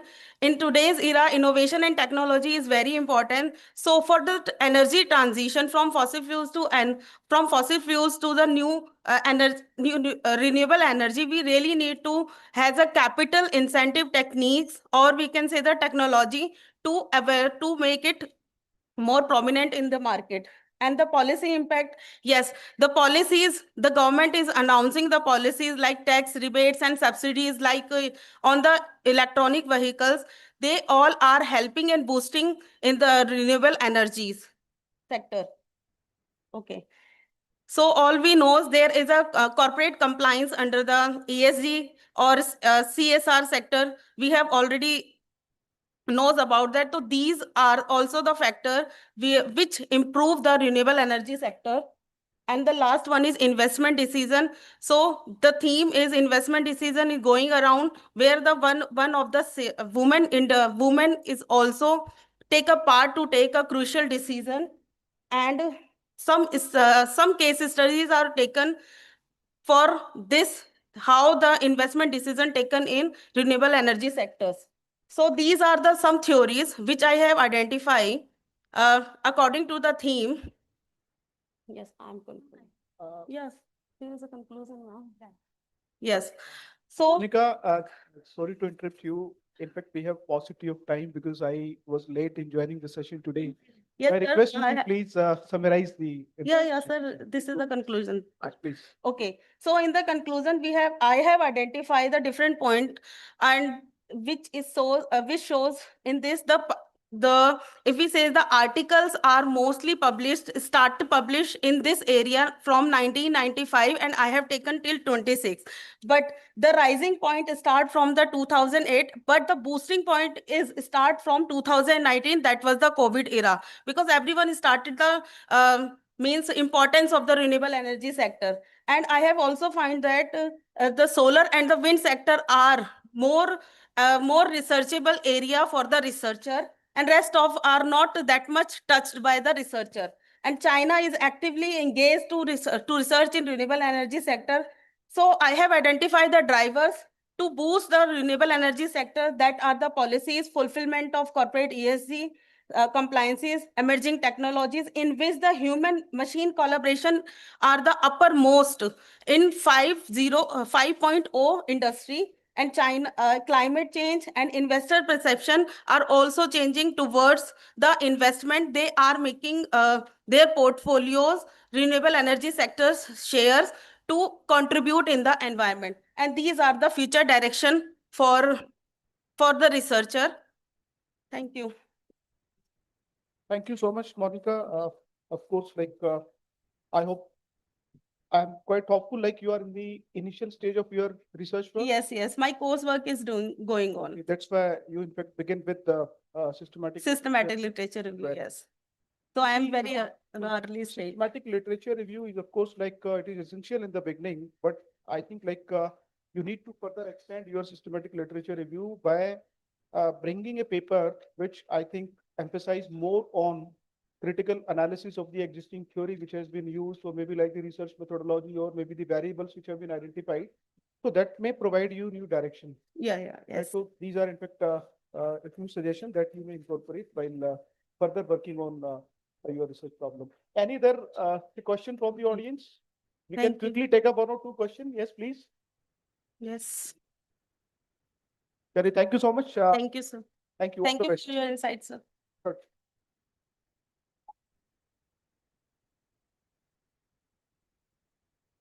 Thank you so much. Before proceeding, we will like to briefly introduce the profile of session chair and the head of the department. Let's welcome with a huge round of applause, Professor Dr. Ranjan Yadav. Can we have a huge round of applause? Thank you so much. He has held several important positions, including head of the department, chairperson of admissions, DRC, BOS, NSS, and associate director of IQAC at DTU. He's also associated with the academic and research bodies of leading institutions such as JNU, NIT, Kurukshetra, and several others. A passionate researcher, Professor Yadav has published over 75 research papers in reputed Scopus and Web of Science index journals and has guided 12 PhD scholars. Professor Yadav is also known for mentoring startups, particularly in the field of marketing and business development. Now it's my honor to introduce the head of the Department of Commerce and Management, Dr. Neha Arora. Dr. Neha Arora, head of the Department in Commerce and Management, is a distinguished academic leader and has a researcher with over 18 years of experience in higher education. She holds a PhD in management and has further advanced her academic pursuits through a postdoctorate from American Council. Ma'am, we sincerely appreciate your presence and guidance today. Now I request Head of the Department of Commerce and Management, Dr. Neha, along with Professor Dr. Ashutosh Agarwal, sir, to kindly step forward and felicitate our esteemed session chair, Professor Dr. Ranjan Yadav, with the memento and as a token of respect and appreciation.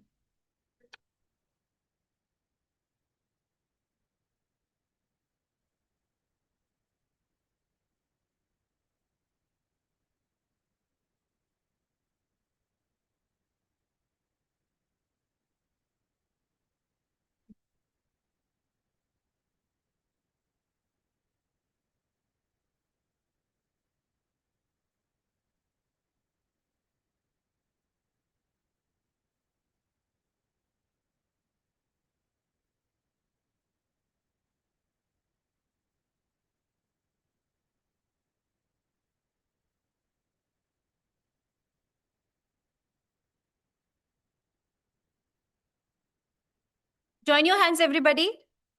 Thank you so much. Next, I would like to call upon Ms. Punya Thakur, Research Scholar at Amity University, Haryana, in Department of Commerce, to present the paper.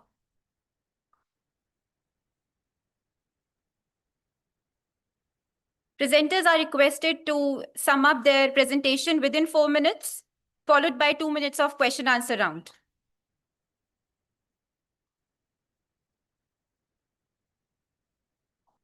So it's very brief, and this is the future, guys. So just imagine you need a job and you're scrolling through job boards, be it LinkedIn, be it Naukri.com, or be it any other thing, and you see remote work. So that's not just one perk because you get the same salary. That's the main event. You can work in your pajamas, you can work in Bahamas, you can work anywhere you like, in whatever attire you like. All you need is the right skill set. So employers have recognized that, and they know that the right candidature is beyond geographical boundaries, and they're marketing a lifestyle, not just a job. So basically, they're selling freedom, balance, ability, and the ability to work from wherever you like. So my research is at the intersection of marketing and HR because I also need a job. So yeah. Can I move to the next slide? Okay, so that's a long abstract, but in the interest of time, I'll just skip it because I'm here for you to read this. So basically, if I talk about the introduction of remote work, so this started in the 1970s with the first telecommunicating taking place. And then fast forward to 2000, you will see the rise of digital communication tools and freelancing coming up. But then came 2020, the pandemic, all of you have witnessed, and I'm very glad that you're alive. When we were stuck in homes, we were still working. So that is when remote work actually captured the main highlight. We came across Zoom, and there were Zoom controversies regarding privacy, which Dr. Gurpreet just addressed, the right to privacy. And then in 2021, from traditional work in office, we shifted to remote work, and then came the hybrid term. You can work in hybrid if you're working in corporate. And now remote work has taken a mainstream. So there are specific companies like Revolut, if you've heard of it. So anyone who has a fantastic LinkedIn profile, so the recruiter reaches out to you from Spain, and yes, they sign up you and you can work in India. Similarly, I've seen a very interesting rising trend for accounting firms. US firms are hiring from in APAC region because obviously the cost of hiring is low and they get the best talent in the market. But now we are standing here in 2026. So 2022, we saw established policies for hybrid work models, and also companies taking, like, they have proper code of conduct even for remote workers. So it is not like you can do anything you want. HRs have established proper policies and shift hours, and they are tracking tools to do that. So it is not that you need to be in office to show your productivity. They can track you from anywhere you want. And even in your phone, if you see, the apps are still doing that. For instance, one of the recent case studies that you would have seen in paper, if you are a work from home, like if you're a working mom and you're staying at home and you're ordering from Zepto, Zepto captures your working hours, your non-productive time, and that's how they show you recommendations. So if you're buying milk at 11 a.m. every day, so it's most likely they will apply a delivery fee then, and then they will put up a surge fee. So everything is being captured. May I Yeah. Of course, like we got the idea that you. Okay. I'm just. Should I forward it first? That's what you want to tell? Yeah. So the Let's come straight away to your research. Okay, so literature review, the papers I have read, they basically just captures the challenges and benefit of remote work, which I hope you know: improved work life, less burnout. Challenges are you're not able to communicate. You don't know what the other person is saying.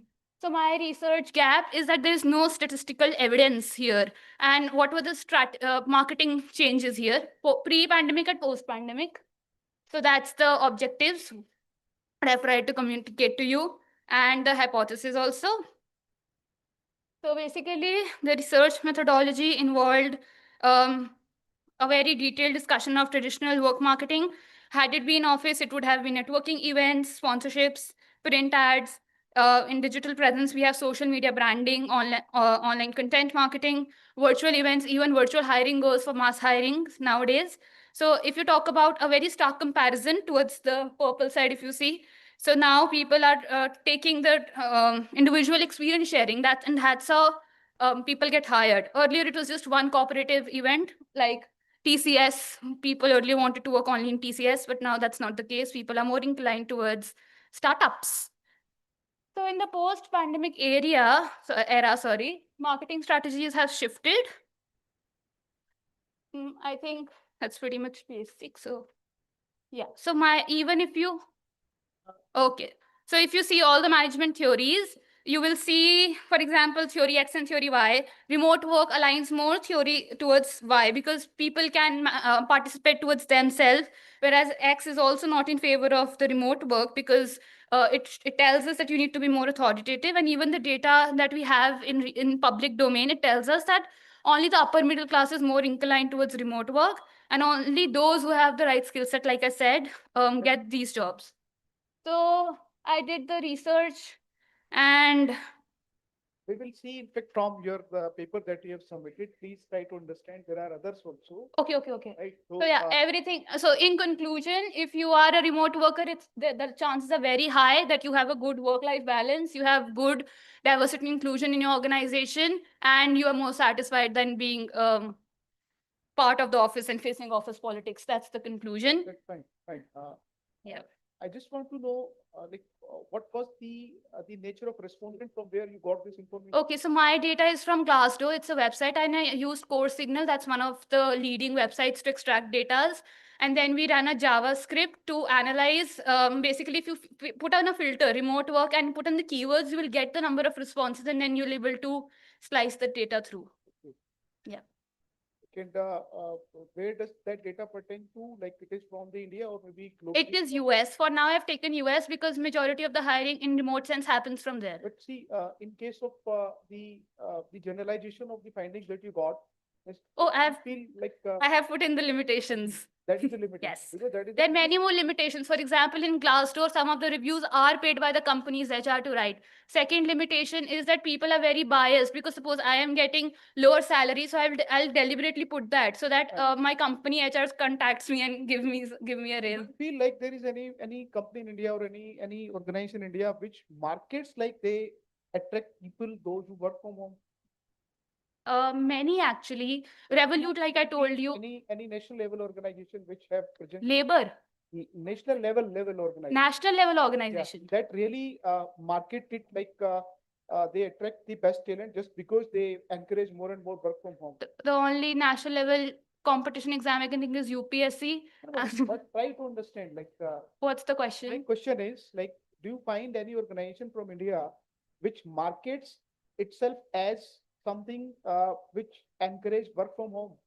Yes, I have found organizations, but their main headquarters are in London and US. So I could not find any organization which has been, built up in India and then they're attracting global workforce. I've seen Again, one of the limitation in your Yes, sir. Try to address these limitations. Or Yeah, maybe no, I've only written the limitations as one of the. at certain other platform we can discuss in some more detail. Sir, I need PhD for that. I don't have the knowledge as of now. Thank you so much. All the best. Thank you so much, Ms. Punya. Next, I call upon Dr. Shilpa Srivastav to come and present the paper. Dr. Shilpa Srivastav, is she here?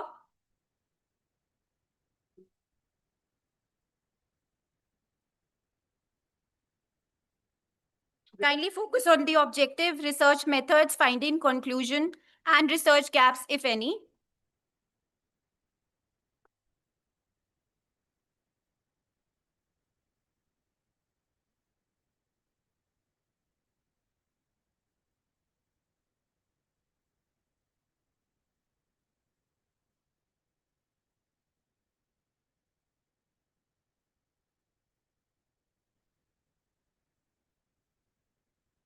Shilpa, my request to please adhere to the timeline. Huh? Sure, sir. Sure. Good afternoon, sir. So my paper today is on Viksit Bharat 2047 and Net Zero 2070. It relates to the India's motive of reducing carbon emissions by 2070. So the question here is, can India build a $30 trillion economy by 2047 and reach net zero? As you can see, the GDP targets, energy demand nearly triples. Power sector needs Ioana 200 lakh crores. These are the challenges that have been mentioned here. 70% of women engaged in the coal dominance versus clean energy ambition, the current 2030 target and 2047 target, that is Viksit Bharat target. These are the Panchamrit pledges that were mentioned in November 2021 in United Kingdom. That was a conference held in Stockholm, where these 5 pledges were taken and mentioned as a part of carbon emission, that is net zero target, which is the motive for India to achieve the target by 2070. And these are 6 fault lines in India's transition: coal paradox, nuclear gap, grid storage lag, green H2 paradox, finance asymmetry, and CPDR paradox.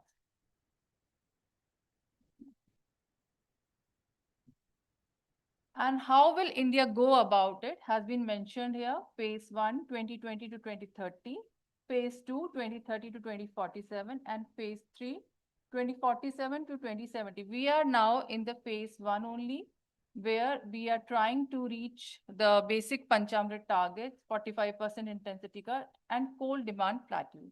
That is reducing coal demand.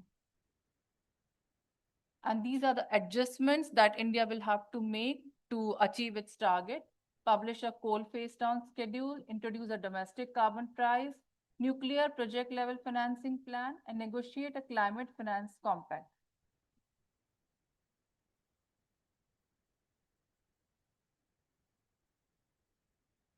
So the tension here is between Viksit Bharat and net zero is institutionalized, deliberate, and without historical. That means the target seems a bit difficult looking at the financial gaps that India is facing, that to reduce the carbon emissions, India will have to, substitute various energy resources, renewable, non-fossil, which seems a bit difficult. So there are challenges policy-wise, finance-wise that India will have to undergo.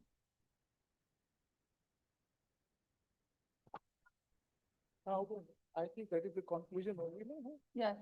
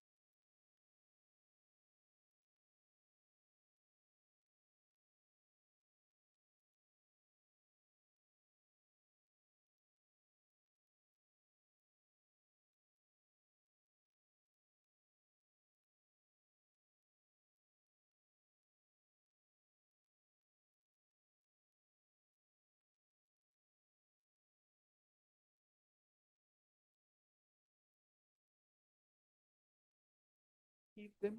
Less than 1.5 crore.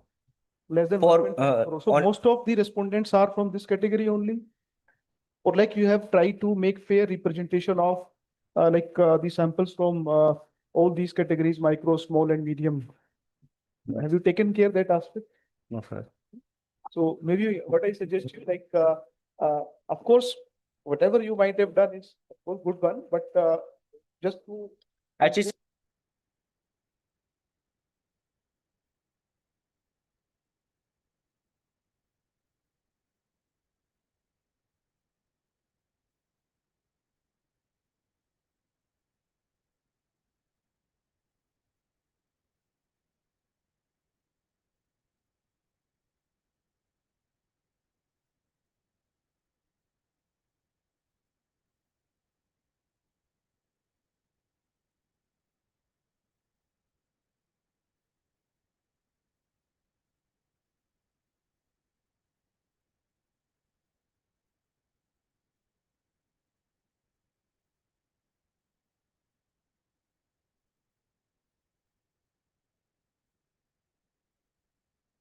approach to CA, and CA always charge to high amount. That's why they ignore to GS.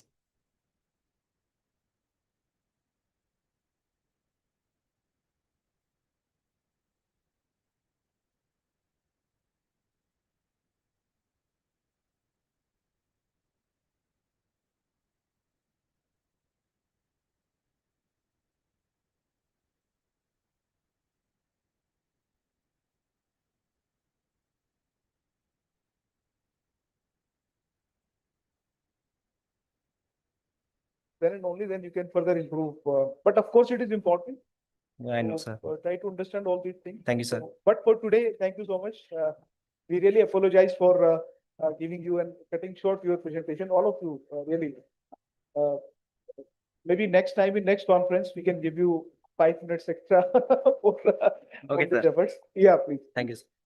Who is the Thank you next so one? much, Mr. Ravi. Now I would like to invite Ms. Sarita Yadav, research scholar at MIT School of Economics, to kindly present the paper.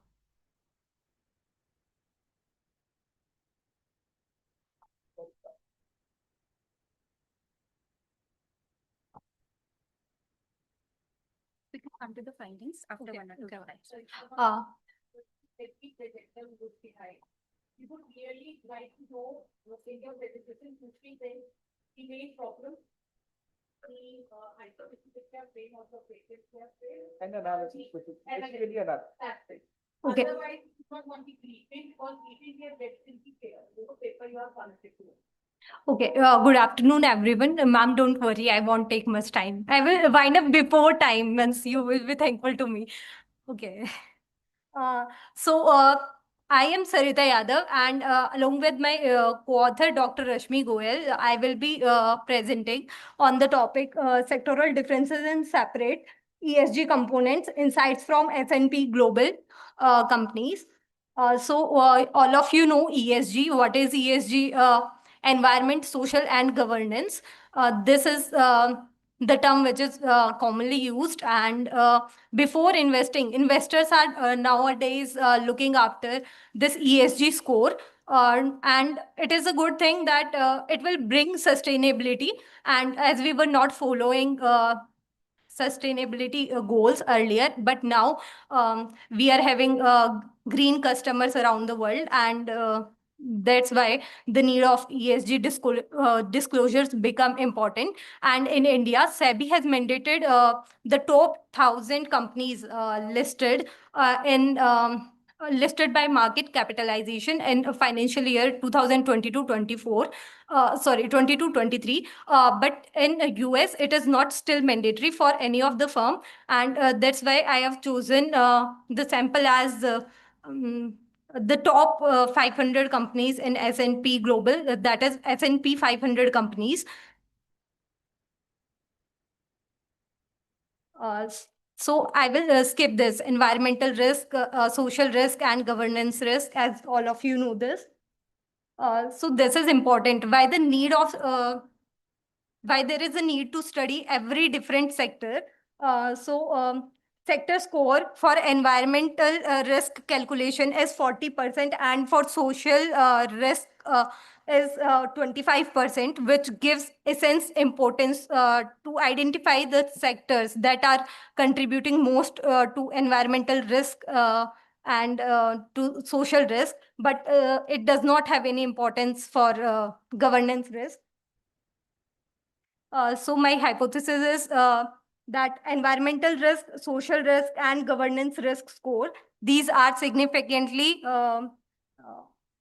positive across the sectors.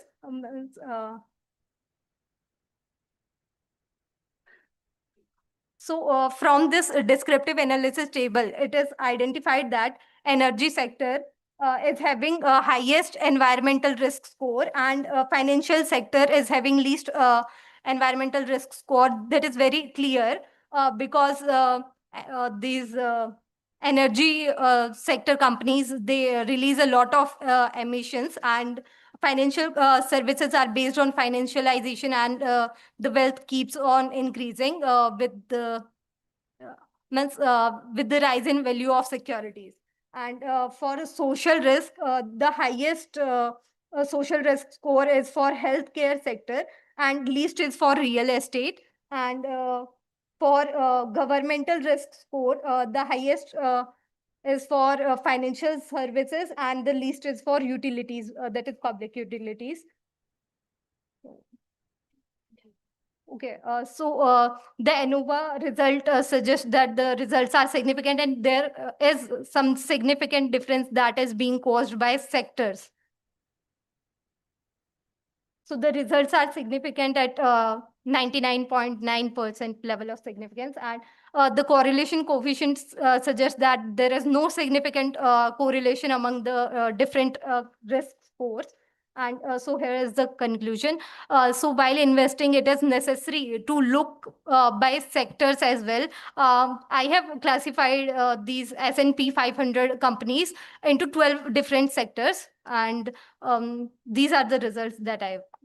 Thank you so And much, these are Trini. the references. It was good one because ESG is now something which is very, you can say, the important evolving area in the research. So institutions are really creating centers for more work in this particular area. So of course, like contextually, it is very relevant. Thank you so much. Thank you, sir. Thank you so much. Thank you so much. Next, I would like to call upon Ms. Sakshi Sharma to kindly present the paper. Sakshi Sharma.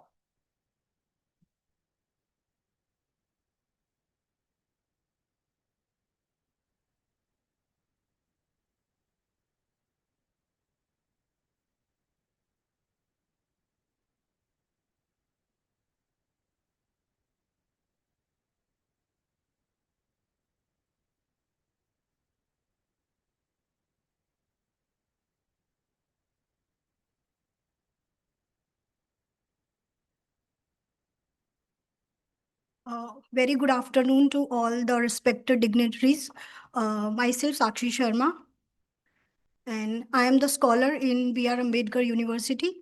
So this is my first international conference.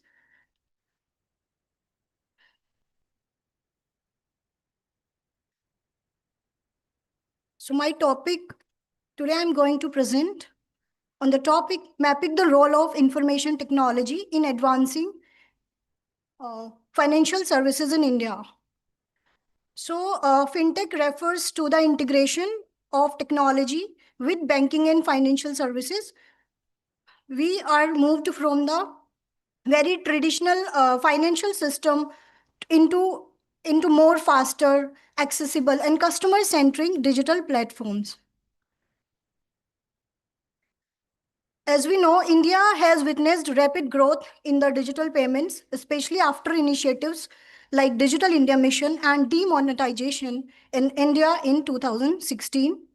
And we have done lots of use of the smartphone, the internet accessibility, and platforms such as UPI, etc.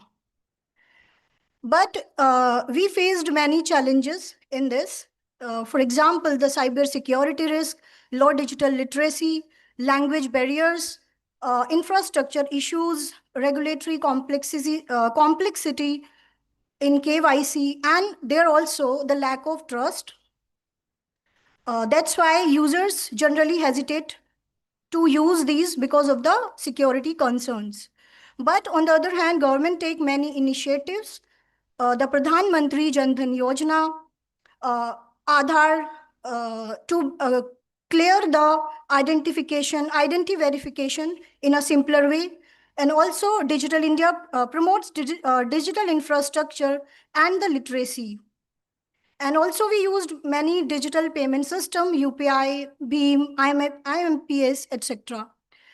So my research methodology is I used the bibliometric analysis conducted using the BiblioShiny software, and it's a free software. We can use it to, and I evaluate the 29 data. So I collected data from the I use the Scopus database using keywords fintech or financial technology. So there were papers like 8,164, and out of that, a record removed before screening like 7,254, because the documents belong to the country other than India. So because we live in India, so we used the India data. Actually, conclude, please. Yeah.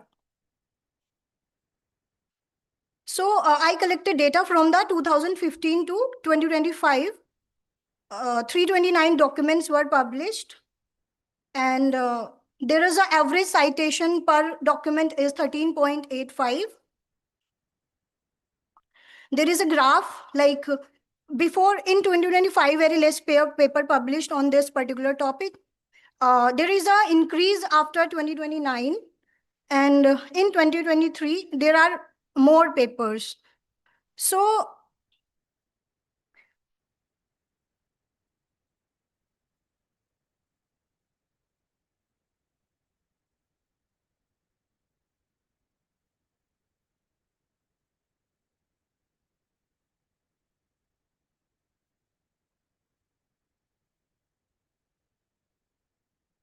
Indian universities that contribute the highest number of publications related to fintech are Symbiosis. Sorry to interrupt you. See, of course, like in the beginning, we should begin with the bibliometric analysis, which can further be extended with the systematic literature review. Sir, sorry, not able to get. Can you please explain or like repeat? I'm saying we may begin with the bibliometric analysis, and where we can identify the most cited paper, both Yes, sir. the decorated author, institutions, and all these things. Okay, but see, you need to further extend the bibliometric analysis for carry out certain more, maybe the systematic literature review and all these things, so that you will be able to identify more meaningful information that you can use in your research. So of course, as in the advanced stage, it's fine to begin with this one. Yes, Okay, sir. but my suggestion would be you use these kind of the database, the papers that you have identified, for more elaborate and comprehensive literature review. That will be in fact going to provide more, can say, the solid foundation for your research work. So, but due to paucity of time, we request you to please close it down. And Yes, sir. Sir, thank you so much for your suggestion, because it is my initial time. Yeah. So maybe Of course, your beginning should always be bibliometric analysis based. Because yes, as you sir. go to So database, you go to this is my first. Yeah, yes, sir. So, sir, my study can help the scholars. Of course. Okay. It's fine. Thank you so much. Thank you. Thank you, sir. Thank you so much for giving me this opportunity. You are registered at the main center or main Kashmiri Gate campus, or Sir, this, I am in Kashmiri Gate campus. Kashmiri Gate campus? Yeah, And yeah, who's your- sir. Dr. Babita Saini is your supervisor? No. Sir, not this time. I am doing the coursework. So I got admission in 2026 of January. I started in 2026. Waiting for allocation of supervisor. Yes, sir. Not this time. So I tried my best. Like this is my Okay, first it's time. That's why. Saying like there was any problem with your presentation, your approach is right. Okay. And your route is right. So that's fine. No issues. Goodbye. Thank you so Next, much, please. sir. Yeah. Thank you so much, Ms. Sakshi. Now I request Mr. Ankit Kumar, Trinity Dwarka, to please come and present the paper.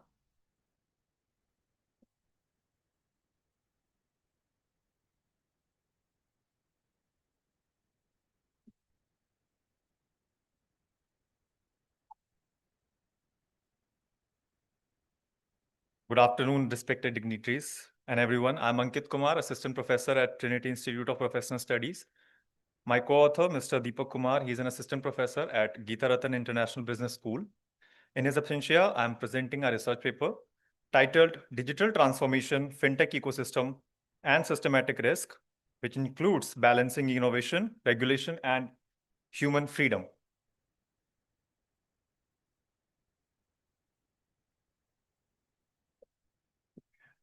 Our paper and the theoretical foundation includes 4 interconnected bodies of work.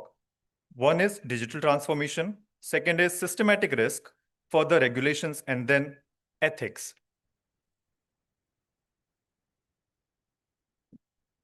The fintech ecosystem model is not a single technology, but a complex network of startups, financial institutions, regulators, and consumers.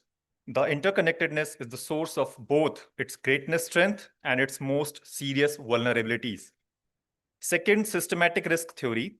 Unlike traditional localized financial risk, digital platforms allow shocks to travel across borders in real time. Algorithmic trading, centralized cloud dependencies, and opaque financial models amplify this risk very significantly. Third, the governance frameworks. Existing regulatory structures were built, but for a different era. We argue for adaptive, principle-based regulation and the use of regulatory sandboxes and international coordination to prevent regulatory arbitrage.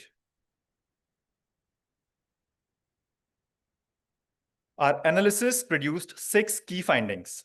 We observed an innovation paradox, the very interconnectedness that makes fintech inclusive. There is a clear regulatory gap. The current legal frameworks are not equipped to handle decentralized finances, digital currencies, or automated credit scoring at scale. We identified serious ethical risk, along with the opacity problem, which is equally and highly concerning. The concentration, the risk is extremely rising. Finally, global cooperation is not optional. Without harmonized strength, fintech activity will simply migrate to less regulated jurisdictions.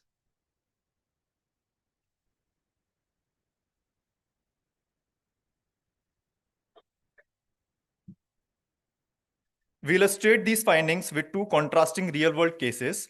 India's Unified Payment Interface, UPI, is a remarkable success story, processing over 18 trillion rupees per month and serving 300 million plus users across the globe. UPI has brought financial services to populations that traditionally banking had failed to reach. It demonstrates what fintech can achieve with strong public infrastructure, regulatory oversight, and interoperability. On the other side, the 2022 cryptocurrency crash wiped out $2 trillion in market value. The collapse of FTX alone cost consumers approximately $8 billion. 3 major US banks failed in rapid succession. These are not outliers. They are warning about what happens when innovation outpaces governance. Managing fintech ecosystems effectively requires an interdisciplinary approach. Economies, technology, law, and ethics cannot operate in silos. We recommend 4 specific interventions: adaptive regulations through regulatory sandboxes and principle-based frameworks, algorithm transparency, making credit scoring models explainable by law, global coordination to harmonize cross-border standards, and resilience by design. I request you to please come up. Yes, sure. So in closing, fintech is neither inherently good nor inherently dangerous. It is a powerful set of tools whose outcomes depend entirely on how we govern them. Fine. Thank you so much. Thank you. Thank you, sir. Due to paucity of time, we are not taking the questions. So may I please request to call the next. Sure. Thank you, sir. Next, I would like to call upon Ms. Saipriya Bhatia, again from TIPS Dwarka.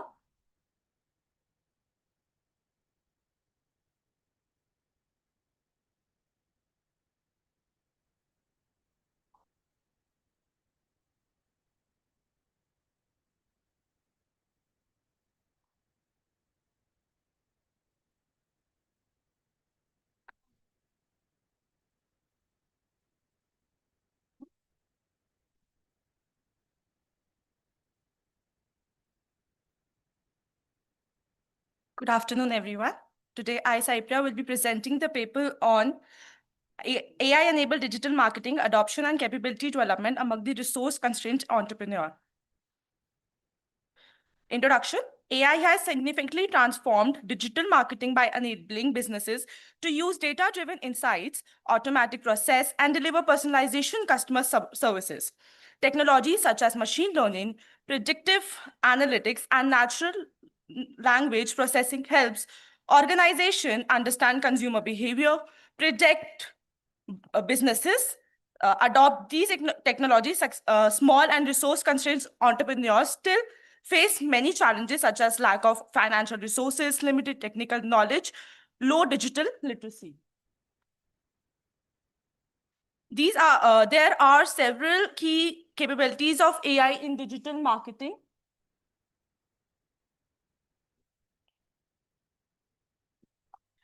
First is it provides data-driven customer insights by analyzing behavior and transaction data. Second, it enables personalization content and recommendations, improving customer engagement. Third, chatbots and visual analysts automate customer interactions and provide 24/7 support. Additionally, predictive analysis helps forecast demand and customer behavior, while marketing automation reduces manual efforts. Lastly, AI-based content automation improves the quality and efficiency of marketing content. The literature review highlights that AI technologies improve marketing performance by increasing efficiency, reducing human error, and enabling real-time decision-making. However, customer acceptance plays a crucial role. Factors such as trust and privacy concerns significantly influence how customer responds to AI-driven marketing. While personalization enhances satisfaction and loyalty, concerns about the data misuse, lack of transparency can negatively impact the adoption. The study also identifies the important research gaps, such as especially in the context of tribal and small-scale entrepreneurs, there is a lack of unified framework that integrates culture, social and technological factors, and very limited research has been conducted on adoption in such communities. To address a conceptual model has been developed linking tribal identity, social capital, entrepreneur orientation, and market performance, with AI adoption acting as a key driven. Innovation is considered as a moderating factor in the relationship. The research follows a mixed method approach, combining qualitative and quantitative techniques. Data is collected through sectoral questionnaires and analysis using structured tools such as SPSS to ensure reliability and validity. Multiple stages includes interview, surveys, and longitudinal analysis are used to strengthen the findings. In conclusion, AI-enabled digital marketing has immensely potential to empower entrepreneurs by improving efficiency, enhancing customer engagement, and supporting the data-driven decision-making. However, for effective adoption, it is essential to address challenges such as lack of awareness, technical skills, and privacy concerns. That's it. Thank you so much for considering the request for the time limit. Thank you so much. In fact, the only suggestion is there are extant theories available in the technology adoption, especially the theory of planned behavior, theory of reasoned action, and of course the AUT, Unified Theory Towards the Acceptance and Use of Technology. So whenever you are proposing any framework, you try to maybe take the construct from these theories, because that will make your framework more logical. So that is in fact the only suggestion. And of course, like this time also we have limited time, so we are not taking the questions. Thank you, sir. Thank you so much. All the best. Thank you so much, Ms. Saipriya. Now I would like to call upon Mr. Yash to present the paper.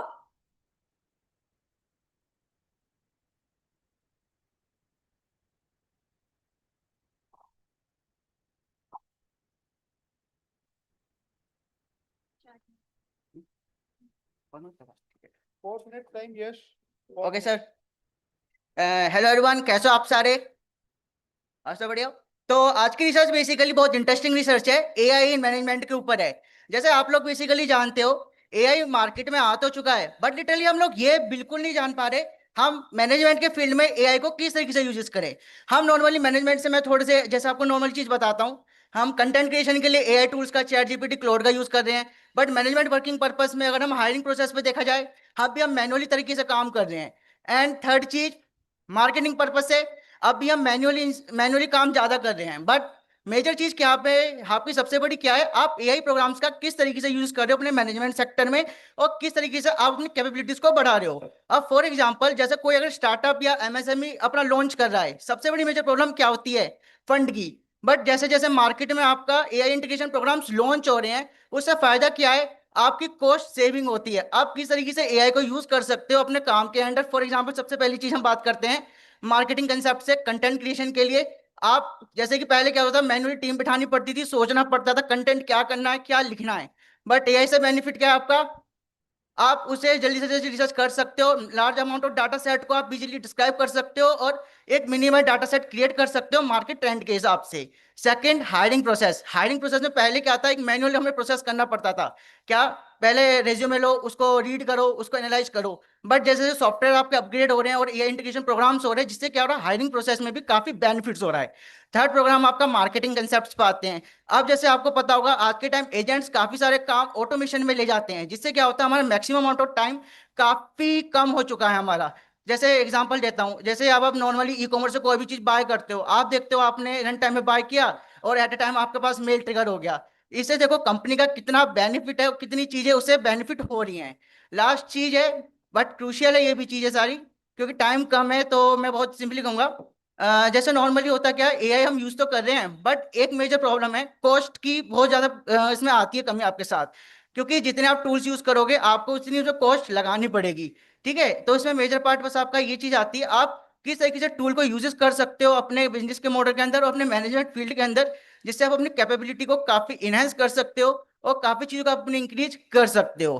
तो ये normal PPT थी, तो अभी time कम था, तो एक basic थोड़ा case study type से मैंने अभी यहाँ पे चीज अपनी रिसर्च को शोकेस किया है। And thank you so much. Any अगर क्वेश्चन किसी को कुछ पूछना है तो पूछ सकते हो उसके regarding. We are not in fact considering the question at this stage, but of course very important. AI is undoubtedly being integrated by the business, but as a student, as a research scholar, we are required to make the responsible use of AI. That Yes, is sir. the only something which is important. So maybe later on you can support your analysis with more case studies. Okay. And, then maybe like you triangulate the findings from these case studies. Sir मैं पे time होता है, मैं आपको case study live में show कर सकता हूँ मैं सारी। We appreciate your efforts, but Thank you, sir. maybe the next level we can see all. Thank you so much, sir. Thank you so much. Thank you. Okay, sir. Thank you. Thank you so much, Mr. Yash, for adhering to time. Now, finally, I would like to call upon Ms. Natasha to present her paper. I think change the file. Yes, sir. Okay.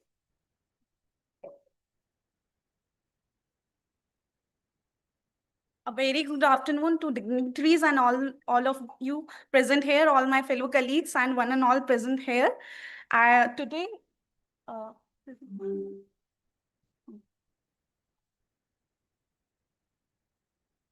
today I'm going to present my paper. It is about the critical evolution in the field of management accounting, which is enhancing the role of managerial decision making, or I can say CVP analysis. Basically, I have taken.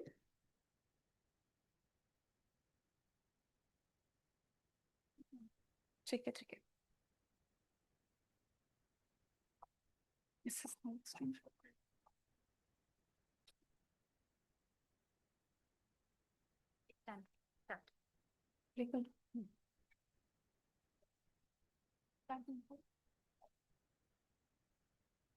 Yes.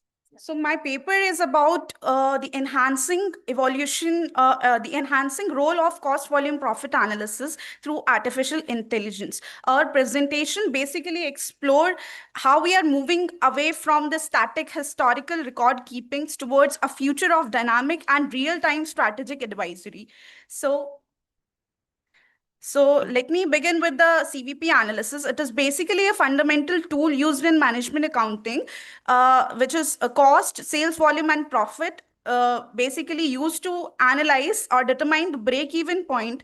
So problem here is the traditional method are starting to fade off as they rely on the historical data and manual work majorly, which makes the process slow and prone to human errors. Furthermore, the traditional model assumes simple and linear relationship between the sales and variable cost, but in real world costs are often non-linear and complex. So we have the AI solution with use of AI decision support system. It can be helpful for the manager to utilize machine learning and transform the CVP analysis into a dynamic tool that possesses live data and accurately captures these complex market behaviors. So if I talk about the methodology used here, it follows a qualitative conceptual design. We conducted a systematic review of literatures, specifically focused on peer-reviewed research published between 2024 and 25. And we have utilized a comparative framework to measure the differences in the data handling, error propensity, and adaptability between manual and AI-enhanced model. Importantly, we took a socio-technical perspective, which is basically an integration between artificial intelligence and human intelligence. So lastly, we identify a research gap, particularly regarding how to make these tools affordable for SMEs. So if we move on to the findings. So we have 4 core technologies driving this change. First is machine learning. This acts as a digital detective. It analyzes vast data set to find hidden nonlinear pattern and anomalies that humans often miss.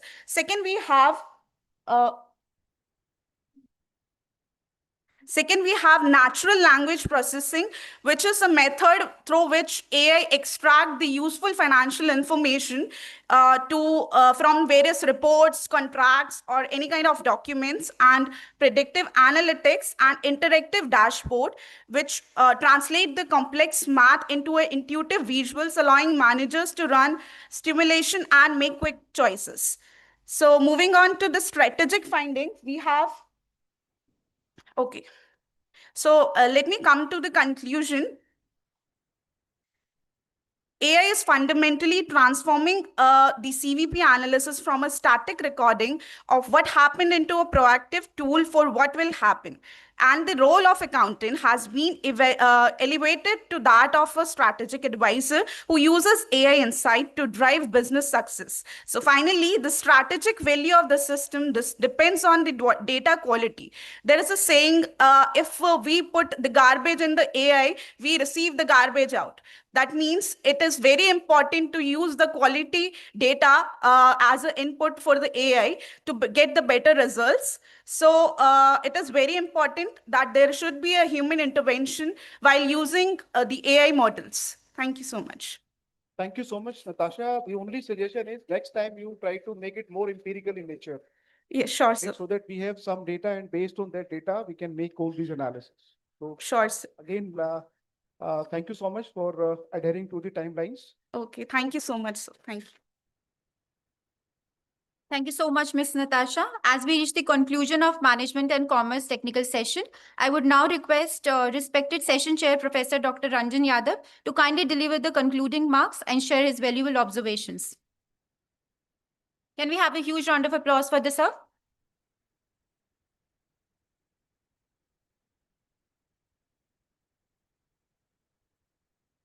First of all, thank you so much for inviting me to this really very vibrating session today. One of the indicator of success of any conference is the number of papers presented.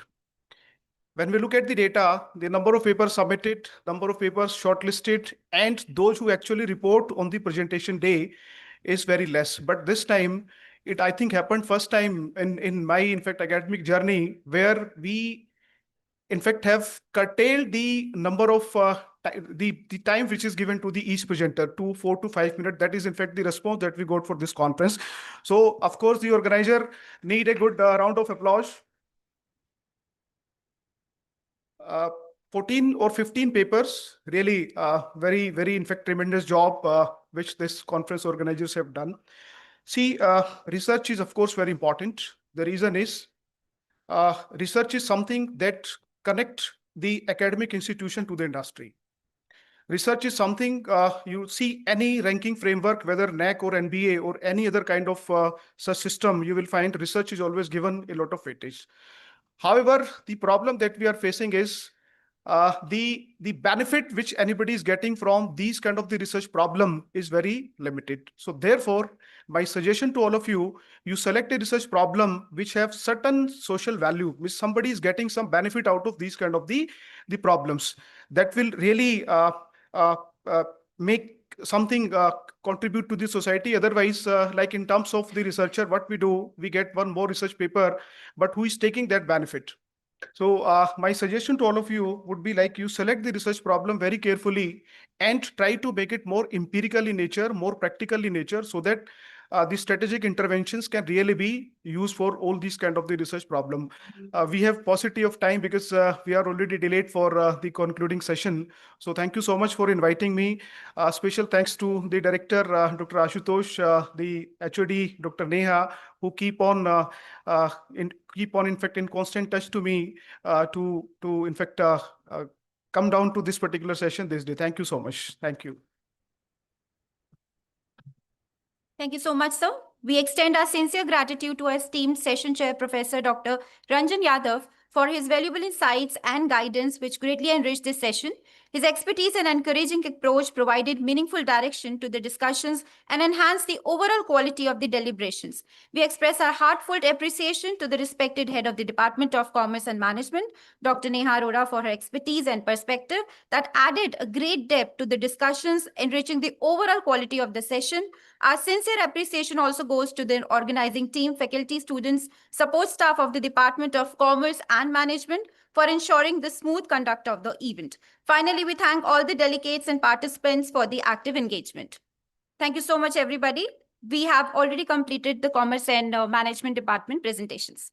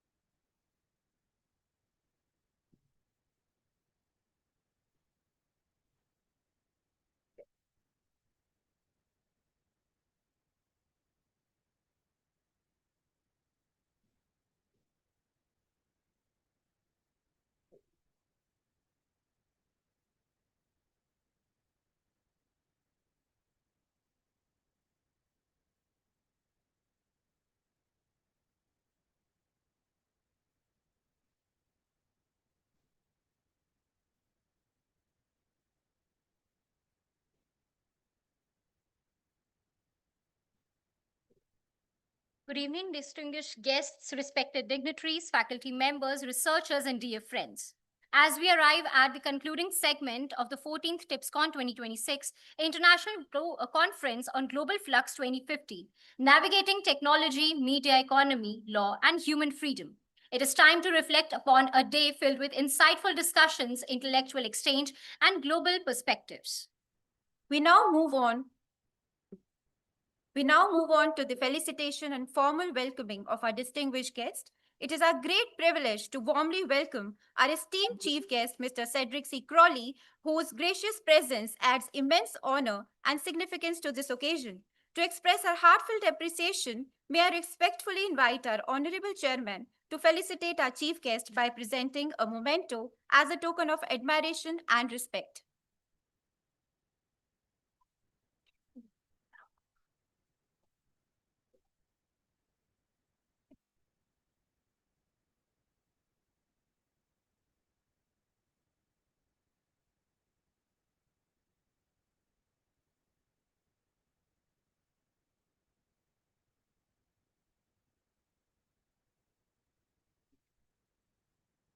Thank you. We are equally honored to extend a warm welcome to our distinguished guest of honor, Professor Govind Singh. His gracious presence truly enriches this occasion, and we are sincerely grateful to have him with us today. We express our appreciation. May I respectfully invite our Honorable Chairman, Dr. R.K. Tandon, sir, to present a memento as a mark of our reverence.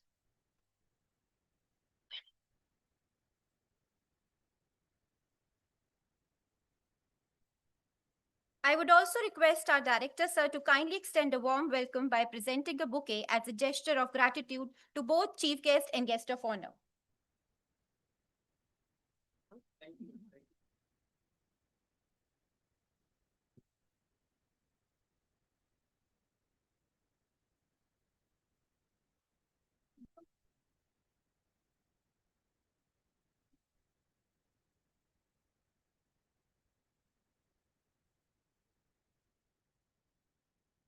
Thank you.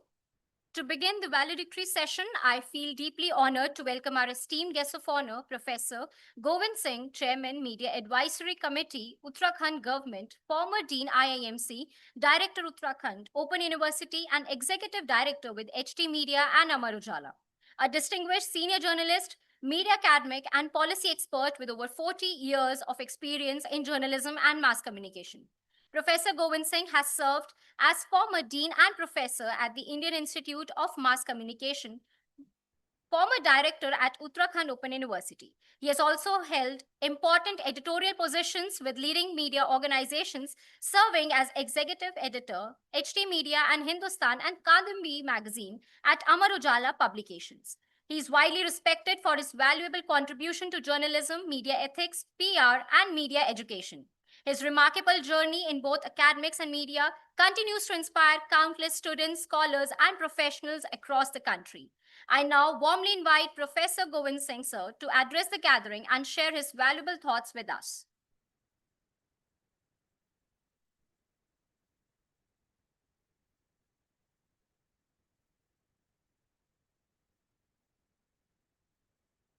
Thank you very much. आपका बहुत बहुत शुक्रिया. I am sorry that I am speaking in Hindi because comfortable in Hindi. बहुत अच्छा लगा यहाँ आकर के. आदरणीय अग्रवाल साहब, चीफ गेस्ट और बाकी जो सदस्य हैं डाइस पर बैठे हुए, और आप सभी जो है स्टूडेंट्स हैं, रिसर्च स्कॉलर्स हैं और यहाँ के टीचर्स हैं, आप सबको नमस्कार. ये जो सब्जेक्ट है आज का वो वाकई बहुत दिलचस्प है. मुझे बहुत सोच रहा था कि यहाँ आने से पहले कि ये सब्जेक्ट क्यों रखा होगा. बहुत आजकल जो जनरली जो सब्जेक्ट्स हैं सेमिनार्स में या तो विकसित भारत के बारे में होते हैं या फिर मीडिया से रिलेटेड या देश से रिलेटेड किसी सब्जेक्ट पर होते हैं, लेकिन ये एक ऐसा सब्जेक्ट है जो सारी दुनिया के बारे में है और बहुत ही इम्पोर्टेंट सब्जेक्ट है. मैं इसके लिए वाकई जो संस्थान है ट्रिनिटी कॉलेज और यहाँ के जो ऑर्गेनाइजर्स हैं उनका बहुत बहुत उनको धन्यवाद करता हूँ, उनका अभिनंदन करता हूँ. और मुझे यहाँ बुलाया है, इसलिए और भी मुझे बहुत खुशी है। तो जो सब्जेक्ट है वो असल में फ्यूचरोलॉजी को लेकर के है। भविष्य क्या है, क्या होने वाला है, ये जो है एक सब्जेक्ट आज का है। हम देखते हैं हमारे यहाँ ज्योतिष होता है। हम लोग जो है अपने बारे में, अपने भविष्य के बारे में पूछने के लिए ज्योतिषियों के पास जाते हैं और ज्योतिषी हमको बताते हैं भाई तुम्हारे ग्रह दशा ये चल रही है, वो चल रही है, और आने वाले समय में ऐसा हो सकता है, ये हो सकता है, वो हो सकता है। वो लोग पॉलिटिकल भविष्यवाणी भी करते हैं, दुनिया भर के बारे में भी, ग्लोबली कहाँ कहाँ दुनिया में क्या होने वाला है ये भी भविष्यवाणी करते हैं। वो एक अलग तरह की दुनिया है। लेकिन ये जो भविष्यवाणी है, ये जो फ्यूचरोलॉजी है, वो एक तरह से जो कुछ चल रहा है, जो कुछ टेक्नोलॉजिकल एडवांसमेंट्स हो रही हैं, जो कुछ साइंटिफिक डिस्कवरीज हो रही दुनिया में, उनके मद्देनज़र, उनको देखते हुए वो आगे कहाँ तक जा सकती हैं, इसको लेकर के जो एक तरह से जो भविष्यवाणी है वो हो रही है। तो पिछले कुछ सालों से हम लोग देख रहे हैं बहुत तेज़ी के साथ दुनिया बदल रही है, बहुत ही तेज़ी के साथ बदल रही है। जो हमारे पूर्वजों ने कई सौ साल में नहीं देखी बदलती हुई दुनिया, वो हमने पिछले 50 साल में देख ली है। हमें देखते हैं कि हमारी जो एग्रीकल्चरल, एक तरह से हमारे देश की जो कृषि सभ्यता थी, एग्रीकल्चरल सिविलाइजेशन हमारे देश की थी, वो हजारों साल से ऐसी चल रही थी। बहुत सारे आक्रांता आए, बहुत सारे हमले हुए, विदेश से लोग आए, शासक बदले, लेकिन हमारी जो एग्रीकल्चरल का जो सिस्टम था वो ज्यों का त्यों रहा। हमारे बीज, हमारे जीवन शैली, हमारा खान पान हजारों साल से वैसे ही रहा, हमारी खेती का तरीका भी वही रहा। लेकिन इधर हमने देखा है कि पिछले 30-40 साल में बहुत तेजी के साथ बदला है।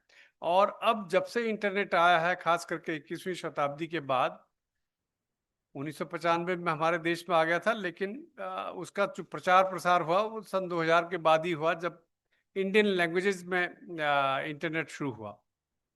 तो ये जो है जिस तरह से तेजी के साथ बदला है और जिस तरह से उसने हमारी सोसाइटी को बदला है, वो बहुत ही गजब का है। और बहुत कई बार लगता है कि ये क्या हो रहा है, कहाँ जा रहे हैं हम लोग।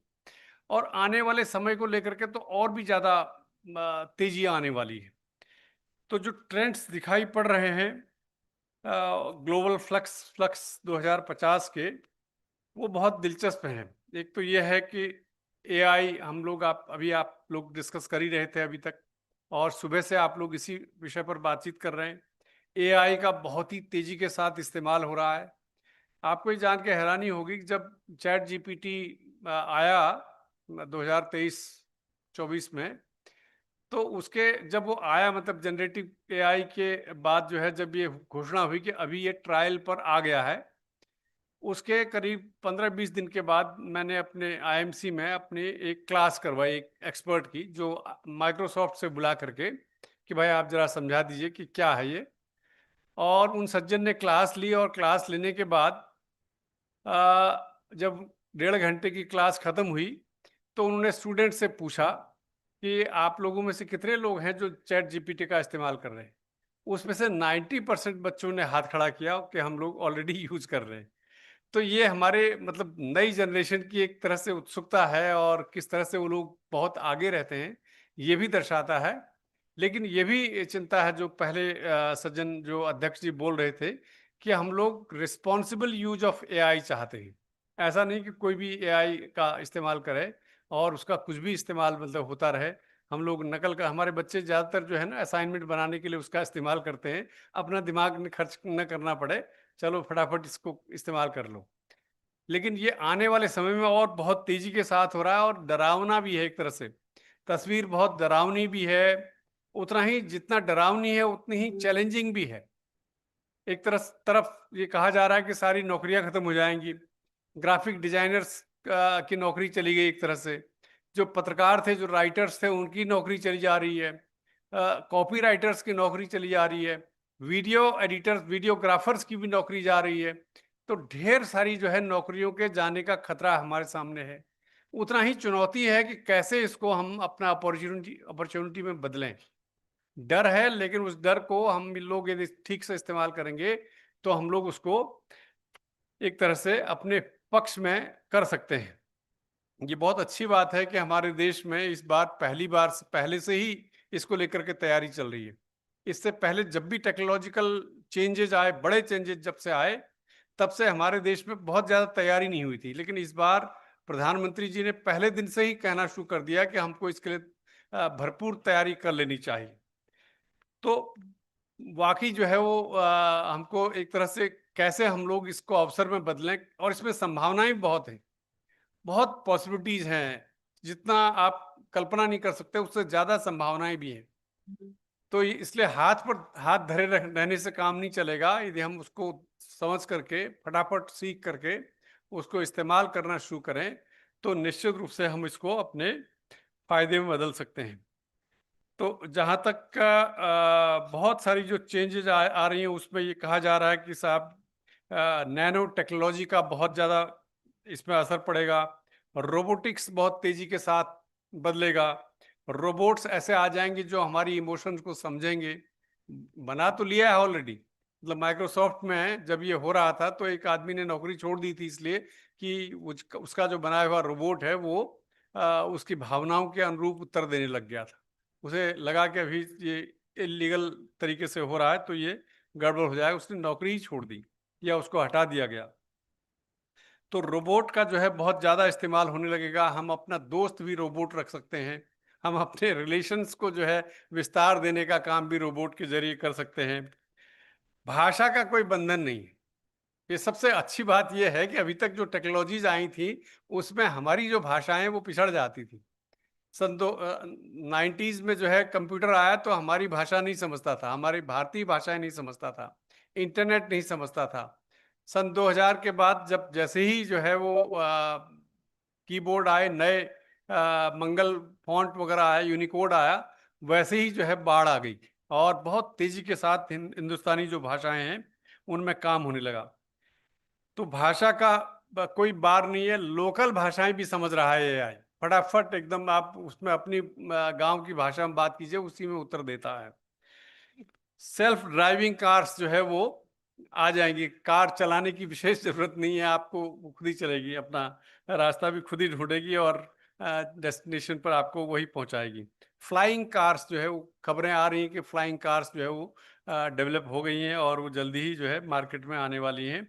दिल्ली से जो है गुड़गांव तक 20 मिनट में आपको 10 मिनट में पहुंचा देंगी।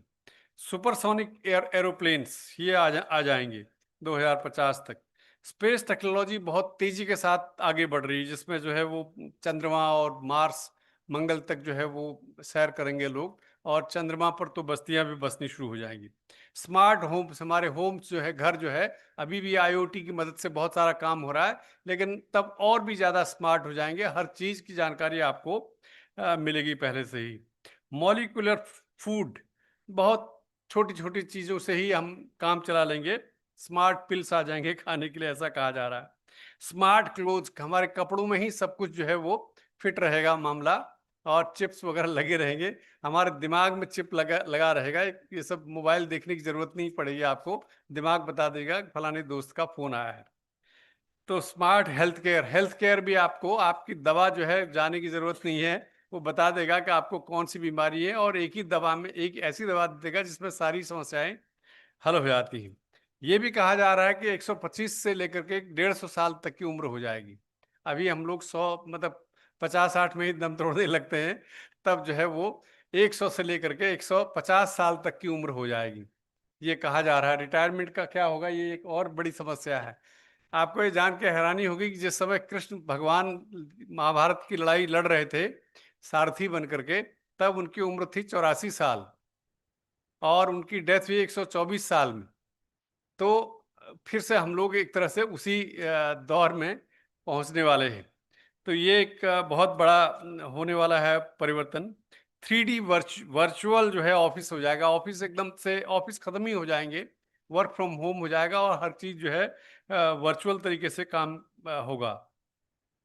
रिन्यूएबल एनर्जी पर ज़्यादा होगा, ऐसा कहा जा रहा है कि जो बिजली है उस पर निर्भरता कम हो जाएगी। तो इसी तरह से एजुकेशन जो है पर्सनलाइज्ड हो जाएगी। मतलब हर आदमी को, ये नहीं कि सारी क्लास को एक ही आदमी पढ़ा रहा है, वैसा नहीं, जेनरिक एजुकेशन नहीं होगी, हर आदमी को उसके जरूरत के हिसाब से शिक्षा दी जाएगी, पर्सनलाइज्ड। तो न्यूरल लिंक्स के जरिए जो है सारा काम होगा, एक तरह से दिमाग में जो आपका चिप फिट कर दिया जाएगा, वो सब चीजें आपको करवाएगा। मीडिया का जो, जहाँ तक चूंकि मैं मीडिया का विद्यार्थी हूँ तो इसलिए मीडिया के संदर्भ में बताना चाहूँगा कि बहुत कुछ जो है वो ऑटोमेटिक होने वाला है। सिंथेटिक एआई एंकर्स आने वाले हैं। दुनिया के मैक्सिको में तैयार हो रहा है कार्यक्रम, भारत में दिखाया जा रहा है, और हिंदी में दिखाया जा रहा है, भोजपुरी में दिखाया जा रहा है, किसी भी भाषा में हो रहा है। तो ये एक इस तरह का काम होने वाला है। हाइपर पर्सनलाइज्ड कंटेंट, तो जेनरिक कंटेंट नहीं, अखबार में जिस तरह से आज हो रहा है कि एक मास के लिए, जनरल मास के लिए अखबार में खबरें लिखी जा रही, वैसा नहीं। हर आदमी, आप आज भी आप देखते हैं कि किस तरह से फेसबुक में आपके मतलब की चीज़ें फटाफट दिखाई देती हैं, तो ऐसे ही जो है हाइपर पर्सनलाइज्ड कंटेंट जो है वो आ जाएगा। लेकिन साथ ही साथ डीप फेक और तमाम फेक न्यूज़ वगैरह के खतरे और बहुत ज़्यादा बढ़ जाएंगे, पर उनको पकड़ने के लिए भी उतनी ही तैयारी हो जाएगी। तो इसलिए जो पूरा मीडिया सिनेरियो जो है वो टोटल जो है वो बदल जाएगा, और भाषा यहाँ भी उसमें कोई बार नहीं है। इस तरह से बहुत कुछ बदलाव जो है इसमें आ जाएगा। अब एक का ये तो जो वो तस्वीर है जो टेक्नोलॉजी के एक्सपर्ट्स जो हमको दिखा रहे हैं।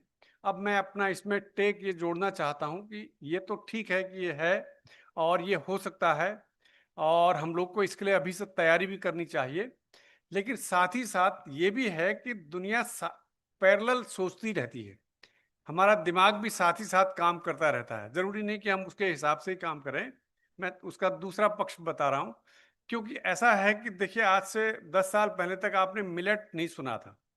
मिलेट शब्द जो है पिछले 8-10 साल में हमारे सामने आया है। उससे पहले भी मिलेट्स थे हमारे घरों में, ज्वार, बाजरा, मड़ुआ और तमाम चौलाई, तरह तरह की चीज़ें थीं, लेकिन उनको हम लोग हेय दृष्टि से मतलब एक तरह से हकारत की भावना से देखते थे, कोई उनको ढंग का खाना नहीं समझा जाता था। लेकिन आज हर घर में मल्टीग्रेन आटा पिसवाया जा रहा है और हर तरह की चीज़ें खाई जा रही, केवल गेहूं चावल से काम नहीं चलाया जा रहा है। तो पैरेलल जो है वो दुनिया भी चलती रहती है, और फिर पीछे की चीज़ें मुड़ मुड़ के आती हैं। ऐसा नहीं कि केवल एक ये तस्वीर जो है, टेक्नोलॉजी बेस्ड तस्वीर जो है, दिखा करके हम डर जाएं। हो सकता है कि आने वाले समय में हम फिर से पुराने दौर में पहुंच जाएं, जैसा कि हो भी रहा है। तो ये एक तरह से परिवर्तन होगा, निश्चित रूप से होगा, लेकिन साथ ही साथ हमारा जो अतीत है वो भी हमको बार बार हॉन्ट करता रहेगा, और हम उस तरफ भी बार बार ध्यान देते रहेंगे। तो मैं इन्हीं शब्दों के साथ अपनी बात को समाप्त करना चाहता हूं, क्योंकि टाइम बहुत कम है और बाकी बड़े वक्ता हमारे साथ हैं। बहुत बहुत आपका धन्यवाद। ये है कि हमको तैयारी करनी है, जोर शोर से तैयारी करनी है। एआई जितना तैयारी हम लोग कर लेंगे उतना ही हमको फायदा होगा, और उसके जरिए फिर हम अपनी जड़ों को और जल्दी तलाश सकते हैं। धन्यवाद। Professor Govind sir global flux, artificial intelligence और ट्रेंड्स पर अपने ज्ञानवर्धक सत्र के लिए आपका बहुत बहुत हार्दिक धन्यवाद। Now it's time to be delighted to introduce our distinguished guest of honor, Mr. Cedrick C. Crowley.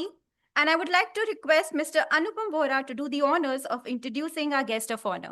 Can we have a huge round of applause?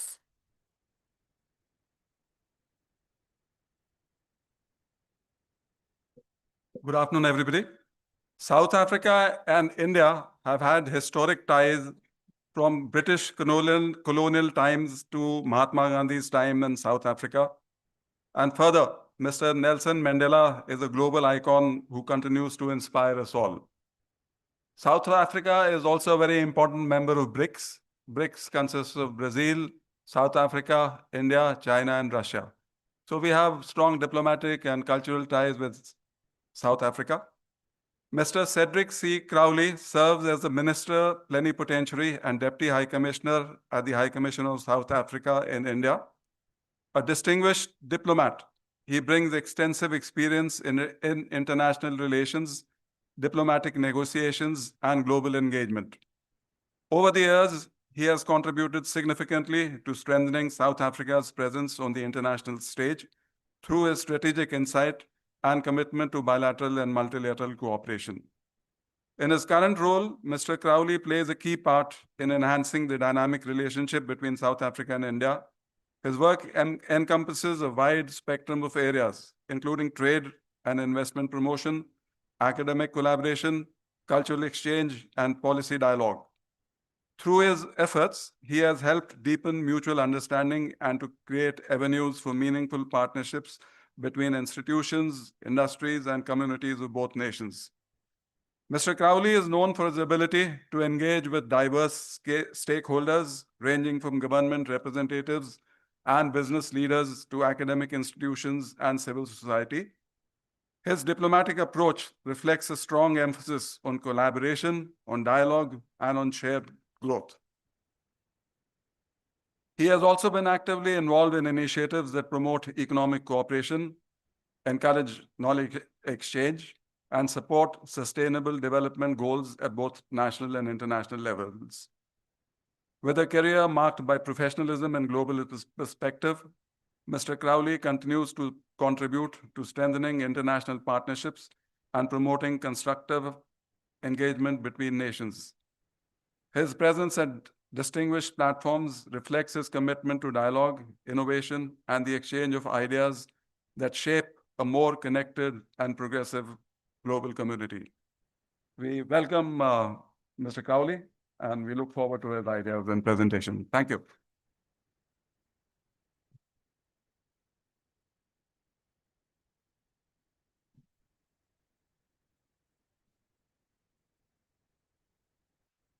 Program Director, Chairperson of the Conference Advisory Board, members of the Organizing Committee, the conveners, the coordinators, those of you that have presented here today, let me thank you for the kind invitation to be here. Also for the very generous words of introduction to Mr. Vohra, thank you for that. It is indeed an honor and pleasure to be here amongst you as you deliberate on this very important topics of the day, Global Flux 2050, Navigating Technology, Media, Economy, Law, and Human Freedom. Now, from the title, I deduce, and the key operative word there is global flux. Because indeed, this world is fluid. Things are changing. They are not predictable. They are what some would call a state of VUCA, volatility, uncertainty, complexity. And that is the world we live in. That is the world you have to navigate, both in your various professions and careers, be it in management, be it in law, be it in artificial intelligence, be it as scholars. Because even your mobility is impacted by decisions that might restrict your mobility. And you know how the scientific community needs to collaborate, need to move so that they can infuse each other with different and varied perspectives. So it's indeed an honor to be here, and I hope I can stick within the 10 minutes time frame. You know, diplomats, they are very ill-disciplined. They hardly stick to time frames. They like to talk. So I will set my clock and I will, counting from now, try to stick to the 10 minutes. So, dear colleagues, I wish to start my presentation by quoting from someone that perhaps have the best perspective on what the state of this world is like. And that is none other than the Secretary General of the UN, Mr. Guterres. And this is what he said at the beginning of the year as we enter 2016. He says, we enter a new year, the world stands at a crossroads. Chaos and uncertainty surrounds us.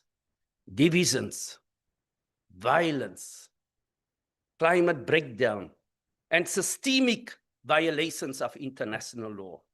A retreat from the very principles that bind us together as a human family emphasis on human family. Then he goes on, and Chairperson and I discussed briefly, as we said there, how much we spend on defense. And globally, that amount is 2.7 trillion. Now, that is enough money to eradicate poverty, to address issues of healthcare. But our leaders are not focused on that which binds us as humans.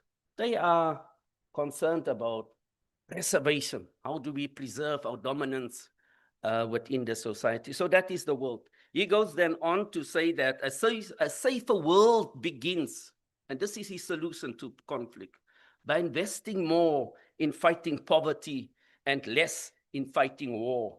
Peace, he says, and that is his wish, peace must prevail. He concludes by saying, in 2026, I call on leaders everywhere to get serious. I call on them to choose people and planet over pain. This new year, let's rise together for justice, for humanity, for peace. Let's rise together for justice, for humanity, for peace. So let me, against this backdrop, and it's a very long backdrop, but I thought it was important that we take the temperature of the world as reflected through the speech of Secretary General. So my topic today, dear friends, has got nothing to do with these very difficult topics you touched on in terms of technology, management, law. Mine is about family. And I take that liberty because of your own value system, because of your own sacred script, Sanskrit text that talks about Vaisudeva Katumbukam. Very long ago, you already recognized that the world is one family and that we have to coexist. Now, if I can reflect on what we experienced as a family in 1939 up to 1944, it was nothing more than devastation and death caused by a feud amongst some of our relatives, mostly in Europe. And they generated a conflict that demised millions of our people. I also recall that following that conflict, we all sat together. We called a family meeting, the family of nations, and said, what shall we do to prevent the recurrence of this? And is this not something we do in our own personal lives and families as families? When someone is disobeying regulations and rules and the norms, we do sit together and talk, right?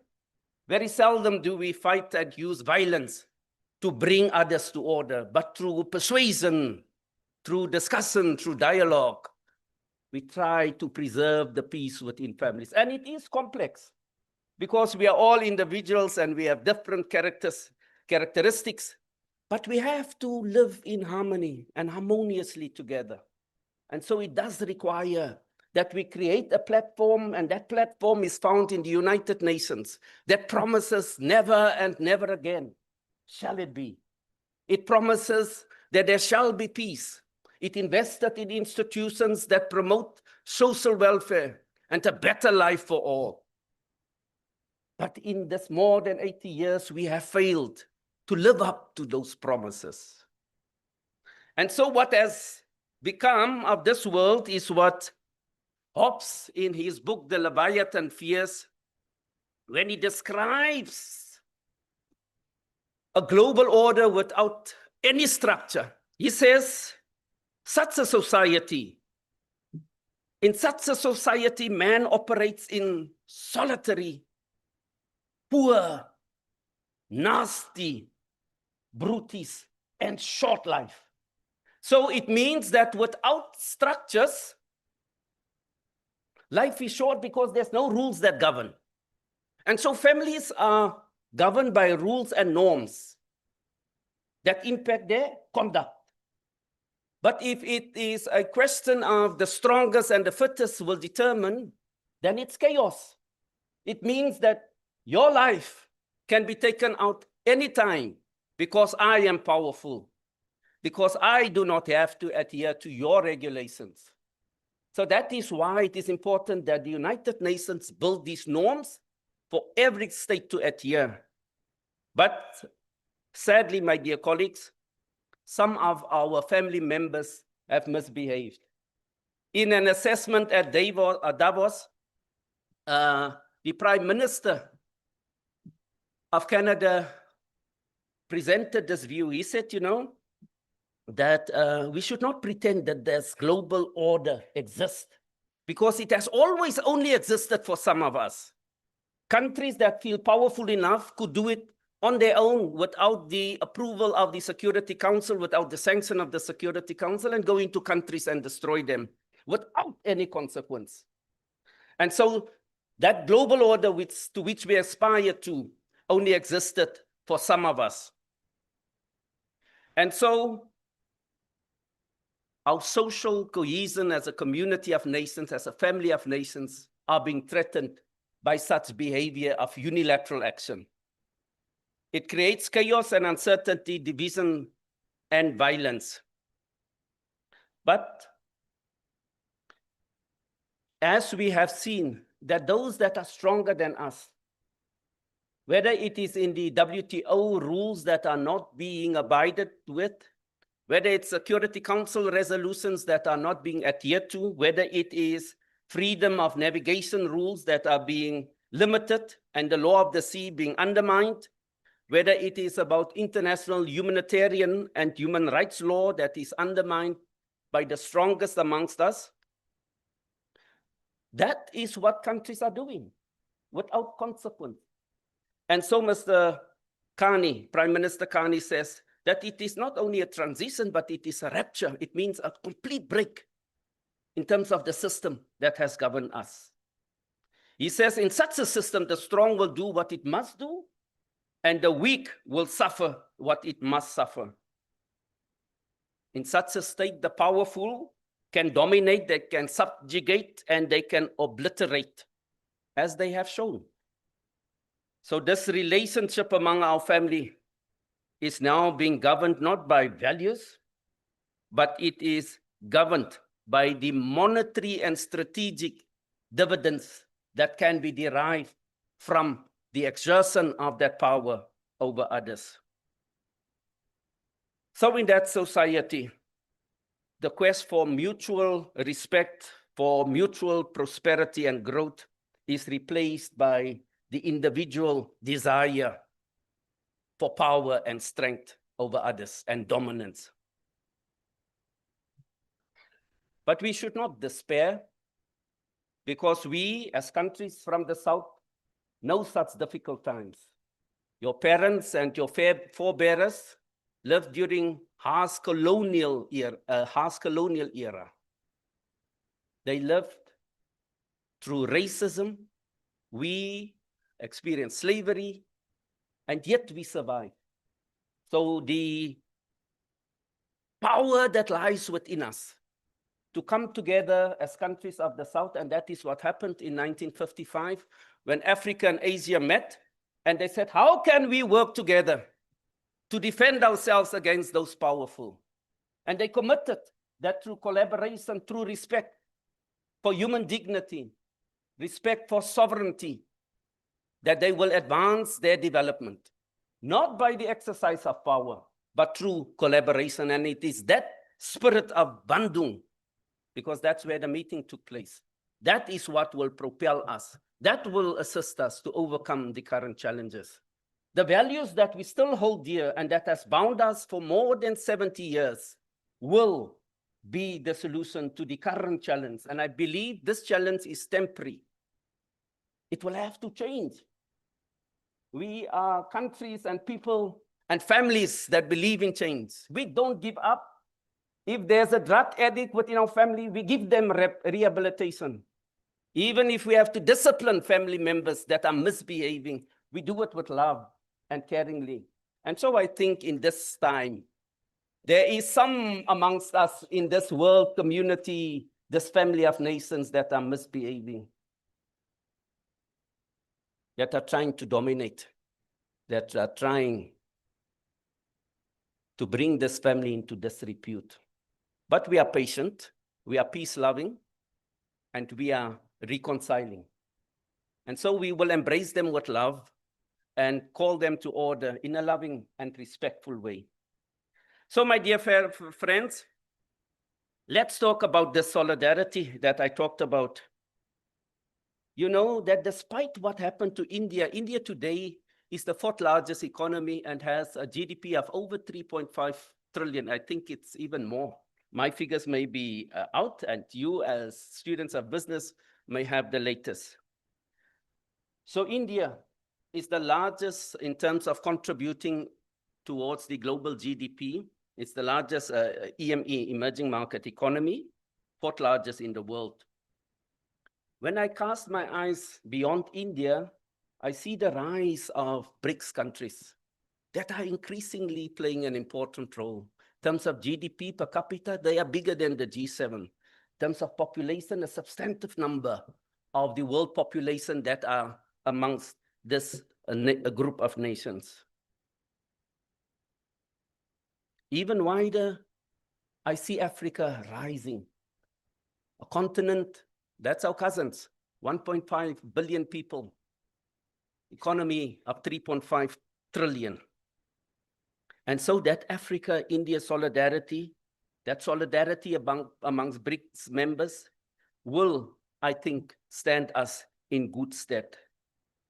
And so, my friends, as BRICS countries rise, as India rise, as Africa rise, we want to rise together.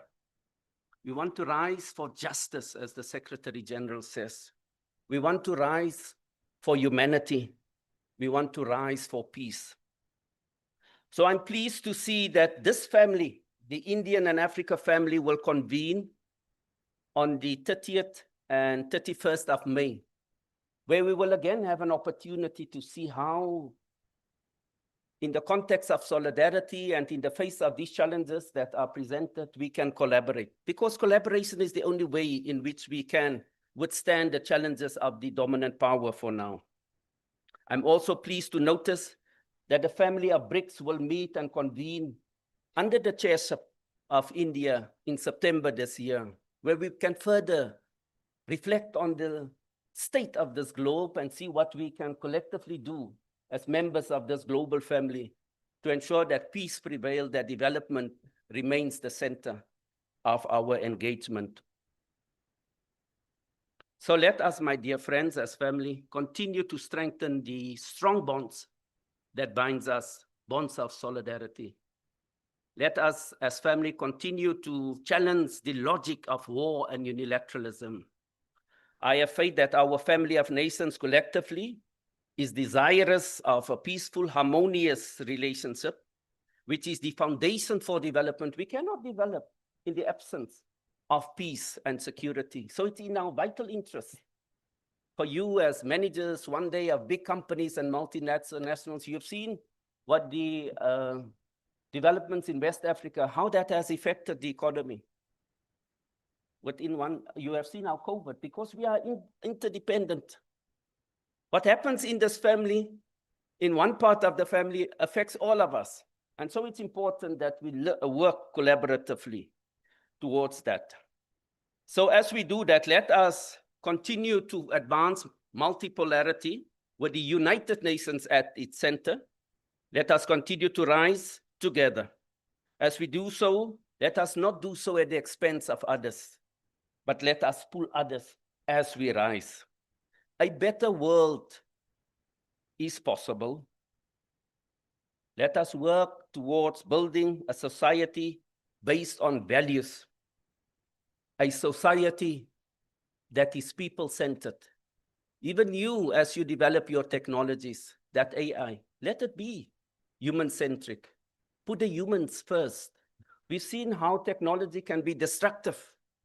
We just talked about, with Chairperson, how the inputs, because it was on the comment by one of the last presenters that said, whatever garbage you put into the system is what you will get out.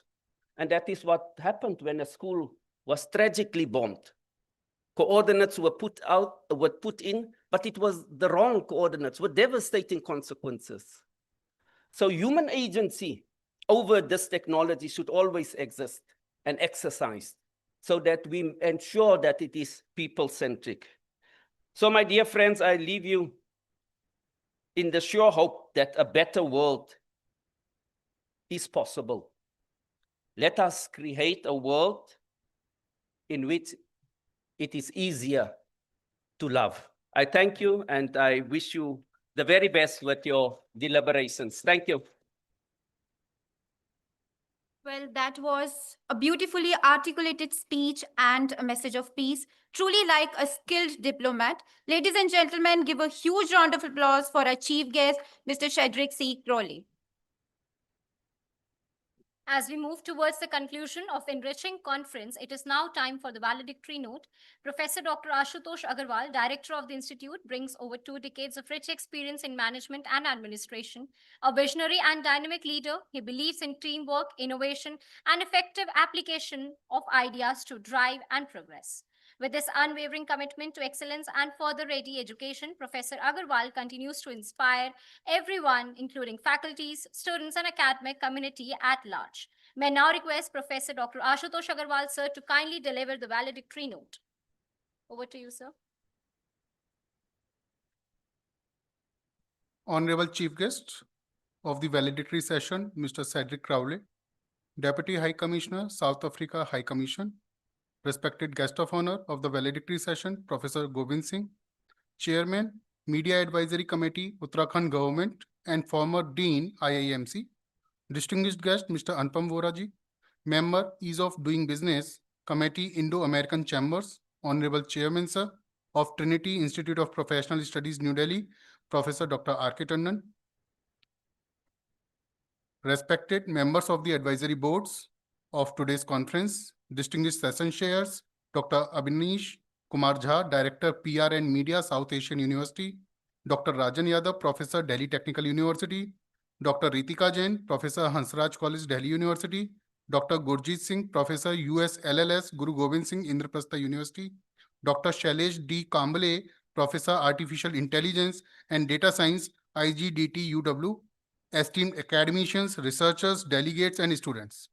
The conclusion of the 14th TIPSCON Third International Conference marks not merely the end of the academic gathering, but the culmination of a deeply enriching intellectual journey characterized by rigorous inquiry, interdisciplinary dialogue, and global engagement. Over the course of this conference, we have collectively participated in a vibrant exchange of ideas that transcended disciplinary boundaries and geographical limitations, reflecting the every essence of the theme of Global Flux 2050, navigating technology, media, economy, law, and human freedom. We are living in an era where change is no longer incremental but exponential. The discussion within the management and commerce domain provided significant insights into the evolving architecture of contemporary economies, the research exploration of the themes such as artificial intelligence in decision-making, financial resilience, sustainability transitions, and future of work underscored the need for adaptive and forward-looking strategies. Equally compelling were the contribution from the media and journalism domain, the research discussions surrounding digital activism, and the erosion of trust in traditional media institutions, revealing the multifaceted challenges confronting the contemporary information ecosystem. The information technology and mathematical perspective presented during this conference further reinforced technological innovation in shaping the future. The research contribution in areas such as artificial intelligence, machine learning, cybersecurity, and sustainability in digital era. The law domain added a critical dimensions to the discourse by addressing the regulatory and ethical challenges emerging from the transformation of society. The deliberations emphasized the need for robust legal systems, frameworks, and capable of addressing the issues related to privacy, corporate accountability, digital governance, and the protection of fundamental rights. Across all these domains, a unifying insight has emerged, namely the imperative to balance innovation with responsibility. This conference has exemplified such an approach by bringing together diverse perspectives and facilitating meaningful dialogue on issues of global significance. Another noteworthy aspect of this conference has been its emphasis on academic rigor and scholarly excellence. As we reflect on the theme of Global Flux 2050, it becomes evident that the future is not a distant horizon, but an unfolding reality shaping by the decision we make today. The responsibility of guiding this transformation lies not only with policymakers and industry leaders, but also with academicians and researchers who contribute to the creation and dissemination of information and knowledge. In conclusion, the 14th TIPSCON, Third International Conference of Trinity Institute of Professional Studies, stands as a significant milestone in our collective academic journey. It has provided a platform for meaningful engagement, fostered interdisciplinary collaborations, and contributed to the advancement of knowledge across domains. As we move forward, it is imperative that we carry with us the spirit of inquiry and commitment to the excellence, responsibility to contribute positively to the world. The ideas exchanged here will undoubtedly continue to resonate, shaping future research, discourse, and practice in the years to come. Thank you, Jai Hind.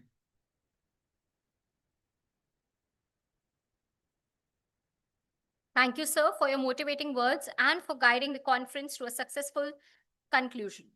With this, we now move on to the certificate distribution ceremony to recognize the contributions and participation of our esteemed presenters and delegates. I request the dignitaries to kindly come forward and present the certificates.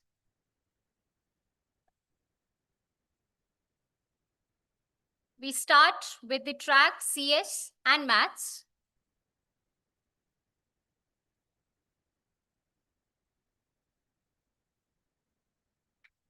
May I call upon Mr. Sanjeev Kumar from Galgotia? Do we have Mr. Sanjeev Kumar here?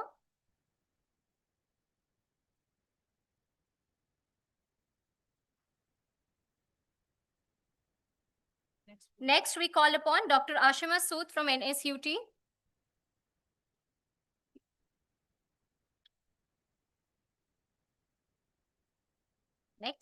Next will be Ms. Medhavi from IGD TUW.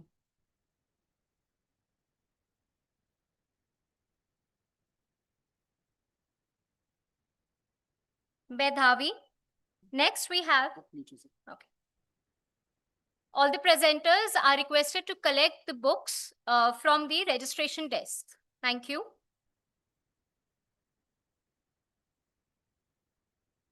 Ms. Medhavi. Next, we have Ms. Renu Kumari Jha from DTU. Next, we have Ms. Riddhi Mishra from IPU. Ms. Latika from Jagannath University.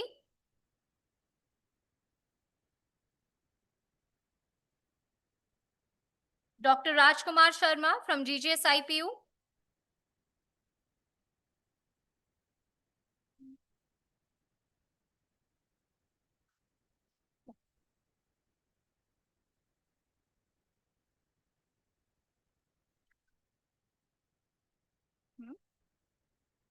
नहीं sir नहीं sir Ms. Shweta from IGD TUW.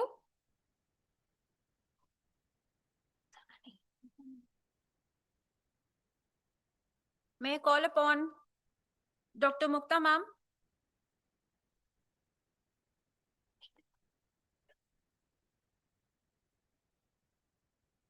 Dr. Krishna ma'am?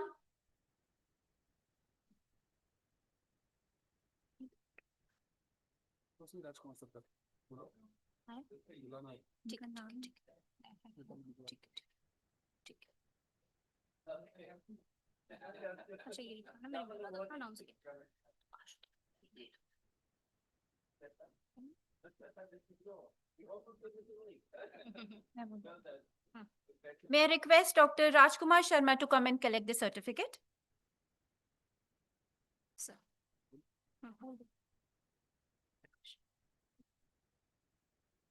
Dr. Krishna. I request Mr. Sushant to come and collect the certificate. Collect one.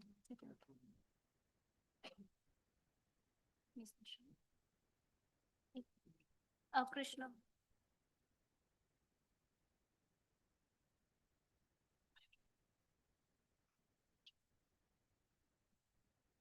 Dr. Krishna. Miss Mala. Miss Dr. Miss Nisha. Miss Nisha. Dr. Mala. Dr. Aarti.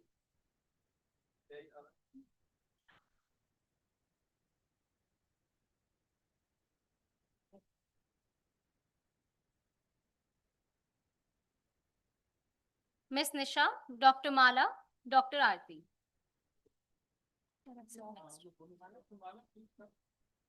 Next, after this, we'll start with the law track. The first name is Miss Abhilasha Yadav.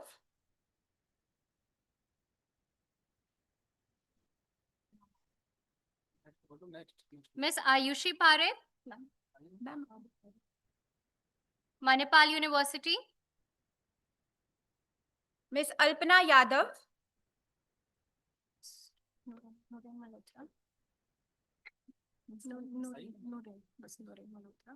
Nurain Manotra. Kindly come up on the stage.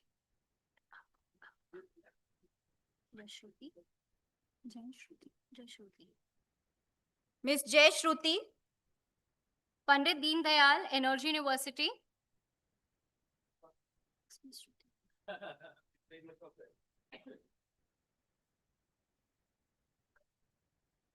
Miss Jyoti Verma.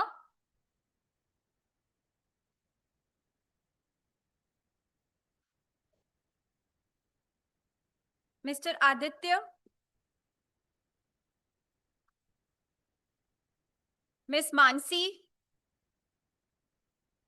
Miss Shivangi.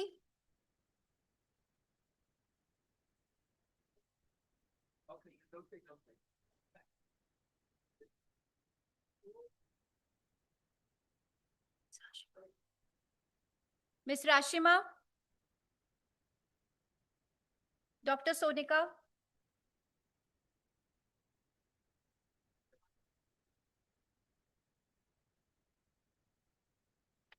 Miss Anubhuti.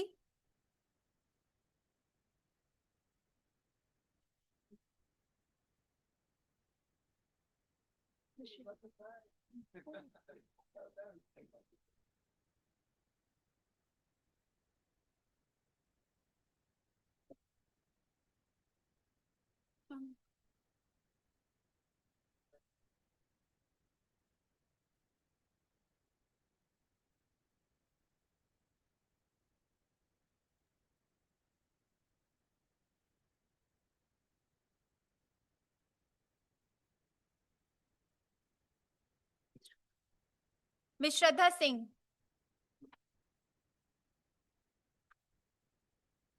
Next, we start with BGMC track, journalism track.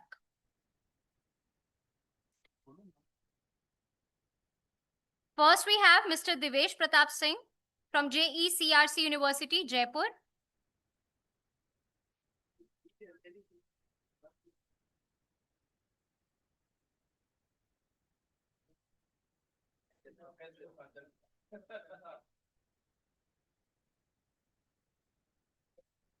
Next, we have Ms. Mansi Rawat from NIMC. Miss Pragya Thakur from MIT University.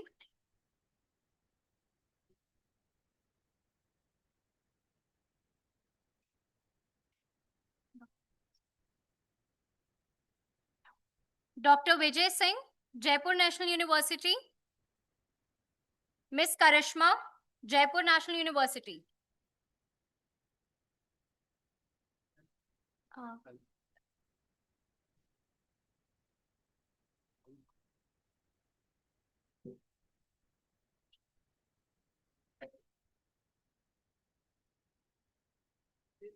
Dr. Shiv from Global Development Networks.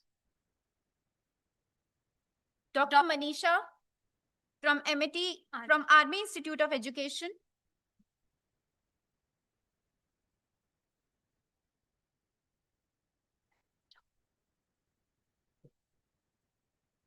Dr. Arvind.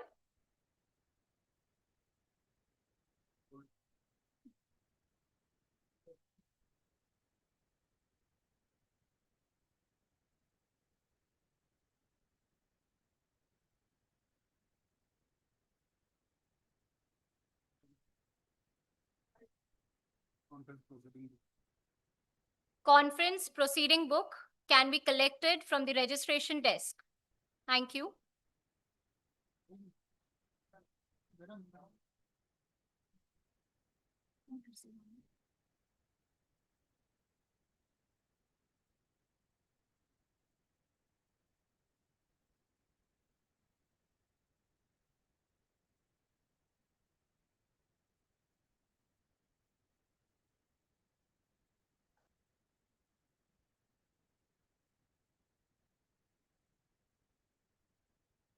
Dr. Arvind, Miss Akansha. Next, we start with Management and Commerce.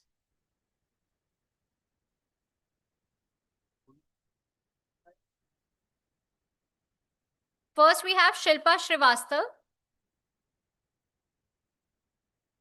Next, Sarita Yadav.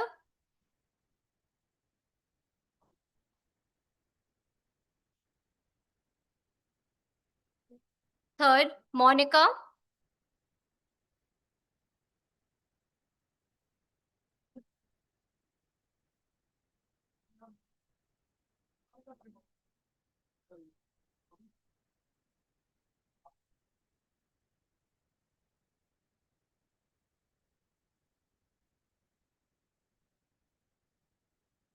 Next, Nikita. Nikita Kataria.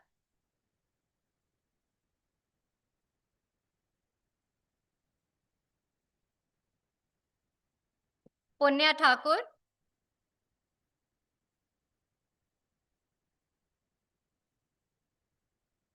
Pragya Thakur.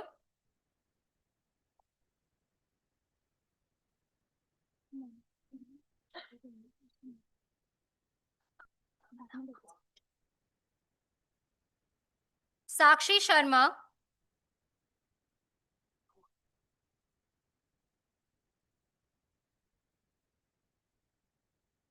Gurpreet Kaur. Sai Priya.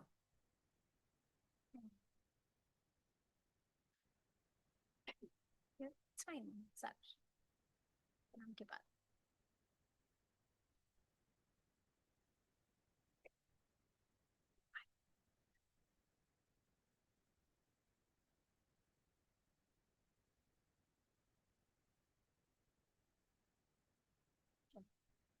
Dr. Rajni Saluja, ma'am.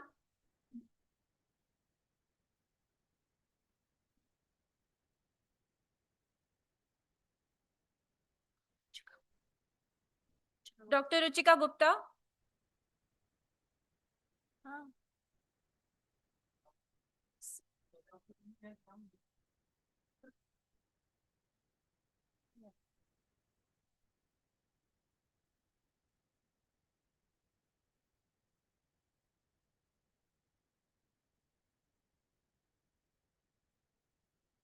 Dr. Shikha.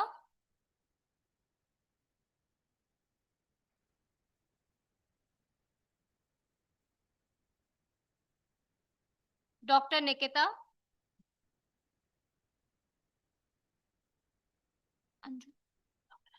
Dr. Anju.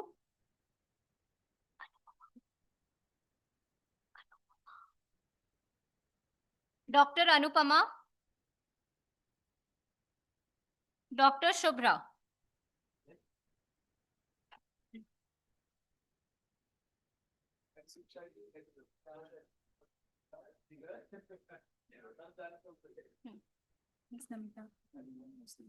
Miss Namita. Miss Nidhi. Mr. Yash. Miss Saloni.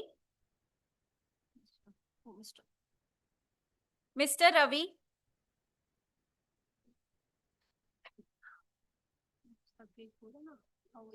Miss Ustatpreet. Miss Ritu Saini.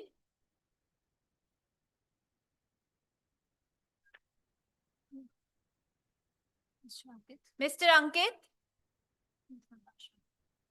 Miss Natasha.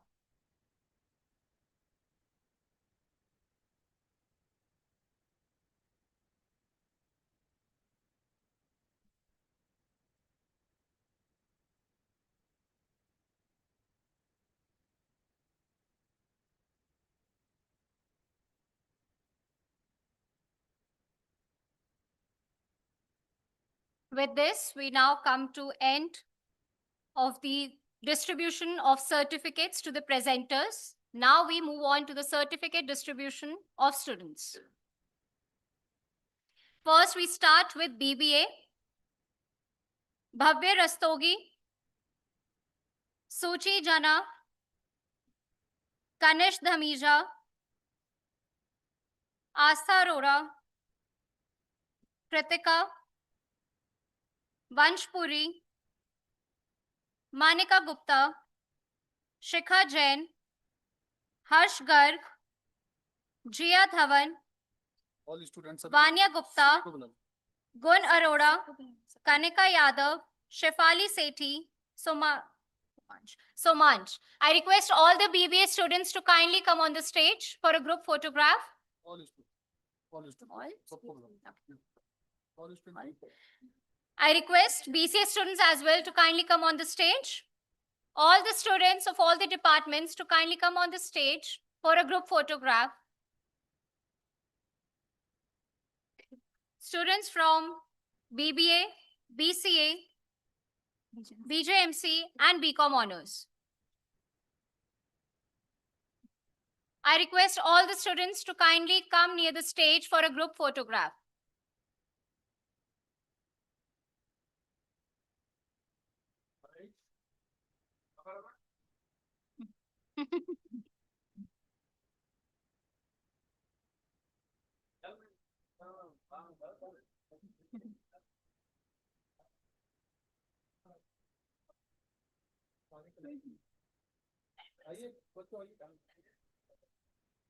Certificate Deepti का certificate दीजिए हाँ सब लोग नहीं करेंगे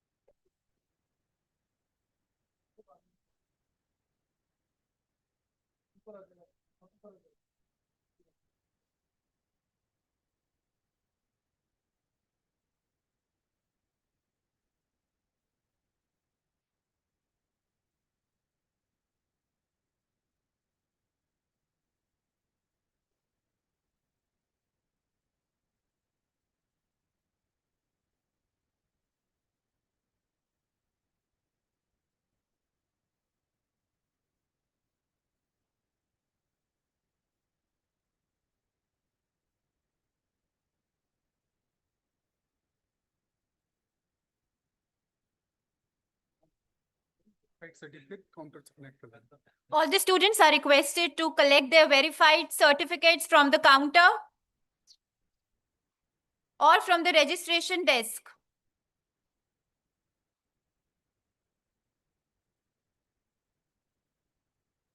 I request all the students to kindly settle down. Thank you, dignitaries.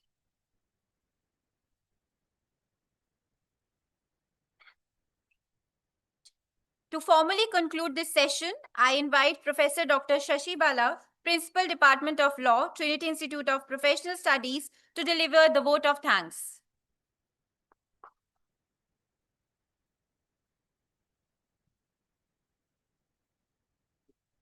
Respected Chief Guest, Honorable Mr. Cedrick Crowley, Minister Plenipotentiary and Deputy High Commissioner, Guest of Honor, Professor Govind Singh, Chairman, Media Advisory Committee, Uttarakhand, Honorable Chairman, Dr. R.K. Tandon, distinguished dignitaries, esteemed speakers, respected faculty members, and dear participants.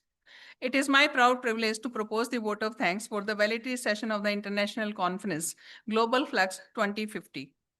First and foremost, I extend our heartfelt gratitude to our chief guest, Mr. Cedrick C. Crowley, for gracing this valedictory session and for his inspiring and insightful address. Your words have provided a meaningful and reflective conclusion to this conference. Thank you, sir.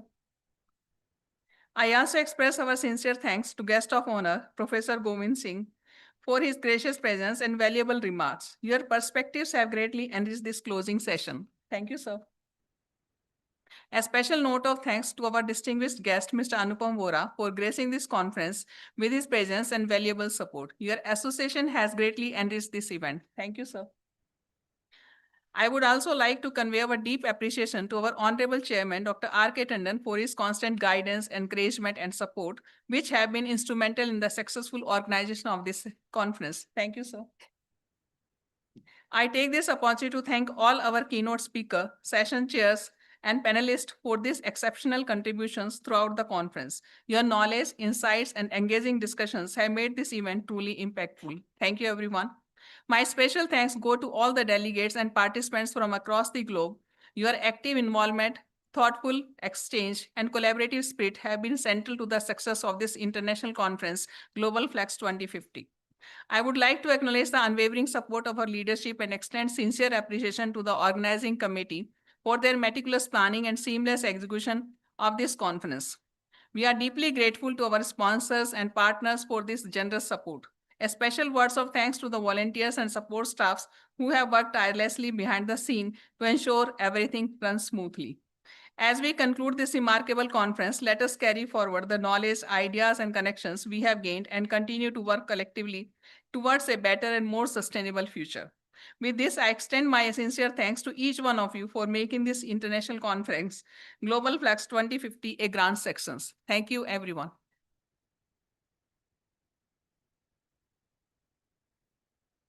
Thank you, ma'am. With this, we come to end of the valedictory session of TIPSCON 2026. We extend our heartfelt gratitude to all our distinguished